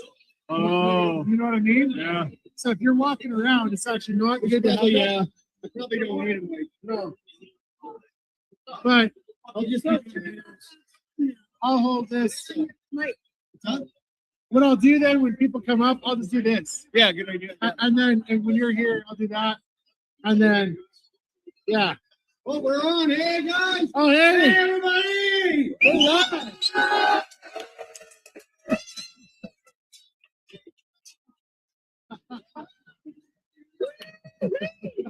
Paul's Pizza, guys, everybody. We're live right now on location at Paul's Pizza for the fundraiser. Let's go over.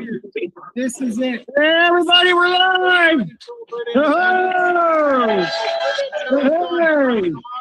We need to raise money. Welcome to Paul's Restaurant, guys. We got everybody, both sides. Fill her up. Set up, guys. You just click wherever you want to There we go. Make sure you fill out all the information, because if you don't, then legally you have to give some information. Make sure you fill it all out. Even the ones that aren't. Tonight, so we're going to be interviewing them, and then you can decide which one you want to support, or if you want to support all of them. The maximum you can donate in total is $5,000. So that's albertatelethon.com. And we're here at a wonderful party. Look at all these people here. Hey, everybody. There's Tanya. Come on up with Tanya.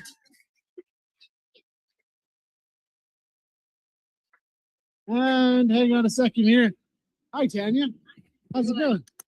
I'm going to use just one microphone. Sure, sounds good. So this is Tanya Clements. Hi. Famous. Or infamous. What's your TPA called? And give us your plug. Well, I have a TPA with Keith Wilson. It's called Let Alberta Decide. And our goal is try to reach the undecideds and anyone that's just disgruntled with the way that Ottawa has been treating Alberta historically, and reach out to them and be able to engage them in conversation. Yeah, thank you so much for all the work you're doing. Oh, thank you. Thank you too. And It I takes was- a whole army of us. I was following the expos today that you're making. 35,000 you've raised so far. I think actually we're over 45,000 today. 45,000? So John Yeah. Bolton's telethon is incredible. Yeah, This is it's amazing for incredible. Alberta. It's incredible. Yeah. So, well, thank you so much, and I hope the other TPAs are making money too. And yeah. So, sure they okay, are. what do you plan to do with the money exactly? People want to know where their money's going. Well, some of our money is going towards our sign campaign right now. And we're doing like a hybrid of traditional campaign strategies, all the successful ones that you would typically see. Okay. But then we also have a very sophisticated behind the scenes digital strategy that is marketing and targeting that undecided group and trying to bring them into the conversation. Yeah. Well, something I've been thinking about a lot is like, how do we get through to the conservative who agrees with everything that we're saying, except they won't take it to the next step where independence is the rational thing? How do we communicate to those people? I think that's actually where this referendum for a referendum is a little bit of like a blessing in disguise. Yeah. Because if you vote option 1 in this referendum, you are voting for the status quo and you take away all power that Alberta has in Confederation. Yeah. But if you vote for option 2, you're going to enable our provincial government with all the strength to negotiate from a position of power with our federal government. Yeah. So whether you are fully independent or you just want Alberta to have strength, that's what option 2 is going to give you. Yeah. It's like, okay, now that if we get a successful win on this, then we're sending Ottawa a message. And then I suspect they're going to come back with like their best possible offer to us. That's know? what I would expect. And That's what I and hope. maybe it'll be really enticing. I doubt that they're going to open up the Constitution to make the constitutional change we require, but they might come back with something really strong. Yeah. I don't know. Yeah. At least we have some power then to force them to come back with an offer. Yeah. Well, and I think that assuages a lot of people in the middle on this. We're like, okay, we don't know what we're gonna, if we're really ready to leave out of Canada yet, but send a message and see what we can get. And then at least in the real referendum, they know what they're voting for. Because then it's like Canada's giving us the best offer, and they're like, wait a minute, that's still not good enough. So then, hopefully then they I want independence. I want freedom. Yeah, and those of us that do support independence, we definitely will take that opportunity to try to bring them into the independence side of the movement and speak to the merits of sovereignty. Yeah. But the first referendum question is just, if you're aggrieved and you feel it's unjust how we've been treated, you have to vote option 2. Yeah. And then it's our job to try to convince you that, pursuing independence is going to give us all the things that we've been asking for. Yeah. Wow. Yeah. So on the campaign trail, what are some of the big questions that people have been asking you?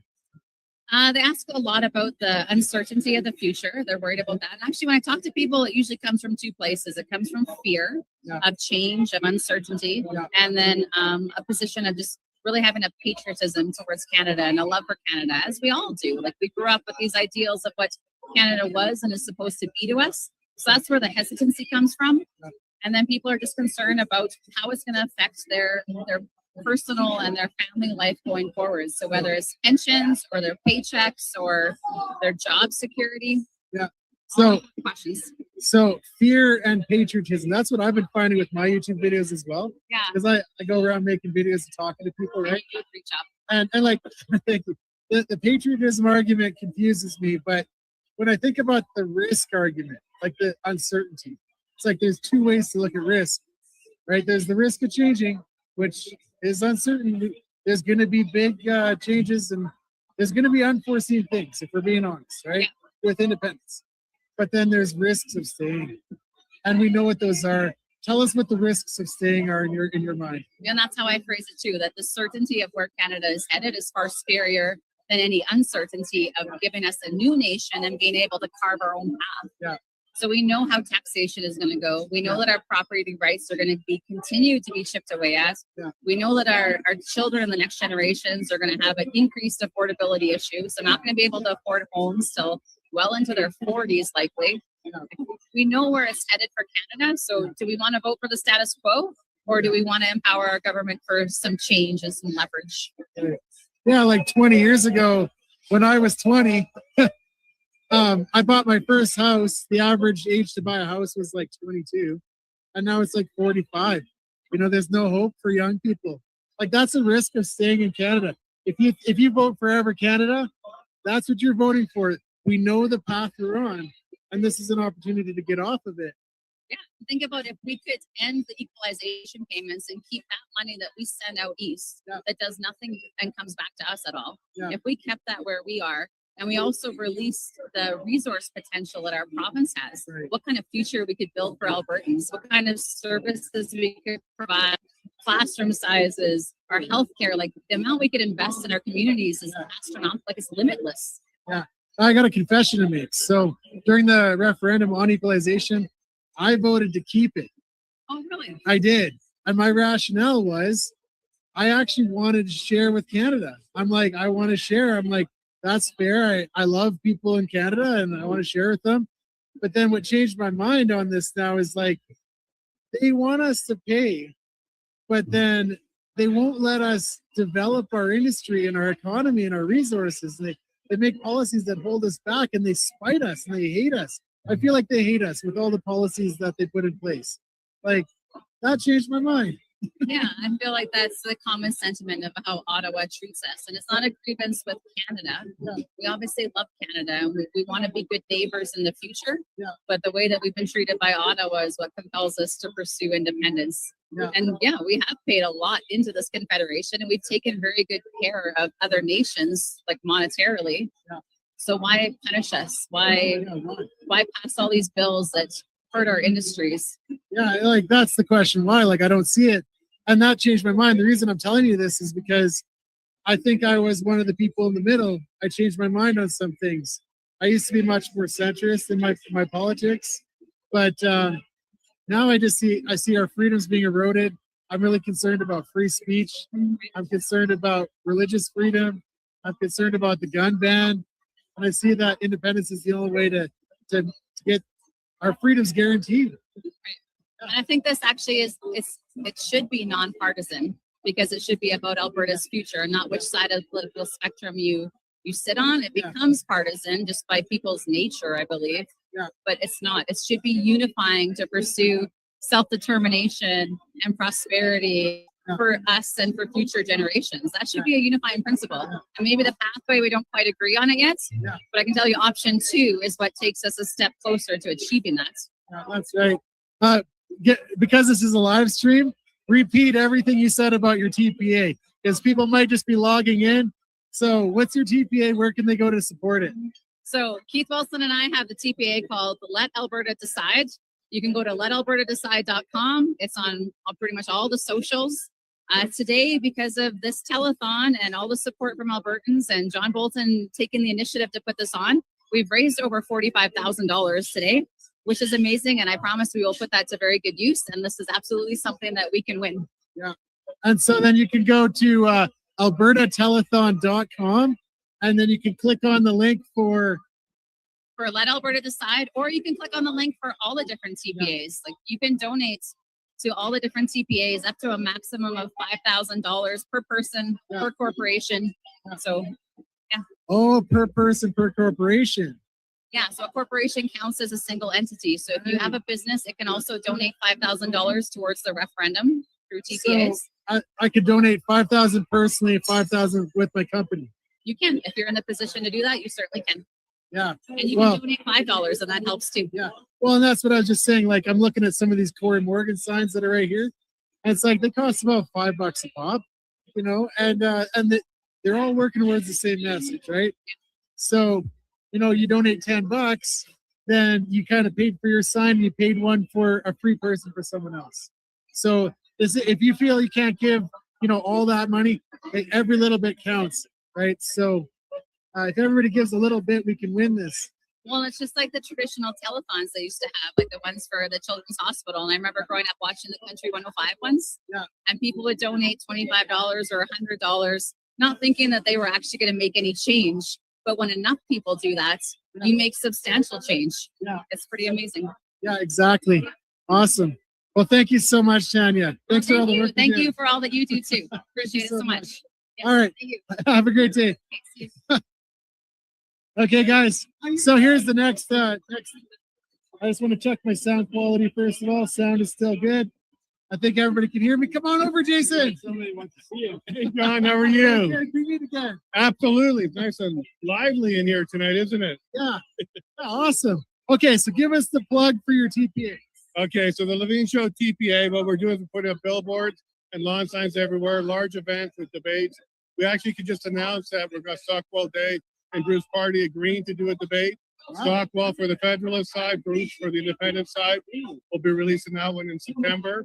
Wow. And we got a few more in the works. We're even trying to get one of the other TPAs on the other side to agree to sit down. Yeah. We've already had some communication, so I'm excited that we actually might be able to make that one work. Yeah. Oh, so you agree to get Stockwell Day. So, because people always want to know where's the money going if I donate to you? So you're answering that question. Continue answering that question. About 80% of the money goes to lawn signs that we hand out all over Alberta. We were just up in Grand Prairie, Lethbridge, Medicine Hat. We're going all over Alberta to handle lawn signs. We have some here tonight as well. And about 10% of the budget has gone towards the billboards, the digital billboards in Edmonton. And the other 10% is about producing the events, booking the venue, getting the hotels, getting everybody involved. So roughly 80-10-10 is where we put the budget right now. So like, as far as political things like this go, that's a really effective way to give their money. Like you're using it effectively. And so I appreciate all the work you're doing here. So where can people go to donate? They can go to levineshow.com/TPA. They also go to the albertatelethon.com. You'll find our donate button there as well. You can mail it to us. We take checks through the mail. Yeah. We do credit card. We do e-transfer. And then in-person events, we can take cash as well. Yeah. Well, and there's a cash bucket floating around here. It was getting pretty heavy. Well, that's good because we're up against a billion-dollar machine. Yeah. And that's just the media here in Canada. It's a trillion-dollar machine when you look at the globalist level of things. Yeah. They don't want people to have this kind of independence Right. because it's contagious. Yeah. When other countries and other places see what we're doing here, they're going to start doing that too. Yeah. So we talk about the CBC and the Canadian media being like 1.4 or 1.6 billion. Yeah. We're against a trillion-dollar machine that wants to keep the globalists all together. Yeah. Yeah, well, and that's a really insightful point, is they don't want this to spread. But you know, okay, the other side, they're not reporting their expenses, and Elections Alberta says they don't have to, and that's a big pile of BS. But we're raising money in small little groups like this, right? And events like this is truly grassroots. That's what gives me hope for independence. Like, it's the people supporting this, and like, look at how big this is. $20 from thousands and thousands of people is how a lot of the grassroots movements happen. Yeah. This is what elected Trump. It was $20 at a time. It wasn't $20 million at a time. When it came to Brexit as well, that was a grassroots effort funded by 20 pounds at a time. And look what they were able to accomplish. When people get together and they feel the support from each other, they step up. And I mean, this is definitely one of our best days when it comes to the TPA fundraising. We've seen lots of generosity. Keith Wilson donated to us today. We're very pleased that even amongst the TPAs, people are working together to get things done. Because at the end of the day, it's going to take a large army to get this done. Oh, yeah. Not one general, not one soldier. It's going to take a large army. We're seeing that even here. Yeah, that's why I encourage people to donate a little bit to each TPA, actually, because it would be terrible, actually, if we piled it all into one TPA and they got way over. And then where does that money go if it goes over? Well, I'm sure someone like Keith Wilson's team, they'll make sure they don't go over because that can get you into a little bit of trouble. But at $607,000, that's a pretty sizable war chest. And they're going to probably be there in the next couple of weeks at the rate they're going. Yeah. But I like the idea of giving to a whole bunch of TPAs. Yeah. Because I want people to remember that at $250 or below, your name doesn't pop up on the Elections Alberta website. Right. But it also means you can go $250 per TPA. Yeah. And you still won't be on the website because it's by TPA. It's each individual TPA. And then if you're under $50, then it's 50 or completely below. anonymous. Yeah. Yeah, 50 below can be a cash anonymous donation or even online at $50. Some people do $49.99. You can give us that last penny because it's at $50 or below. Yeah. You're good to go. Yeah. And so what I've been telling people is these signs, they cost about what, $5 a piece? 5 to 7, depending on the quantity. Yeah. When you get into the thousands, it's closer to the 5, and that's where we're at now. Okay. We distributed about 3,000 now. Just in the last 3 days, Grand Prairie, and I came all over Alberta. We gave away about 800 signs. Wow. So we're doing good. And I just want to let the viewers know, we had some fantastic support on the highway in Rocky Mountain and in Rimbey. Yeah. There were so many people that would give the thumbs up or support. Yeah. They didn't honk because they may be a little bit too embarrassed or don't want anybody to know, but lots of support. Yeah. In Rocky Mountain, we even had a bus from the First Nations go by, and the driver gave us a honk and a thumbs up. Yeah. So there's a lot more support than the media will ever tell anybody right now. I tell you that. Yeah. What do you think about, hey, Todd, come on over and say hi. Every time I see him, I say hi. Yeah, Todd's a great volunteer of ours as well. He helps out when we're in Drumheller and Stettler and other areas. He's a good man right there. But like that's a good example. Like all of these people here, they came out to show their support, you know, and a lot of the people that I talk to, they actually say that they've never been engaged before. They've never donated or volunteered before until now. Yeah. And you know, myself, I was kind of involved in politics more than the average person was before this, but I was really disillusioned. Alberta independence gives me hope. It does. It gives us a lot of hope too. And people are worried that their name's going to be on a list, their bank accounts will be frozen. keep in mind, unlike the convoy for the truckers, this is a sanctioned Alberta independence campaign run through Elections Alberta, which means it's not something that the government can step on. This is the regular campaign that any other election in Alberta would have. And we also don't have to submit your name if it's $50 or less. So if you're worried about your name being on a list, donate 50. Next week, maybe another 50. Next week, maybe another 50. And keep in mind, it is a sanction. We are registered as a third-party advertiser. So don't be afraid. The government won't step on your toes on this. Yeah. Well, and I think a lot of people are afraid of this, right? It doesn't take any courage to put a Canada flag up right now, because that's just the status quo, and this is still Canada, right? Yeah. But like, it takes a lot of courage to put an Alberta flag or an Alberta sign up, or to donate, or to volunteer, or to even talk about it. And so what I find a lot of people that they accuse us, they say like, you're never gonna win, right? Like that's their argument, I guess. It's not an argument, but that's what they say. And it's like, once they see, like, look at all these people, you know, you say we're never gonna win, but look at all these people, you know, this is a good shot at winning. I agree with that completely. And keep in mind that those people don't have any other argument. They're not providing us with a good reason to stay. They're not convincing me that this will be a place for my children to grow up in and be prosperous. They're not removing the criminal code that takes away the Bible from us.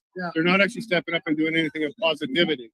So all they have is breaking windows, spray painting signs, and trying to convince us that we're just not going to win. But that's not the Alberta way. We came and prospered here when it was frozen land. There was no roads. We built it and did it. So I absolutely believe that the courage is there, the conviction is there, and also Christ is on our side on this. Amen. Christ is on our side. Put God first in everything. You're talking about the Albertan culture, perseverance, adversity. These are the things that make us stronger. And this morning I interviewed the guy from Cool Shit Wholesale in Red Deer. They smashed his windows, you know? And it's like they want to discourage us. But they're not going to discourage us. He's going to fix those windows, and I'm going to I made a video that's going to get published. It's going to get thousands of views, and that's going to make us stronger.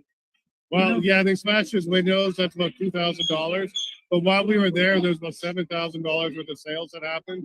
And everybody's going there now for all their merchandise. Even the TPAs are going there to pick up flags and things like that. So this drives an effect. Like, we just brought attention to it. So now we want to support him all the way for sure. Hang on. Where are the donation buckets? Over there, the donation buckets. But I also reminded people that on the donation level, you have one of these TPAs not reporting anything. And he has on his website that says there's no limit. You can donate as much as you want. He's soliciting from outside of Alberta. Publicly, he's doing that. He's clearly not following the same rules that we are. And why would you register as a TPA and not report it?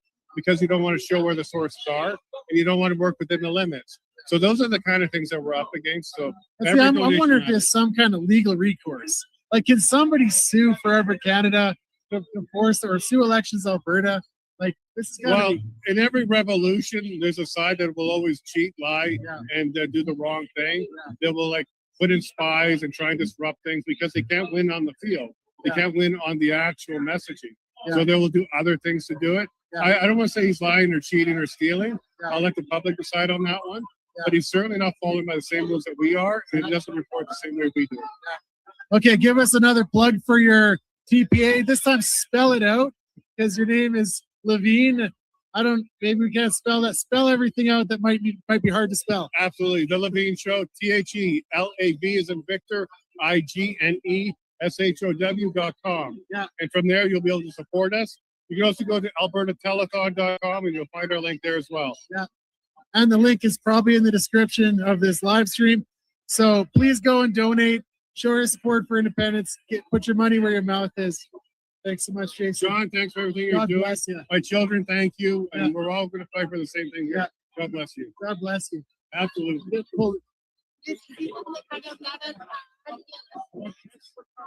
Okay. Hey, we got somebody else coming in. All right, come on over. Chris Scott. Hey, how's it going? How's it going? What's that?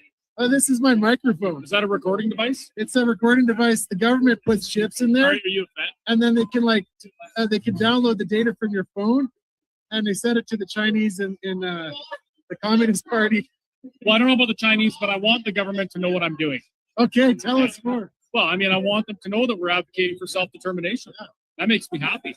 I hope they're listening. Yeah. Hi. Yeah, hi. And this is the thing. I feel like I've crossed the Rubicon. I watched from the sidelines when all that COVID stuff went down, the Freedom Convoy. I watched from the sidelines. Fun times. And I said afterwards I was ashamed that I didn't do anything. Because I have friends that joined up and I didn't do anything. I was afraid. I was afraid that if What were you afraid of? I was afraid of getting in trouble with the government.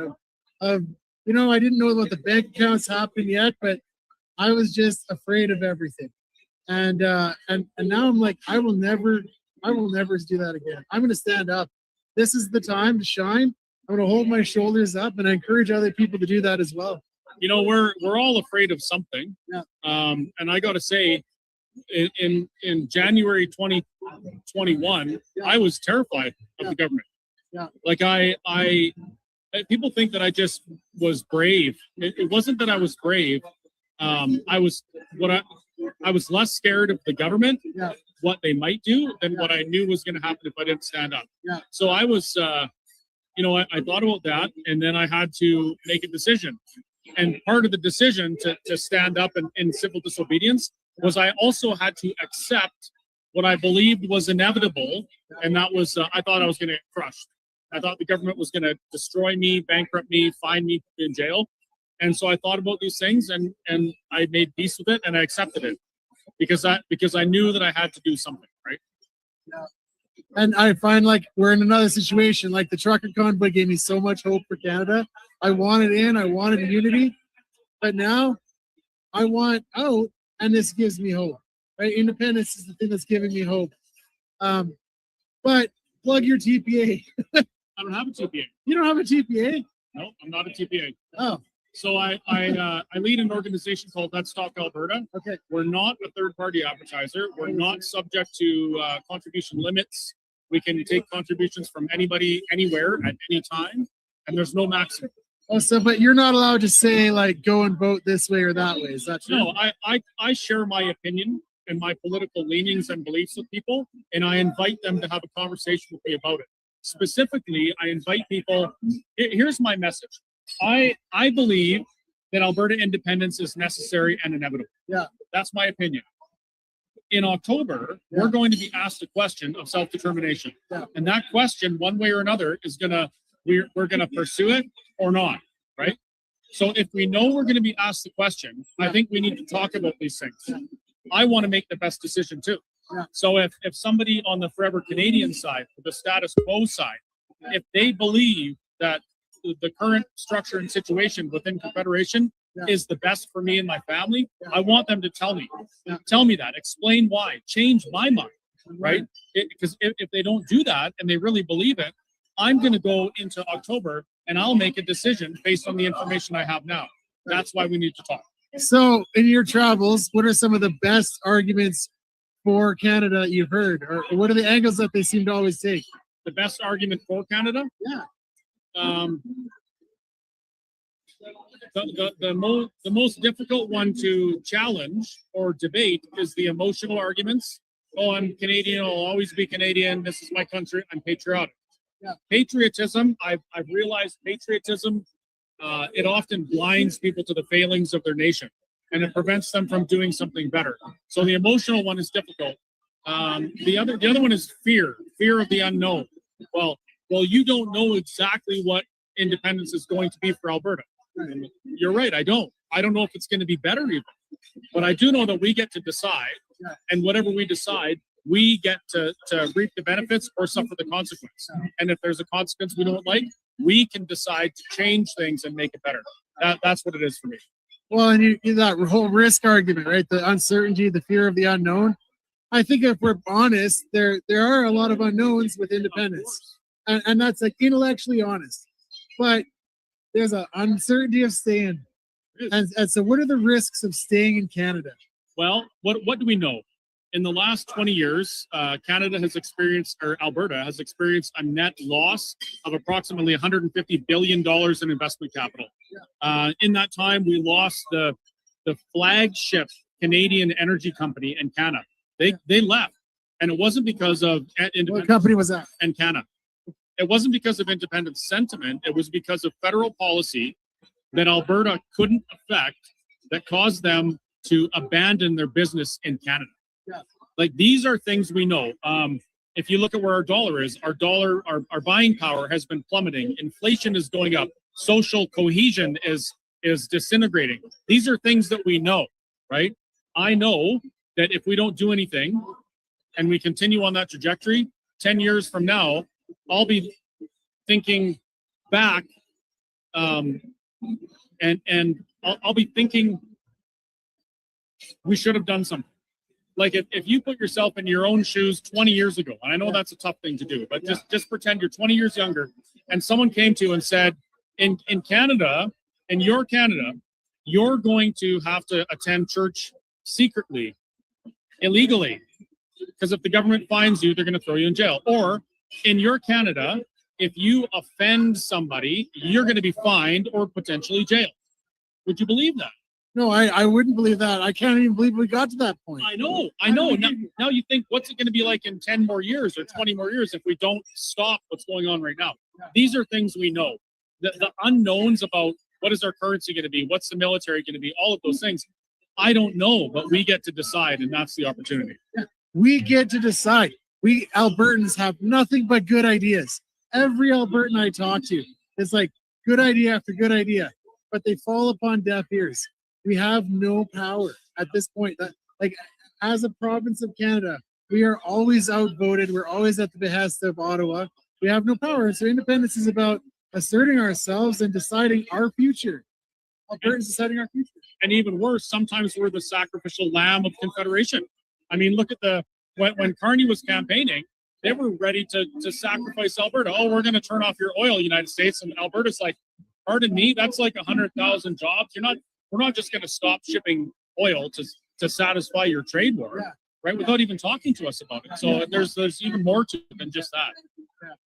Well, hey, Chris, thanks for all you do. How can we support you? Buy a burger at the Whistle Stop. Yeah. Well, okay, you also say in your talks that you're a capitalist. So give us your plug. So my website's whistlestoptruckstop.ca, which I did prior to becoming a sovereigntist advocate. I've got lots of stuff people can buy off there. I love it when people come to the restaurant and eat our food because it's delicious, and I love watching people enjoy their meals. That makes me happy. I also, Let's Talk Alberta is doing big things. We have been since we started back in February. We've been to, I don't know, at 60 or 80 or 90 different places in Alberta having these conversations. We have our advertising is encouraging conversation, right? Because the TPAs, they're putting lawn signs up, they're putting out ads to vote this way, vote that way. And the average Albertan, they don't know the facts. They don't know what to support. So our job is to have these conversations and hope that by the time the conversation's over, they know who they should support. And to support Let's Talk Alberta, you can go to letstalkalberta.com, click the donate button, no maximums. You can donate from anywhere. And what's the other one? And it doesn't count towards any personal limit, right? So you can do that. Or you can send an e-transfer to letstalkalberta@gmail.com. Hey, thanks so much, Chris. You want to see one of the things we're doing with our... Oh, yeah. You guys, you want to watch this. Hey, Al, I'll line up some more for me. Oh, okay. Hey, sorry. So this is the type of thing that Let's Talk Alberta wants to do. Show it to the camera. Right up close there. This one? Yeah, right to that one. That one. This one? Yeah. Look at that. That's the new Unity bus. Yeah. Yeah, that's the real Unity bus. Well, and when we say unity, what are we talking about? What are we unified towards? Yeah. What are Albertans unified for right now? Yeah. Freedom and prosperity. That's the banner we unify under. And as for the other side, the Forever Canadian third-party advertiser, they're the biggest one out there. I've actually started to agree with their lawn signs. I realize. Send Ottawa message. Well, no, I agree with the Forever Canadian lawn sign. Oh. Because one of the things that Thomas Lukasik said to discourage people from exploring Alberta self-determination is that you'll lose your Canadian citizenship. But you can't lose your Canadian citizenship. Yeah. You will always be forever Canadian. Just Alberta won't be part of Confederation. I'm going to denounce my citizenship. Well, here's why I won't. Like, I'm just going to stop filing my taxes with Revenue Canada. I'll tell you why I will keep my Canadian citizenship, because I consider it a huge blessing to live in a country where my voice can be heard and I'm free to express my political views, even when my political views are so big as to remove my province from Confederation. That's a blessing to me. And I do appreciate what Canada has offered me in that regards. I just don't agree with where they're going now. Hey, that's well said. Thanks so much, Chris. Yeah, thanks. All right, have a great day. You too. We'll see each other again. Yes, absolutely. Yeah. Cheers. Come on over. Angela, pleased to meet you. My name's John. Nice to meet you. All right. So, what's your TPA? Alberta Women for Independence. Awesome. And how can people support you and donate to you? Well, you can go to our website. It's a really long website address. Spell it out slowly for the live stream. abwomen'sindependencenetwork.com. Oh, it's easy to remember that. abwomen'sindependencenetwork.com. There you go. Yeah. Now, people always want to know where the money goes when they donate. So what are your projects? What are you doing? Sure. So, our focus for the last year and a half, before we had to register as a TPA, has been education, and especially reaching out to women, inviting them to be a part of the conversation that we need to have in Alberta. And so we decided that we were going to stick with that same focus. So we are doing meetings all across the province. This week we have meetings in Medicine Hat, Red Deer, Grand Prairie, Fairview, and High Prairie. Wow. Yeah. That's really spread out. Yeah, it is. And we're just kind of, Kathy is up in Sherwood Park, so she's my partner in crime, and I'm down in the Southwest. And we're just kind of doing a conquer and divide. And sometimes we were able to come together. So we're doing meetings where we are inviting women especially to, like I said, get involved in the conversation. So we've got literature that we're handing out that they can share with their friends and family. We've been doing videos on each of the referendum questions. We've got lawn signs. Everybody wants a lawn sign. When we're at the meetings, we're handing out T-shirts as well. Sometimes we're handing out books if we can get a hold of them. So the whole focus is on making sure that we are informed voters, and just really kind of having a respectful dialogue. Like, even if people come to the meetings and they don't necessarily agree with what we're talking about, at least we're really fostering an opportunity to have respectful dialogue, to relearn that. That's something that people used to be able to do. They would sit around the coffee table or whatever, and they would go back and forth and share ideas. And unfortunately, we've lost that in our current society. And so our focus is on allowing people to experience that again and to realize it's okay. Yeah. We can have these really hard conversations. Yeah. We always do it over dessert. Yeah. That's kind of our tagline. So if you come to the meeting, you get dessert? You get dessert. These conversations need dessert. That's our tagline. Yeah. So yeah, it's just a real great opportunity to come together, have that community, have these discussions. And yeah. Well, what you said about how we've lost this in society, I'm perplexed by that, because it actually feels like that. We talk over social media, we talk past each other, right? And I feel like it's just shouting past each other. And when can you sit down with people and just have a reasonable conversation, And that's what I try to do with my channel as well. I have a channel, I talk to people, but I do find that most of the people who want to talk to me are men. And it's like, maybe it's because I'm a man, but so what are women, what's the perspective like? What do women say about this? Because it's a group focused on women for independence. Well, politics can be kind of an ugly game. It can be there's a lot of blustering, a lot of ego, some aggression. For a lot of women, that's a turnoff. We're busy moms, we're busy grandmothers. Maybe we're the ones putting the bread on the table. And so we just don't have a lot of time for that. But we do have time to get together and to have these conversations. While the facts are really important, and the facts support the idea of Alberta independence, that we could do this on our own. There is also an emotional aspect to this. What we are asking people to do is actually very difficult for some. A lot of our personal identity is tied up in our nationality. And so we're asking people to kind of step away from maybe how they've been for 30, 40, 50, 60 years and consider the possibilities of something new. And that takes time. You can't just throw facts at somebody who's struggling with that and say, well, what's wrong with you? No, it takes time, and you need to be able to process those feelings. And when you're sitting in a warm environment, as we try to foster, and you're sharing food and you're having that discussion, it's a lot easier to get past that than if you're just being bombarded by facts. And that's just the way women are. We're wired differently. And So- it's okay. That's such a profound thing to say. It's like you're sitting around in a small group sharing food, and that just is the context for how you're going to have these deep political conversations. What a brilliant idea. Like, I'm so happy that you're doing that. Yeah, and you know what? It is so fun.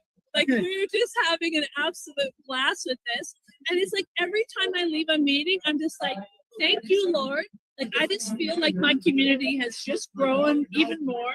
Yeah. And I know who my peeps are. Yeah. And it's just this wonderful feeling. We have lost community.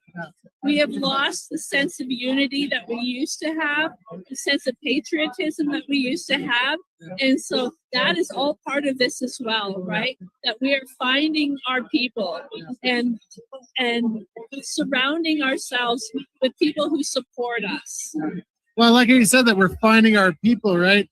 And if like we're building a nation, these are our people here. And when you're finding our people, you're bringing them together, you're welcoming them into the community, and that's how we build our nation of Alberta. Yeah. Wow. Yeah, it's absolutely amazing, and it just feels like there's this real vacuum, just because of the way things are in our society right now. I mean, social media, I'm sure, has a large effect on that, but also I believe that the idea of unity has been intentionally destroyed within Canada. Well, diversity is the opposite of unity, kind of, isn't it? It is, and it's supposed to be our strength. Yeah. But there's- Unity is our strength. Unity is our strength. I was going to say that. Diversity is our weakness. I mean, you can be diverse in different ways in that we don't have to be carbon copies of each other. And we can have, different life experiences or whatever, but you have to have something to unify yourself around. If you don't have that, you are not a nation. Yeah. Like a shared dream for the future, shared values, right? Shared culture. Alberta has a unique culture, 100%. Yes. We did a series, and I would recommend if people want something good to watch, we did a 7 parts based on a paper that Colonel David Redmond put together back in 2024, where he talks about the 6 national interests. And the first one is unity.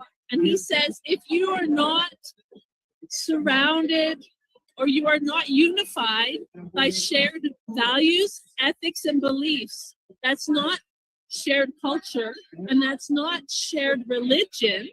It's shared values, ethics, and beliefs. So you have to find that commonality. Then you are a nation. He says, if you do not have those shared values, ethics, and beliefs, you are not a nation that will last. And I think our parents had that, and we kind of had it, our generation, and like our kids, they don't have that. And so independence is about our kids and having what we know brought us together. But hey, Angela, give us one more good plug for your TPA, and then I'll keep moving on here.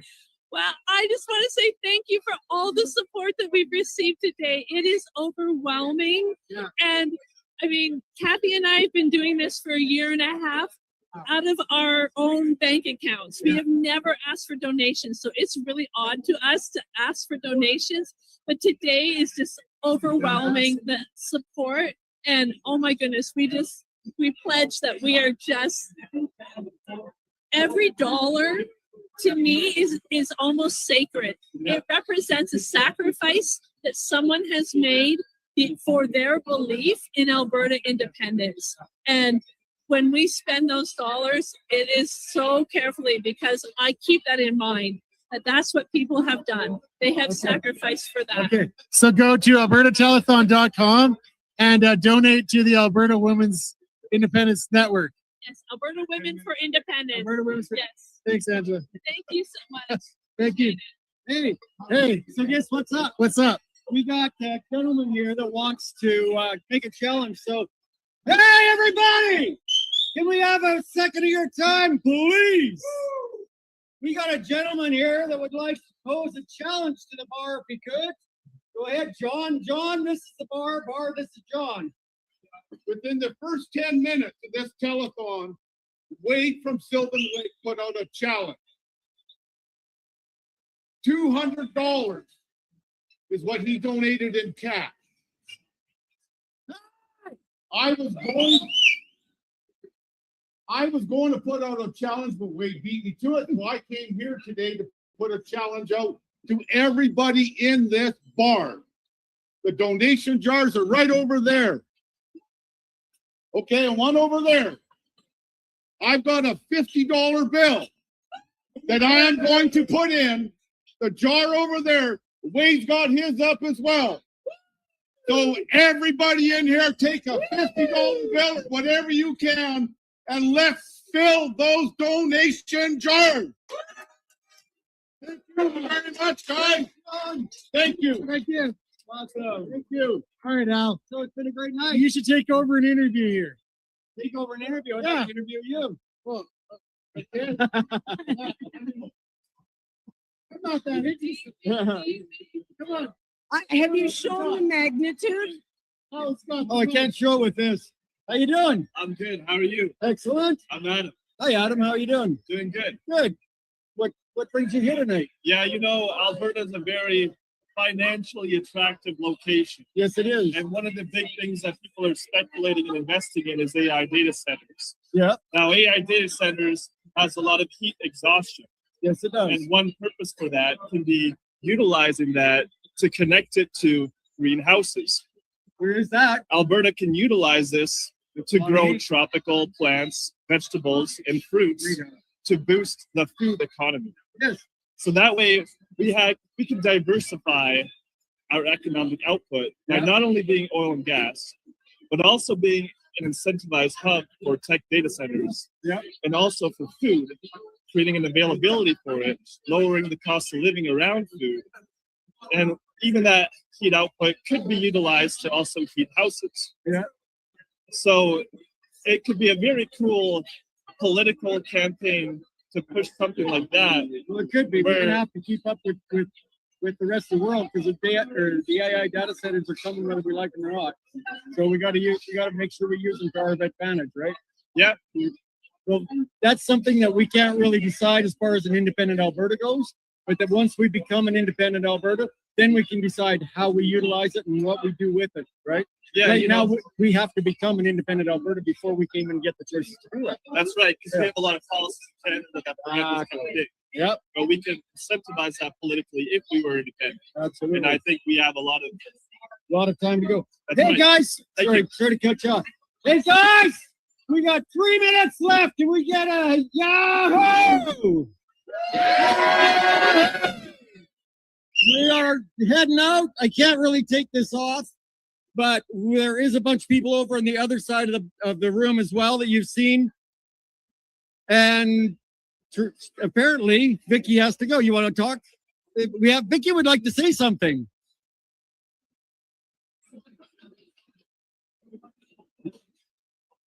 Hello, everybody. I guess I'll get in front of the camera here. So I just wanted to give a quick shout out. There's been so much support today. I've loved watching all the speakers today, and I hope you are, putting out your donations and helping everybody out. But there are a few TPAs that have just formed recently, and I want you guys all to be aware, especially about the regional one. So we have a brand new TPA that's just started up in the Grand Prairie Peace River area. And I'm going to read it just so that I don't screw anything up. It's called North Alberta Strong. And they're a third-party advertiser that has come up in Peace River, Grand Prairie. And again, they're out there to educate and get people to understand why they need to vote for option 2 on October 19th. So I just wanted everyone to know that look on the Elections Alberta website regularly. There's going to be new TPAs popping up. Find the one closest to you and help support them. Awesome. Thank you so much. I would like to say to Vicky, what are your thoughts on tonight? Amazing turnout. And again, I've been watching online all day before we got here. So everyone's doing a fantastic job. I love seeing these donations coming in, and I love seeing my Freedom family, my Alberta Independence family. It's been a beautiful day. We have people outside on the upper patio, lower patio, the restaurant's packed, the boat lounge is packed. It's the place to be. So what time is it? It's time for us to go. So he's going to plug us off right now. We're going to be back in about an hour. Right now, we're going to pass it off to Derek Smith up in Edmonton, and we'll see what he can do while we're having some more fun here at Paul's Pizza. We'll see you back here in about an hour. Thanks, and have a great night.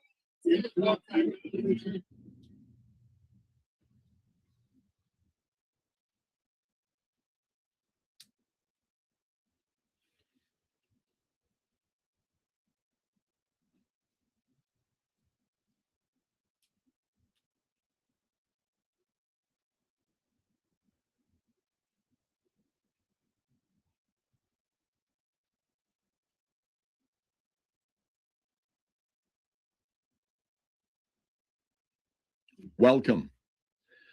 3 months from today, you'll be asked to vote for option 2 on question 10 in the referendum.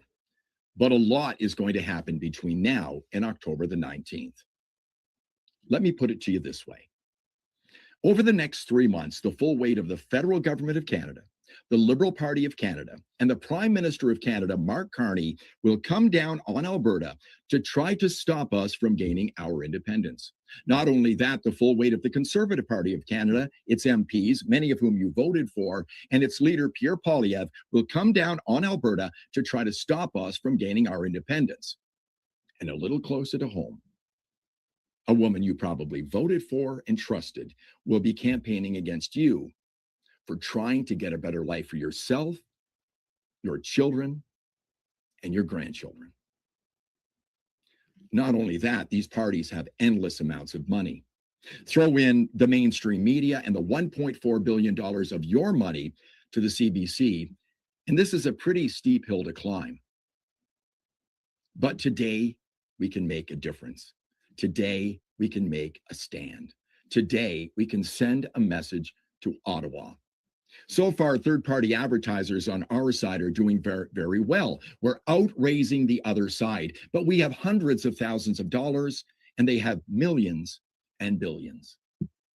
If you can, over the next 12 hours, please contribute. Please donate to the third-party advertisers we'll be talking about today.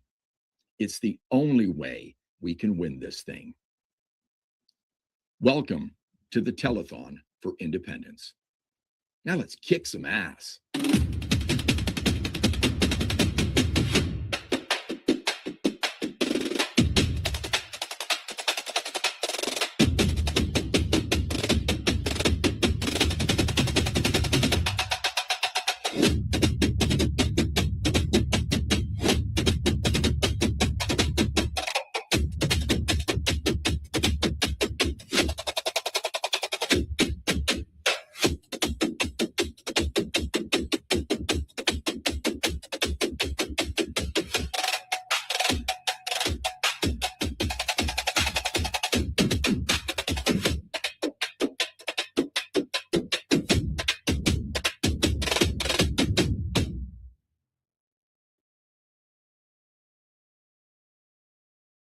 Ladies and gentlemen, welcome back to the Alberta Telethon. What a day it's been. The donations have been pouring in, absolutely flooding in. You guys have been doing a top job, but we need to step it up a bit tonight. The Fringe is here. The whole team is here. We have Tiffany, of course, my lovely wife and Friday night co-host. Mike is joining us in studio as well. And Keith, say hi to Keith. Keith's here. Hi, Keith. Keith, he's had a long day. He's a little tired, so we're not going to hold that against him. But we just had to make sure that we wrapped him up for you so that we knew it was Keith. Got a lot to talk about today. We got a lot to talk about in terms of the telethon. First, Mrs. Fringe, would you like to update us on the numbers? Yes, I would love some to. updates on the TPAs. What do we got? Give us. So we've got Keith and Tanya are sitting at $60,000. Wow. We've got Corey is at $16,000, and Levine is at 11.5. Unbelievable. Mhm. The donations have been coming pouring in, and now the other TPAs are still doing what they're doing. Yeah. These are the updates we have for you. But folks, we can do better. Okay. I'm not going to be happy until we see at least Keith's astronomical $60,000 break six figures. We have to get that done tonight. This is the time to donate. And without that, let's not have fake Keith anymore. Let's bring in real Keith. It's bring in real Keith. There he is. There he is. Better we late can't than have never. a telethon without Excited to real show. Keith. You guys didn't really think we were going to do this without him, did you? Keith, welcome into the show. Well, thanks for having me. It's good to have you. Now, I want to get something clear as we talk to all Albertans right now. You must be in Alberta to donate. You can see at the bottom of your screen, albertatelethon.com coming in. The Fringe has a donation to make. Yes. And it's time we talk about that because let's be honest, folks. I'm going to talk to you about Alberta. See, what Albertans do, what Albertans like to do is Albertans like to dig into their pockets and Albertans like to make sure that everybody gets their fair share when it comes to Just trying to independence. count it as you go. When it comes to making sure that we look after our province, we look after our future republic.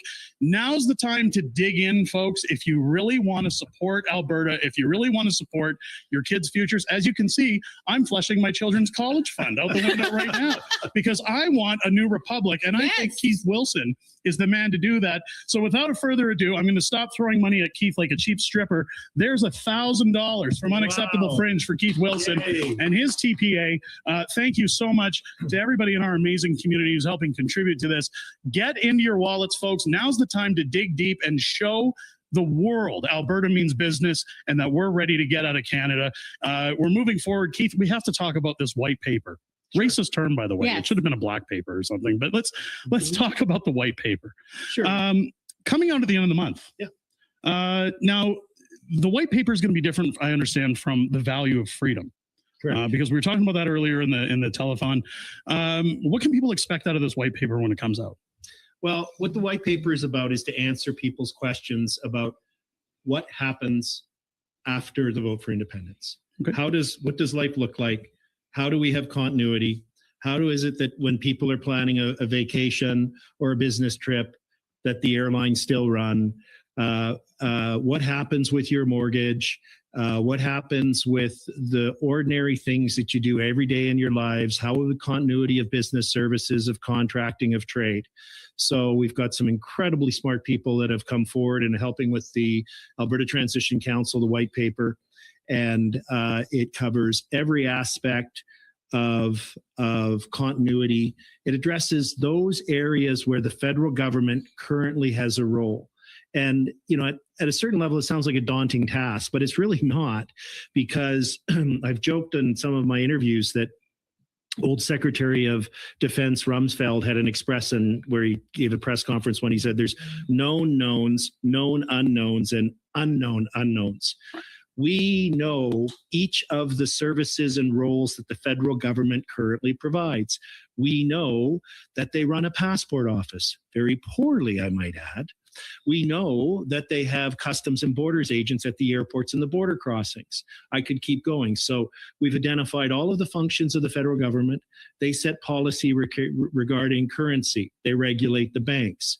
So the transition plan is to detail continuity after we vote to become independent. It's a transition plan to transition Alberta from a province into the newest, freest, most prosperous country in the world. Yeah, I like that. I like that. Awesome. I got some questions for you too, and these are very important questions. These are probably some of the most important ones that don't look at them. Okay. This is honestly, I sat down, I spent time, I went really serious and very important questions. Number one, pineapple pizza, yay or nay? Yay. Oh, agreed. We're going to break the chat. Yeah. Okay. Well, right off the bat. Okay. Fail that one. Number two, is there any time where your TPA will be interested in purchasing a 1990 Winnebago, driving around creepily throughout Alberta, doing 4 a.m. purring videos? No. Okay. That's a good one. That's a good one. That checks the box. Okay. That's a good one. How's your TPA reports going? Excellent. It's a huge task, especially given the number of donors that we have. And because the Elections Alberta went to the Smithsonian Institute and hired the computer coders from the 1990s to design their interface. So for every single box, you have to do a click, drop down, select, click down. So it takes a tremendous amount of time, but we've filed early every week, and we're going to continue to do that because we're not going to let these guys discourage us. All right, I like that. You know, the old punch cards. Okay. Okay. What kind of pancakes do you like? I don't like pancakes. I'm more of a waffle person myself. Yeah. There you go. There it is. We're not into fascist pancakes. We don't do fascist pancakes here. And I got a last one for you. Do you, like I do, believe that John Bolton is a vampire? I hadn't given that any thought. I hadn't heard that before. I think I need to do some research. Dude never sleeps. Never sleeps. Doesn't sleep. Hi, it's 2:45 a.m. and it's John here, and I've been up for the last 45 minutes. Got my big blue mug of coffee. Sometimes a person can overanalyze things. I think you've just identified the obvious. I think it's clear. I think there's no other explanation. I think it's easier The than that. facts are there. I think what happens is it's more like, hi, it's John. It's 3 a.m. and I just said something offensive to my wife, so I'm in my studio. Film that video for tomorrow. I think that's the way it goes. But hey, we're all doing our part for Alberta. I think that's great. Mrs. Fringe. I do have some questions as well, more serious. Not as good as mine. I wrote them down. Critics raise fears about national debt share, currency, or military. How does the white paper address Alberta's leverage in negotiations, drawing on precedents like Norway, Sweden, or the Velvet divorce? Sorry. I got it. So there's a couple of questions in there. Yes. The first one is, how would Alberta address the debt in the negotiations, for example? Well, that's an open question, and it's still being worked on. And but what we have to keep in mind is a number of factors. First of all, in terms of how do you calculate what Alberta's share of the debt is? Do you take into consideration the fact that Albertans to date have sent over $300 billion more in tax and other contributions to Ottawa than we've received back because of the equalization program? So throughout the history of equalization, here in Alberta, we've sent $300 billion more to Ottawa than came back to Albertans, okay? So if you give that as a credit, we might not owe anything, right, just from the get-go. Another consideration is, well, our tax dollars went to build the new bridge from relatively new, from that goes to PEI. So what's 12% of the value of that bridge? Look at all of the different things. They built a garage at Rideau for the governor general, and it was like $3 million or $30 million. Well, we get 12% of that. So in other words, it's not clear. Those are calculations. There's a number of ways to approach it. I've been litigating complex and a lot of high value cases in my legal career for over 30 years. And I'm very experienced in dealing with these kinds of negotiations. And what happens is the parties will both come up with a methodology of how to pick the number. And then the other side says, no, we don't agree with that. This is a better way. So it's not clear to me what the number would be. But the bottom line is Alberta has a lot of strength. And that's the second part of your question, our negotiating position. I've negotiated most commonly on behalf of landowners, farmers, and ranchers against multinational oil companies. So I'm used to an underdog position. In this negotiation between Alberta and Ottawa, Ottawa's the farmer. We're the oil company. And what I mean by that is we are the largest contributor of growth and GDP growth in the country. Our economy is super strong and is growing. We keep seeing these announcements like Meta, $13 billion for a data center and all these other things. That's the power of our economy when it's restrained, with Ottawa with its knee on our neck. Imagine what we can do when we get that knee off our neck and we can pursue our potential. But more importantly, for those of you who saw my debate, the second public debate with former Premier Kenney, he said something during the debate that talked to me and made no sense. He said that if Alberta separates, the federal government might stop the flow of oil through the TMX pipeline to Vancouver, as well as through Line 5 and 9 to Ontario and Quebec. And if anybody was in the room, they would have saw me tilt my head and look very puzzled, because if we stop the flow, if for whatever reason the flow is interrupted to the Burnaby refinery in Vancouver, they run out of gasoline, diesel, and jet fuel in less than 11 days. Their economy comes to a screeching halt. Also, I did a detailed analysis and talked to experts. The same thing happens to in Ontario. The refineries at Sarnia get our oil. We also send different products through. That turns into gasoline, jet fuel, and diesel. You cannot run a car plant if the diesel highway trucks can't fill up with fuel. People can't, the 401 for once will be safe to drive on because there'll be nobody on it. And the Pearson Airport will function as it seems normally because no planes will go in anywhere because they'll have no jet fuel. And similarly, right up into Quebec. So if the federal government wants to be hostile and unreasonable and punitive, they're going to quickly realize, and I think they know they're bluffing. I think that's why they're putting such effort to counteract the independence movement. We have phenomenal power in this negotiation. And here's another huge fact. Think about this. Overwhelming majority of our overall economy, not just our oil, is north-south. Our largest trading partner, the driver of our economy, is the largest economy in the world, which is the largest market in the world, which is the largest market closest to us. If we lost the ability to trade with the United States versus you lost the ability to trade with Ontario, and you had the ability to choose which one are you picking? Ontario in a heartbeat. So we have phenomenal leverage in this negotiation. And I think you're going to see the other side fight even harder in the coming weeks and months to undermine the independence movement. All they've got is emotion and fear, because by every objective measure, our kids and grandkids will be way better off in an independent Alberta. Absolutely. Yep.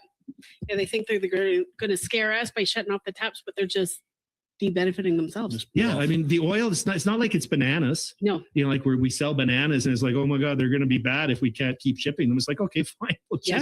It'll still be We'll here. show you. Exactly. Okay, I have one more. So for the many Albertans who aren't fully sold on independence yet, but feel deeply concerned about their kids' and grandkids' future, rising costs, fewer opportunities, and watching Alberta's wealth and potential constantly held back by decisions made far away in Ottawa, what would you say to them about why choosing option 2 on October 19th, I was hoping that would happen, could open the door to more confident, prosperous Alberta, where our own resources, work ethic, ethic and values finally build the kind of Take it province all. we all want to pass on? Well, I think we're going to have to try and get past the emotion of the patriotism, of the symbolism of Canada. I'm not planning on leaving Canada. Canada left me. Yes, absolutely. And here's another thing. We're not actually leaving Canada. And let me be precise about this, because some people might misinterpret what I'm saying and get mad at me, like you. I just saw the fist clench. And you're closest, so I got to be really careful. So let me see if I can get that fist unclenched. And it's this. We're not bringing in concrete cutters and jackhammers and dollies and house movers to lift Alberta up and move it somewhere Which else. is what a lot of people kind of make it sound Well, I know, like but that's what's happening. intuitively, without thinking about it, does seem that way. We're always going to have British Columbia as our neighbor to the west, and Saskatchewan, and I mean Saskatchewan, if we go, is going to come, and so it'll be Manitoba to the east. But what's going to change is our relationship with the rest of Canada. We are exploited. We're treated as a colony. We have taxation without representation. We have taxation without representation. The laws that are made that affect us, that affect the safety of our community, the delivery of our healthcare are made in Ottawa by politicians we can never elect. And that will always be the case. That's why Canada is structurally broken and doesn't work for Alberta anymore. So through independence, we're going to redefine our relationship with Canada. We're going to have one where our respect will be respect for us will be automatic, because we are the ones, the wealth creators. We're the hard workers. We're the entrepreneurs. We're the risk takers. And we have the third largest reserve of oil in the world. And we have one of the smallest populations relative to our oil reserves. So if you look at countries in the Middle East, where the government there also owns the oil, like the government here in Alberta owns the oil, even though they have a far higher population and not as much oil reserves as us, they have no income tax. They have free healthcare. They have free education. It is inevitable that in time, if our economy is freed and we can supply the oil and gas to the world that so desperately wants it, because we can get rid of these ideologues in Ontario and Quebec and who keep voting in the guys in Ottawa who are pursuing net zero, we'll be able to create the most prosperous country in the world. It's a fact. Yep. So how do we change these people's minds who are still on the fence about moving forward with independence? Well, you have different problems in politics. The biggest problem is actually getting people to even pay attention to you, right? It's we could do a little survey here and go walk down the street and bump into people, and a whole bunch of them wouldn't even, if you said, what's the name of the premier of Alberta? They'd go, Joe Biden? Yep. I don't know. Yep. What's a premier? Is that soccer team? Yeah. So, and of course there's gradients of that. So we've, at one of the key important aspects of our campaign, the campaign that Tanya and I are leading with Let Alberta Decide, letalbertadecide.com. Derek, is that where they can go to donate? That is where they can go to donate. Yeah, that's right. That is exactly where they can go to donate. Yeah. So just to wrap up on this is that our campaign has so many different aspects to it. They're all targeted to those different groups. So we have a particular method of campaigning that we're unleashing to target that 21-year-old who's suddenly realizing how expensive it is to rent his or her apartment and going into a grocery store and looking with envy at that jar of pickles saying, someday I'm going to be able to afford that, baby, right? And leaving with so few groceries compared to what they thought they would be able to afford. Yeah. Looking at their paycheck and seeing how much the gross amount was, like what their work was really worth, and how much they get and how much the government takes. I've said to some of my nephews who are in their 20s, I said, could you imagine working and that top number you keep? And they're like, no way, Uncle Keith, that would be awesome, right? So for each of the demographics, for the seniors who are worried about their pensions, for one of the hardest demographics for us to crack is actually parents who are like in their 40s and who have kids who are, 8 to 12. Yeah. Right. And both of them are working and have a good income, and they go, life's pretty good for me. Why should I take the risk? So our campaign is multi-layered, is very dynamic, and it's very professional. And we're targeting each one of those groups through different methods. Yes. Agreed. Okay. And that brings us to a very important point, and it's one that I want to address with the audience, because this is literally what we're discussing is the old phrase that I've been hearing for about the last year. You can't vote your way out of this. Alberta has been given a golden ticket in the sense that we finally have the opportunity to show that votes actually matter, at least in this province, and we have the ability to do so. The problem we're facing and what we're seeing today, and the reason for this telethon, folks, this is our only shot. Now or never is the only time to make the donations. Please, I know times are tough. I know people are struggling. Dig into your pockets, throw out a donation. And I'm going to tell you why. I started this YouTube journey a couple of years ago, back at the height of the pandemic, shortly around the times of the Freedom Convoy. Yep. Brought out a little ditty called How the Prime Minister Stole Freedom. And during the Emergency Act hearing, I went down to Ottawa. I met Keith Wilson for the first time in Ottawa, which is funny given that we live, very close to each other now. But when I sat down in this rental that they were staying in, and I talked to Keith, and we sat down, and he asked what got me involved in writing these books or taking a shot at Prime Minister Justin Trudeau. And I told him everything that our family had gone through. I told him about my kids staring at the TV asking, are the truckers going to get our lives back? Tamara Leach has quoted that was one of the times they thought maybe Canada could be saved. And I'll tell you, watching those trucks go past in Manitoba and the CB radios saying, thank you, truckers, for what you're doing, with all the kids cheering for them, I had faith that the nostalgic Canada that I once believed in still existed, that it could be saved and salvaged from this tyrant of a prime minister. Unfortunately, we saw how things unfolded. But as I told Keith this story about how my family dealt with the pandemic alongside my children losing their grandmother behind a wall because of the way the pandemic went, this man, after meeting me for less than 5 minutes, shed a tear. He showed emotion. And it was at that moment I knew that this man, despite what people say about lawyers, was the most trustworthy lawyer on the face of the planet. And he is a man that only am I happy to call a friend, but I trust his plan. I trust all of these TPAs and the plans that they have. And the best thing you can do right now is to reach in, support them, and support their efforts for Alberta. Support the efforts that hundreds and thousands of volunteers made over the winter while collecting signatures out in the freezing cold to ensure that Alberta could be free. If we don't win the vote October 19th, folks, the whole effort goes to waste. It's all for nothing. Not completely. This genie's never going back in the bottle, but we get one crack at this. Might as well do it right the first time. So head over to albertatelethon.com. All TPAs are listed there. Reach in, whatever you can afford, $1, $5, $10, $1,000 like we did on the show, folks. Get in there, support your local TPAs wherever you feel your money is going to be best used, and help them out. Let's get Alberta over the finish line. It's our only option right now. Let's vote our way away from this. Mike, you had a few things you wanted to talk about as well. Yeah, a few more questions. Oh, I definitely have a few more questions. Batman or Superman? Why? There you go. Why? Why? Because they're both awesome and they're superheroes. There you go. There you go. Both their mother's names was Martha. Whoa. Okay. Okay, that's good. Okay. All right. We talked about the pipeline stuff.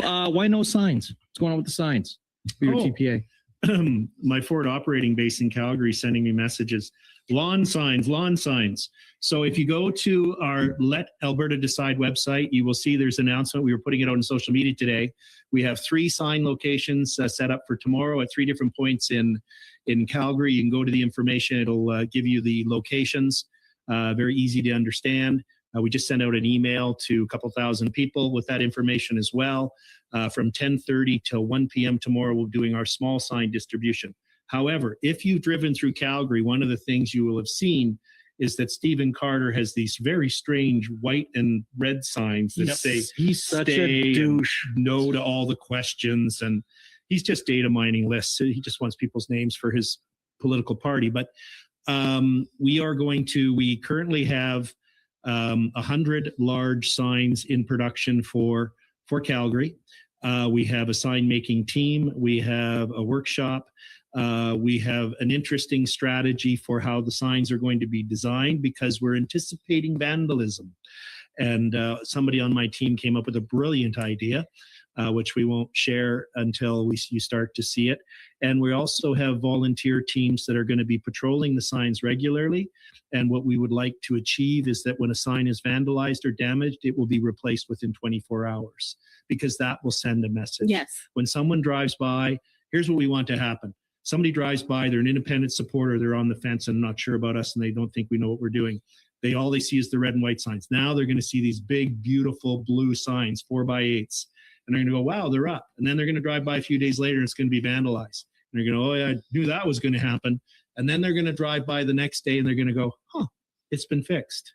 And then it's going to get vandalized again. And then they're going to drive by again and they're going to go, huh, it's going to be fixed. And then they're going to say to themselves, these independence people know what they're doing. Yep. And if they know what they're doing on this, maybe actually they got this whole thing right. It's a small example, but it's happening. But we do need volunteers. So if you are someone who is interested in volunteering with our large sign install and repair team and manufacturing team, please go to info@letalbertadecide.com. Send an email at info@letalbertadecide.com and give your name and information and what your skill set is and where you are. We're currently going to be branching out the large sign campaign. There's some tricks around the bylaws. I know a lawyer, he's working for free. I'm reviewing all the sign bylaws Great lawyer. right now. So once we know where we can and can't put signs, we're going to try and put them up in your hometown, sir, madam, and as well as Grand Prairie, Lloydminster, Red Deer, Lethbridge, Medicine Hat, all the major regional centers, to start showing the support. And, we've all experienced the fear that people have. And that in itself is a remarkable testament to how things have gone off track in Canada, that you need to be fearful of showing your political affiliation. But the bigger signs on where legally they can be put on common property, on public property, are safer because, you're not going to have a repercussion of putting it outside your home. So there's so many people that want to put them on their home, but they're concerned about it. So this overcomes that to show the level of support. But we're also doing a lot more than signs. We're going to be doing some really interesting stuff that's already in the works. Awesome. Good stuff. Yeah. Good stuff. Is that not the perfect analogy for Alberta either, right? Something gets pushed back by vandalism and we just come back stronger and we show that we can take the hits and keep moving forward. I love it. I absolutely love it. That's the way this movement's been run, folks. And you guys have shown that with people getting cigarettes put out on their faces, coffee thrown at them, events shut down and canceled. Like a hydra, you cut off one head, we keep coming back stronger. Independence is the key to Alberta's survival. I think we're winning this fight. I think it's safe to say we're winning this fight. Keith, I know Nat and the guy kind of beat us to the punch earlier, but Tanya answered the question. So I want to ask you. Sure. What are you most hopeful for with an independent Alberta? What keeps you motivated to get an independent Alberta? What's the Keith Wilson sales pitch? Well, I know the entrepreneurial spirit of Albertans. I know our work ethic. I see it. This, if something knocks you down, brush yourself up, stand up and keep going. And it's true. It's from our roots. It's people who that approach to life appeals to them end up here. You don't have to be from Alberta to admire that work ethic, that cultural characteristic. So you combine that with some really simple things. We have incredible institutional infrastructure in place. Some people say, I think the premier did, and I was very disappointed when she did. And if she didn't, others have said it, which is, it's going to be very expensive to build all of these things from scratch. We're not building anything from scratch. It's already here. It's already here. Do you think the people we know, I don't have to be hypothetical, we know that the people who currently work at the passport office want to keep their job. Yep. We know the people that meet us at the airports that have the blue uniforms on and say Borders and Customs Agency. They want to keep their job. They already know how to do it as well. Exactly. So we want them to be able to go, if independence occurs on a Tuesday, I want them to go to the job on Wednesday and do the exact same thing they did on Tuesday. And over time, the new government of Alberta will improve things. But let me give more of a concise answer to your question. We have everything here that is needed to create the freest, most prosperous place in the world. And the only reason it is not happening is we have no control over our future. We are ruled by Ottawa. They use us, they abuse us, they reach into our pocket, they misuse the spending of money, and they're ideologically opposed to us, and they want to hold us back. And they are holding us back. And they have been holding us back. We have achieved the greatest economic growth in Canada, the greatest number of job creation, and the greatest level of investment, despite being pinned down with Ottawa's knee on our neck. So that future for my kids, grandkids, and yours of getting Ottawa off of our neck is something that brings joy to me, and it's completely achievable. And I think we're going to get there. Yep. Oh yeah. So what you're saying is in an independent Alberta, we wouldn't have $160,000 food flights or braised beef and luxury butter. I don't even know what luxury butter is. Right? Bougie butter. Yeah, I don't even know what it is. It doesn't even sound good. Probably make you feel not so Probably good. gross European It's cows. velvety. It's my It's probably gross velvety. European cows. I worked in government in the in the 90s when Ralph Klein was premier, and he was going through a period of extreme cutbacks. And we went from having lunch meetings where catered food was coming in with fresh fruit shish kebabs and chocolate dipped strawberries, I kid you not, to lunch meeting, no food, bring a bagged lunch. Yeah. And we all literally showed up with a brown bag. And nobody complained. We I'm didn't sure. complain. And the waste that occurs in government is off the scale. Absolutely. Because it's not their money. They don't care. They're spending your money. Yep. You know, it was one thing my father always said, because we moved to Alberta in 1995. We lived in Alberta. My father was transferred out to Manitoba, moved back in 95, 10 years later. And when we came out, I was a teenager, and I asked him, why are we uprooting our lives and going out to Alberta of all places? To meet me. And well, that was one of them. But you know what he told me at the time was Alberta was booming. It was the mid 90s. The oil boom was huge. Entrepreneurs were coming in. Home business startups were at a highly successful rate. And he said, Alberta's the one province in the country that you can make a name for yourself and that you can get ahead no matter how high you want to go, as long as you're willing to get your hands dirty and put in an honest day's work. If you're looking for a job, you can find a job within a day. If you want to work your way up a corporate ladder, they will train you. They will actually help you get ahead because they want to invest in their own people. And at 15 years old, I didn't appreciate that. But as I grew throughout the province, as I spent my time in Alberta, that reigned true up until about the early 2000s. Once we started getting governments in that wanted nothing more to do than to use their names like a NASCAR driver to give contracts to their friends, scandalous spending, Trudeau happened. We all saw how things went there. I think it's very adherent at this point that Alberta understand those days can come back. When I talked earlier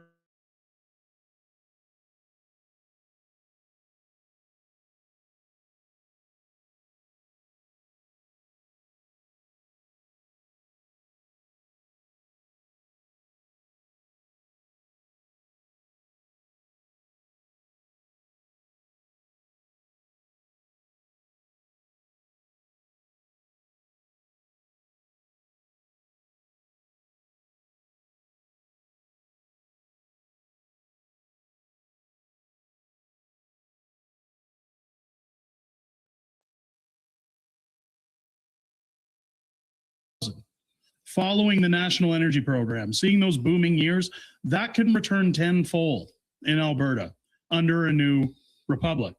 When you think about the teachers who are protesting right now saying, we need a raise, we need more money, we need smaller classrooms. How many schools could we build without the bureaucracy of the federal government and red tape? With the billions we're not sending in transfer payments, how fast could we build those schools?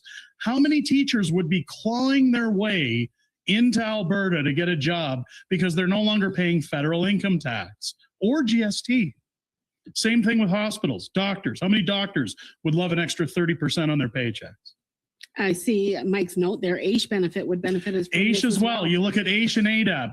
Those on disabilities could finally start getting real funding. And those who are taking advantage of the system, folks, they would be removed. Yep. We would have a brand new program. The prosperous nation of Alberta would be a true marvel to behold. I think people from all over the world, let alone Canada, would be flowing in at an alarming rate. We would have to vet who's coming in. But nonetheless, as nice as that sounds, that would be nice to just vet people who are coming in. The idea of an independent pro-vetting. Alberta for the last year, ever since I watched Pierre Poilievre lose the federal election, I was pro-Pierre. I thought finally we had a chance. Things can change. I was shown very quickly that the government can kind of set the system how they want it to in order to win their elections. There is no hope when it comes to being on that carousel.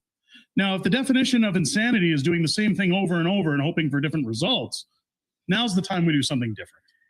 Again, now's the time to donate. Head over to albertatelethon.com. Yes. Make your donations. Support a free and independent Alberta. One of the things I do worry about, Throw Keith, you a 20 every time you say donate. donate. Now, one of the things I do worry about, Keith, that we hear a lot being discussed, not only in the House of Commons, on the media, on the news, is we know Bruce Party's been talking about a lot, the Clarity Act. Mm-hmm. Now, we've seen the dust getting kicked up in the House of Commons when they talked about 50+1. We saw, and it's unbelievable, folks, it wasn't on my bingo card that Quebec would come to Alberta's defense. Absolutely. But when they start talking about the Clarity Act, when they start talking about can Alberta actually leave, I've heard many people saying, I think it's going to come down to a unilateral declaration of independence. We don't feel that Ottawa would honor the Clarity Act. No. We feel that this would get drawn out. Where do you see things going with the Clarity Act? And do you think it's going to take a unilateral declaration in order for us to get out? So what we need to understand is that it was in 1998 that the Supreme Court of Canada released its decision. And by that, I mean the succession reference case that laid out the pathway for a province to vote on a clear question with a clear majority, and then that triggers a duty of good faith negotiation, and the province can become an independent country. 1998. In the year 2000, the Liberal government brought in the Clarity Act. So the Supreme Court of Canada laid out this roadway and put bridges on it and overpasses and so on to make it all possible, a legal constitutional pathway. What happened with the Clarity Act is it put barriers and roadblocks and detours in place. But the same day, the day after the Clarity Act was passed in the Parliament in the year 2000, the Quebec General Assembly passed Bill 99.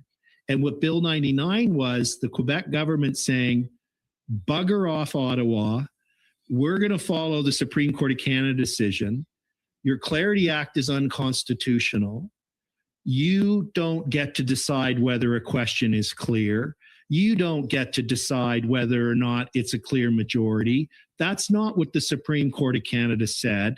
The Supreme Court of Canada trumps the Parliament, which is a basic fact you learn in first-year law school. So they said, away with you, Ottawa. We're not going to follow it. Bill 99 was challenged and upheld in the Superior Court and the Court of Appeal in Quebec.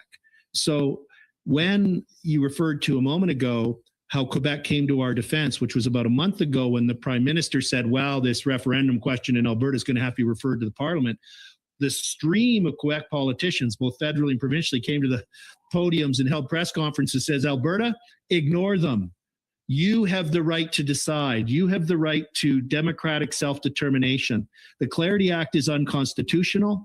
It's an improper attempt. They even said, one of the Quebec politicians said that it was a federal government overreach and authoritarianism. And she was correct, okay?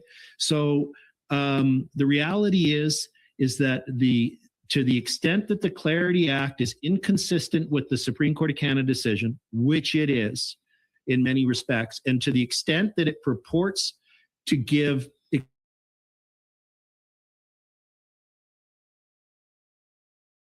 exclusive control, that's the approach that Quebec took back in 2000, and that's still the law there. So what I think should happen here, you've interviewed the Premier Smith, and she's talked about her Sovereignty Act here and defending Alberta's sovereignty within Canada. And that legislation, which I publicly supported and defended her when she introduced it many years ago, is there's a mechanism in there where the legislature here in Alberta can pass a resolution when they believe the federal government's intruding into provincial jurisdiction. This would be a perfect opportunity for the Premier to demonstrate her commitment to basic democratic principles, Alberta's sovereignty, follow Quebec's footsteps, pass a resolution in the legislature in the next session saying, Albertans will decide whether the question is clear. Albertans will decide whether there's a clear majority, not Ottawa. Ottawa needs to stop playing this game. So to go to the final point that you raised, the legal obligation is of the federal government and the provinces to enter into good faith negotiations after a vote on a clear question with a clear majority.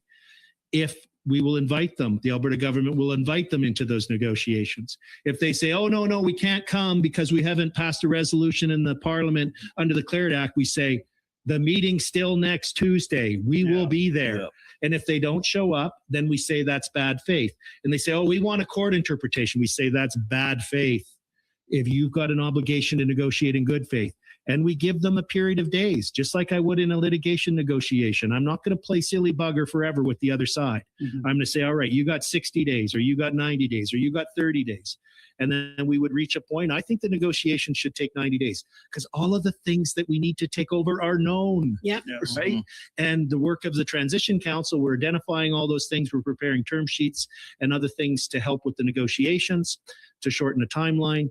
I think at some point the government of Alberta after the vote will say you've got 30 days. If we don't reach a deal, if you don't engage in good faith negotiations, we're going to use paragraph 155 of the Supreme Court of Canada decision. We're going to issue a unilateral declaration of independence for the new country of Alberta. And where do you suppose that would lead us? Because a lot of people, and they're going to say it goes to MAGA, it goes to the United States. Do you think President Trump at that point, or any country around the world, would come up, call Mark Carney and say, well, I got to be honest, that Alberta government, they're really something, okay? And they just call the unilateral declaration of independence, they're wonderful. So we're going to recognize Alberta. Do you think that's going to happen, or do you think that we're going to have more tumbleweeds to get over before Alberta can break away? No, I think it's going to happen right away. Okay. Because government's an artificial construct. Nice. Right? I mean, try and touch it. They can't sit here in this room. I can touch this. Yeah. I can touch this fine man. But that'll cost. There you go. Yeah. That's actually, I got money. Donate. So the point is that I think the negotiations, if we negotiate from our true position of strength, which respectfully is not something the Premier has done to date. She went into this negotiation over this pipeline like if she was in a poker game and she barely had a pair of twos. And the fact of the matter is she had 3 aces and 2 kings. Yep. Phenomenal leverage. So back to your specific question. I think what will happen, if they're going to be vindictive, Peter Lougheed, when he was Premier and was getting frustrated with the Liberals in Ottawa, the federal government, he announced that the government of Alberta, if the federal government didn't come to the table, would reduce the flow, didn't actually do it, would reduce the flow of 9 Line and 5 by 15%. Yep. And they came to the table and they amended the Constitution and put in Section 92A, which, by the way, the federal government completely ignores and overrides right now. So it didn't achieve much, but that's the structural problem. My point is, if they really want to be mean and unfair and vindictive, we have phenomenal leverage. We can play We ball. have direct control over whether or not 2 major sources of the Canadian economy can carry on tomorrow, which is the supply of energy to their localities. So I think we have tremendous strength. I cannot see a circumstance. Somebody said, oh, well, the Canadian government would send in the army. Well, all right. I mean, let's just assume. I know. They're elbow cannons. I know. Okay. We'd all put on safety glasses because Yeah. they might throw tampons at us. I get it. You could get an abrasion on your eye. But assume we actually had an army that hadn't been destroyed like the Liberals have. Like, what are they going to do other than, arrest me? Like, are they going to arrest you too? Like, are they going to arrest you? I don't know. I'm guessing with my luck, they probably would. Yeah. So Gulag, we go, I'll baby. be calling you, Keith. Yeah. And I'm doing black market tattoos. and remember this. This is super important for everybody to remember. Is that in September of 2025, Prime Minister Carney announced that the government of Canada was giving international recognition to the unilateral declaration of the state of Palestine, of nationhood. They don't even have a defined boundary. At least Alberta has a defined boundary, a defined people, a defined culture, and a defined economy. So he's refreshed and renewed the concept that an identifiable region can invoke paragraph 155 of the Supreme Canada decision and engage in make a unilateral declaration of independence. And that the Americans and President Trump's going to say, well, Prime Minister, you remember you did this in September 2025. I'm doing it now. Yeah. You did it back then. I don't like that you did that. Yeah. So this is, and the next country to recognize will no doubt be Israel. And there's at least 20 other countries that are going to recognize. And the most important country to recognize us is our largest customer and the largest economy of the world that we supply the most of things to, and not just oil. And we know they're going to. So we're in a tremendous position of strength. And I think what will happen is we'll enter into a bilateral agreement with the rest of Canada for mobility and trade. I have a son in Vancouver. I still want to travel to Vancouver. People are going to, BC, we ship $30 billion worth of oil through the TMX pipeline. They ship $50 billion worth of goods through Alberta on our highways and rail lines. I got a question about that. Why are we paying a toll to get our oil over there and they're not paying anything to transport through Alberta? The equivalent, if they put a $1 toll on the pipeline, that would be an equivalent toll on one of the containers, the container ships that come in from Asia that unload at Prince Rupert and Vancouver. 80% of those containers, which is 900,000 of them, an equivalent value for us to do a reciprocal toll would be $900 per container. Wow. So that would be like $800 million a year just on their container traffic. I can live with that. If they want to play the toll game, oh yeah, let's play. Let's play. Exactly. We'll all be rolling in the dough. Yeah. So it's so weird how at least our governments have, and maybe Albertans have. We think we're the underdog in this somehow. We think that we've somehow we need to apologize and beg. We literally go to Ottawa, please, sir, may we work harder and generate more wealth so we can give more of it to you and you can tax us harder. We've been treated as such for so long, and all the other provinces think we are as well. Yeah. And we have so much strength, so much inherent natural strength, and it's time for us to exercise it. I don't want to treat any other province unfairly. I want to have adults in the room having a fair and respectful discussion. That's what we can achieve. That's what we're going to achieve. And that's one of the things I always try to sell home on the independence talk was that, people say, well, you're landlocked. No, we're not. Absolutely. People say, oh, you'd lose all your trade with Canada. No, they need us. It's all that changes, folks. And this is why we keep pushing the easy conversation with your neighbors, your friends, everybody else. The status quo is all that changes. So it comes down to, is your life better than it was 5 years ago, 10 years ago? Could it be better? Can Alberta do better? Keith has said it before. Everyone said it before.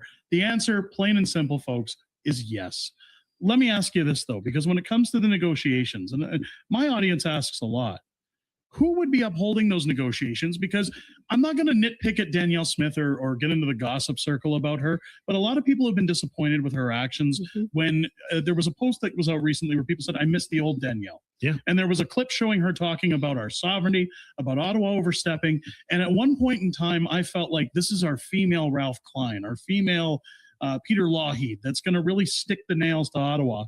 And we've seen a 180 when it comes to the MOUs and even the formation of this question. Now, I have no problem with the question because I think it's fair. We poll all of Alberta. Do you actually want to leave?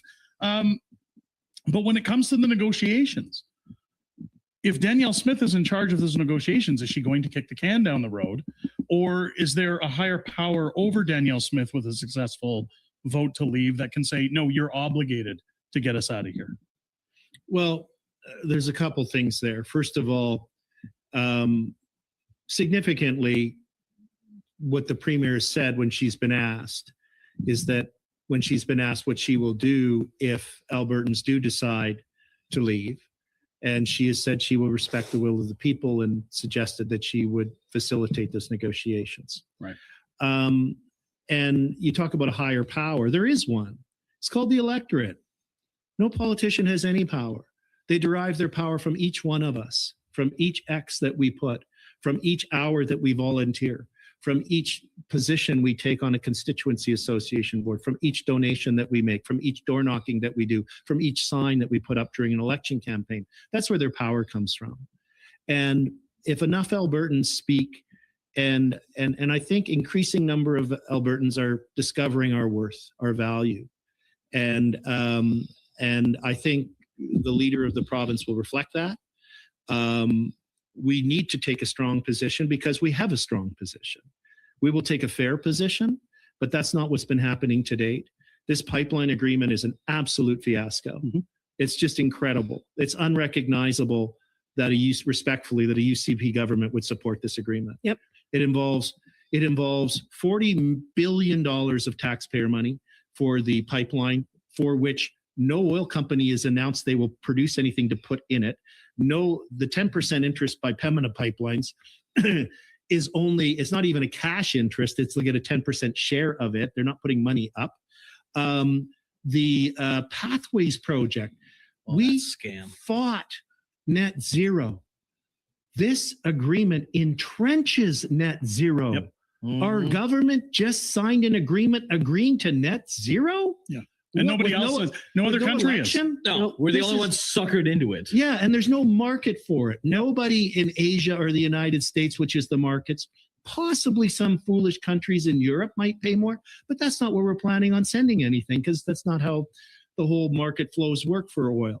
So it's remarkable what's happened. You know, the Stampede events and announcements were a complete flip. You mentioned 180. Yeah. Oh, yeah. It's 180. Yeah. It's not 10 degrees off course. That's where it's reversing. The hard idea of understanding this. Like, if the pipelines that Mark Carney is supposedly offering, which will never get built, by the way, are so fantastic, why does it take the government investing in them to get them done? Why aren't companies investing? Well, why aren't we getting private investors? At it. Because they're bogus. Yeah. They're non-profitable. No company would invest in something that's going to be a money pit. But let me drive a really important point home while we're on this. So I've just described $40 billion for the pipeline. We know it's going to be way more than that. They got to build a port facility. Oh, multiply by 4. Could you imagine the huge tank farm? And go on Google Earth and look at where the Tawasin Ferry is, the Roberts Banks, and then it's the airport, and then it's Stanley Park and stuff. The protests and everything to stop that tank farm there are going to be off the scale. There's a First Nations right there. But let's assume it gets built. 40 billion. Then 25 billion for Pathways. All of this is around 70 billion once you round up a little bit. Just to put that in perspective, because we keep hearing about billions here, billions there.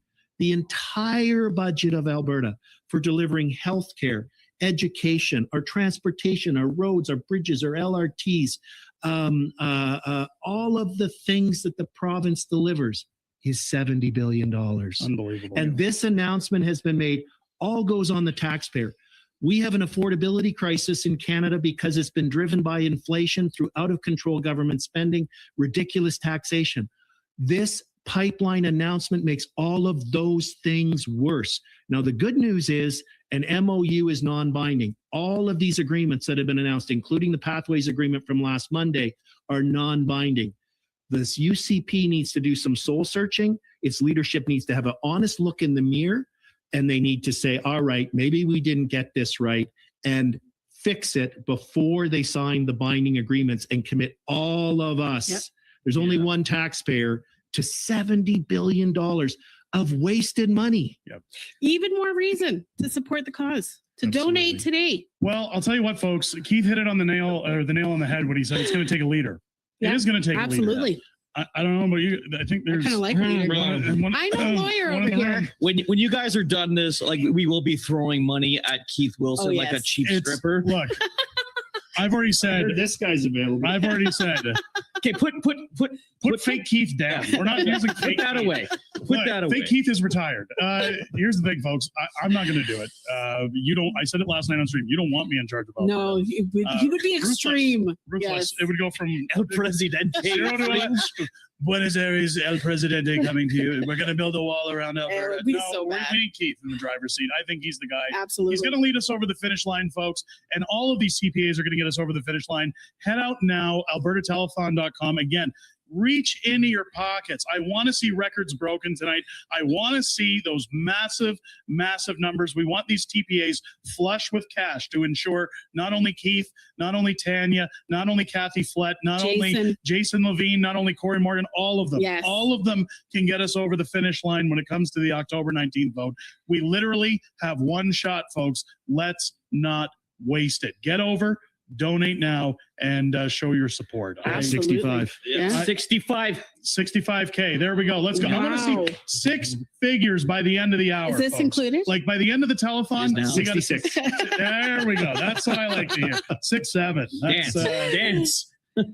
Now, as we wrap up here, folks, we're going to be heading back to Airdrie for back Is to it Calgary. Calgary? Is it going back to Calgary for Max and John? Okay. I thought it was going. Sorry, my bad. I thought it was going into Paul's Pizza. Max and John will be headed back to Calgary. John had to get back to his lair, I think. Back to his lair. He's Back coughing. Yes, he's taking all that money and running, I think. No, I'm joking. Folks, please, albertatelethon.com. Yes. Reach in, donate now. Do what you can to help out. Every dollar helps. I want to thank Keith Wilson for joining us in studio tonight. He's been busy as hell, folks, but it's good to have him in here. Everybody for setting this up, and John Yes. Bolton. Everybody for joining today. It's been amazing. The incredible work so much. everybody has done. Wow. Amazing. This was slapped together in such fashion, folks, and it's very heartwarming to see not only our YouTube community, but the multiple YouTube communities Yes. coming together, ensuring that these CPAs are And everybody well-funded. behind the scenes making sure it went as smoothly as it possibly Max, Critical Compass, everybody that's been behind there. John for putting this on, even though I still think he's a vampire, but that's He time. totally is. And Keith Wilson for joining us. This is Yes. huge. We got the boss man himself. Guys, donate to all the The TPAs. future El Presidente of Alberta. Questionable pizza choice. I'll do his speeches for him. Hey, welcome, El Presidente has spoken. How many medals can we get on his chest? There will be no more MOUs, no more wacky pipelines. We're just going to get our leverage in place. Remember this, Sexy momentum is power in politics, and we know who has the momentum. We know who's going to win. Yes. Alberta can do better, folks. Show it in numbers. Let's we can go. do better. Let's go. You stood on those stone cold government steps, faith and freedom, loud and clear. Folding chairs and town hall stages spoke the truth they came to hear. They stood in line for hours, braved the cold and wind. You talked about their children and the mess we're living in. From the back row of the hall to the front row of the fight, you said if they're gonna hear us, it's gonna be tonight. Come on, let's go. So that's going to be the battle cry for our movement. Let's go. You came to sign on the freedom line. Ink on paper, hearts on fire. Every lane like gasoline, kicking up that rebel choir. Let me shake your hand. Thank you for your time. Fight up voices, strong and true. You stepped up for Alberta. This one's for you. I feel like I'm with friends here. Yeah, and that's exactly correct. That's what the whole thing with all these events are for. People understand that they're part of a group of like-minded people that think and have the same ambitions and goals as they have. You stared down that lens in your studio light. Coffee gone cold, face pale from the night. From the dark hours to the evening show, you hit go live and refuse to let go. Slow roll down from Edmonton, high beams cutting through. Northbound up from Calgary, every small town waiting on you. Truck stop coffee cooling between petitions in the rain. Call tables and gravel out sharpening every name. You came to sign on the freedom line. Ink on paper, hearts on fire. Every name like gasoline, kicking off that rebel choir.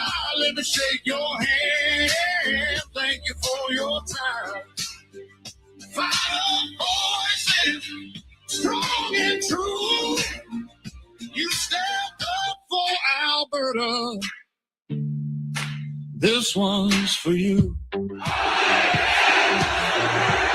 Again.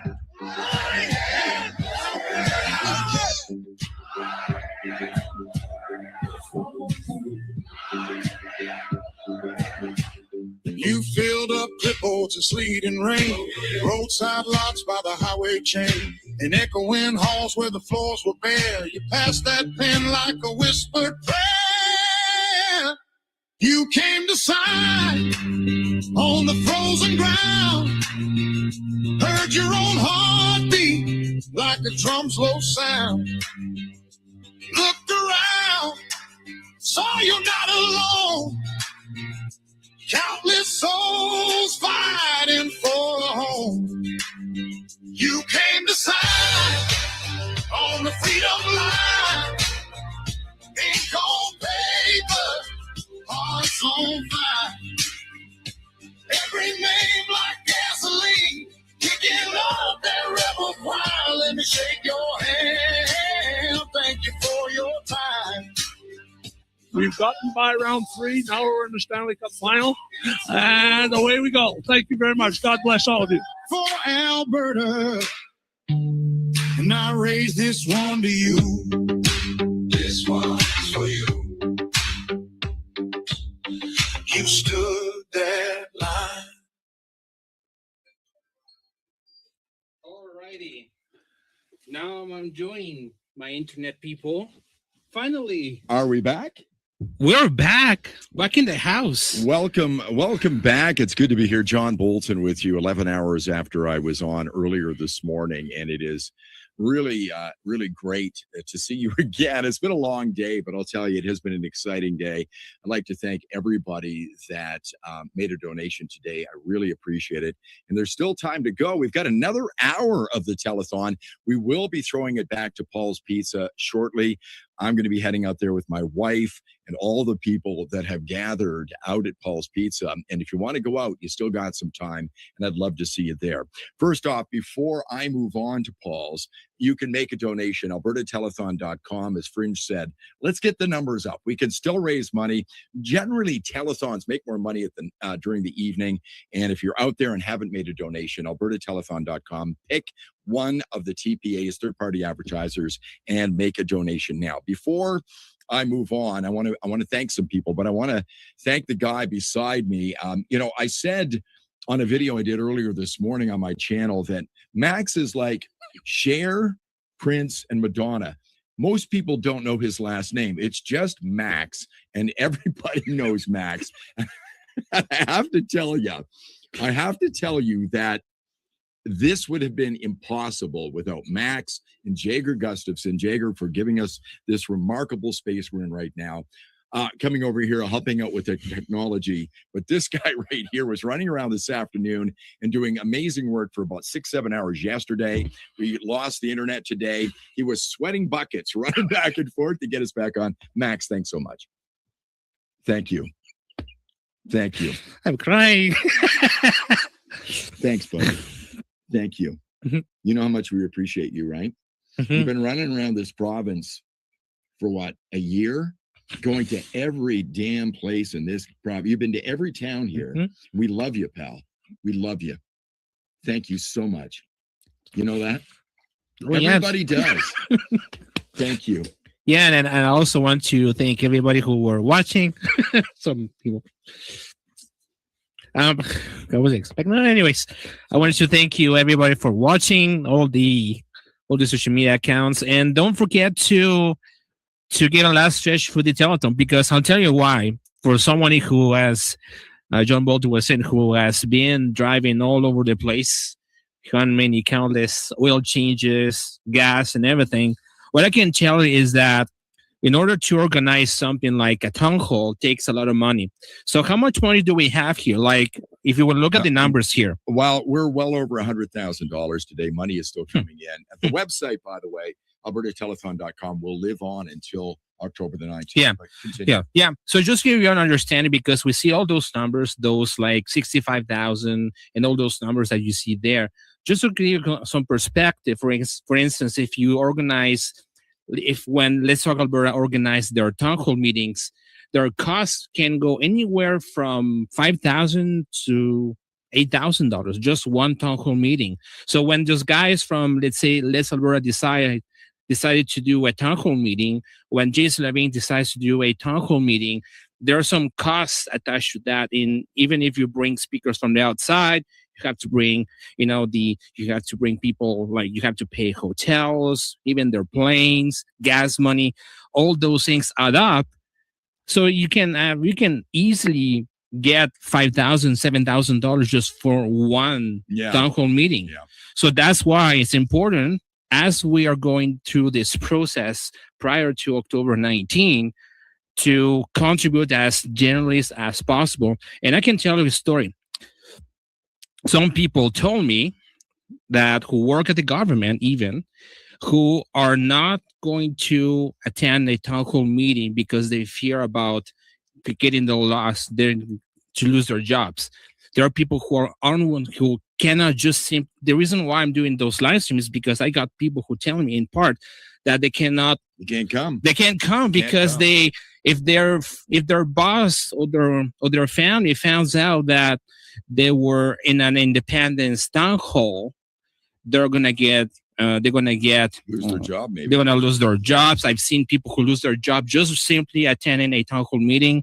I've seen people who were discarding their families for the same reason, families breaking apart because of that. So a lot of the challenge that we have here as a community is to pass those barriers, in fact. But I can tell you from the money perspective, it takes a lot of money to organize events like what Keith Wilson was saying, is that we're going to do this, we're going to protect the signs, we're going to replace the signs. That's another cost as well too.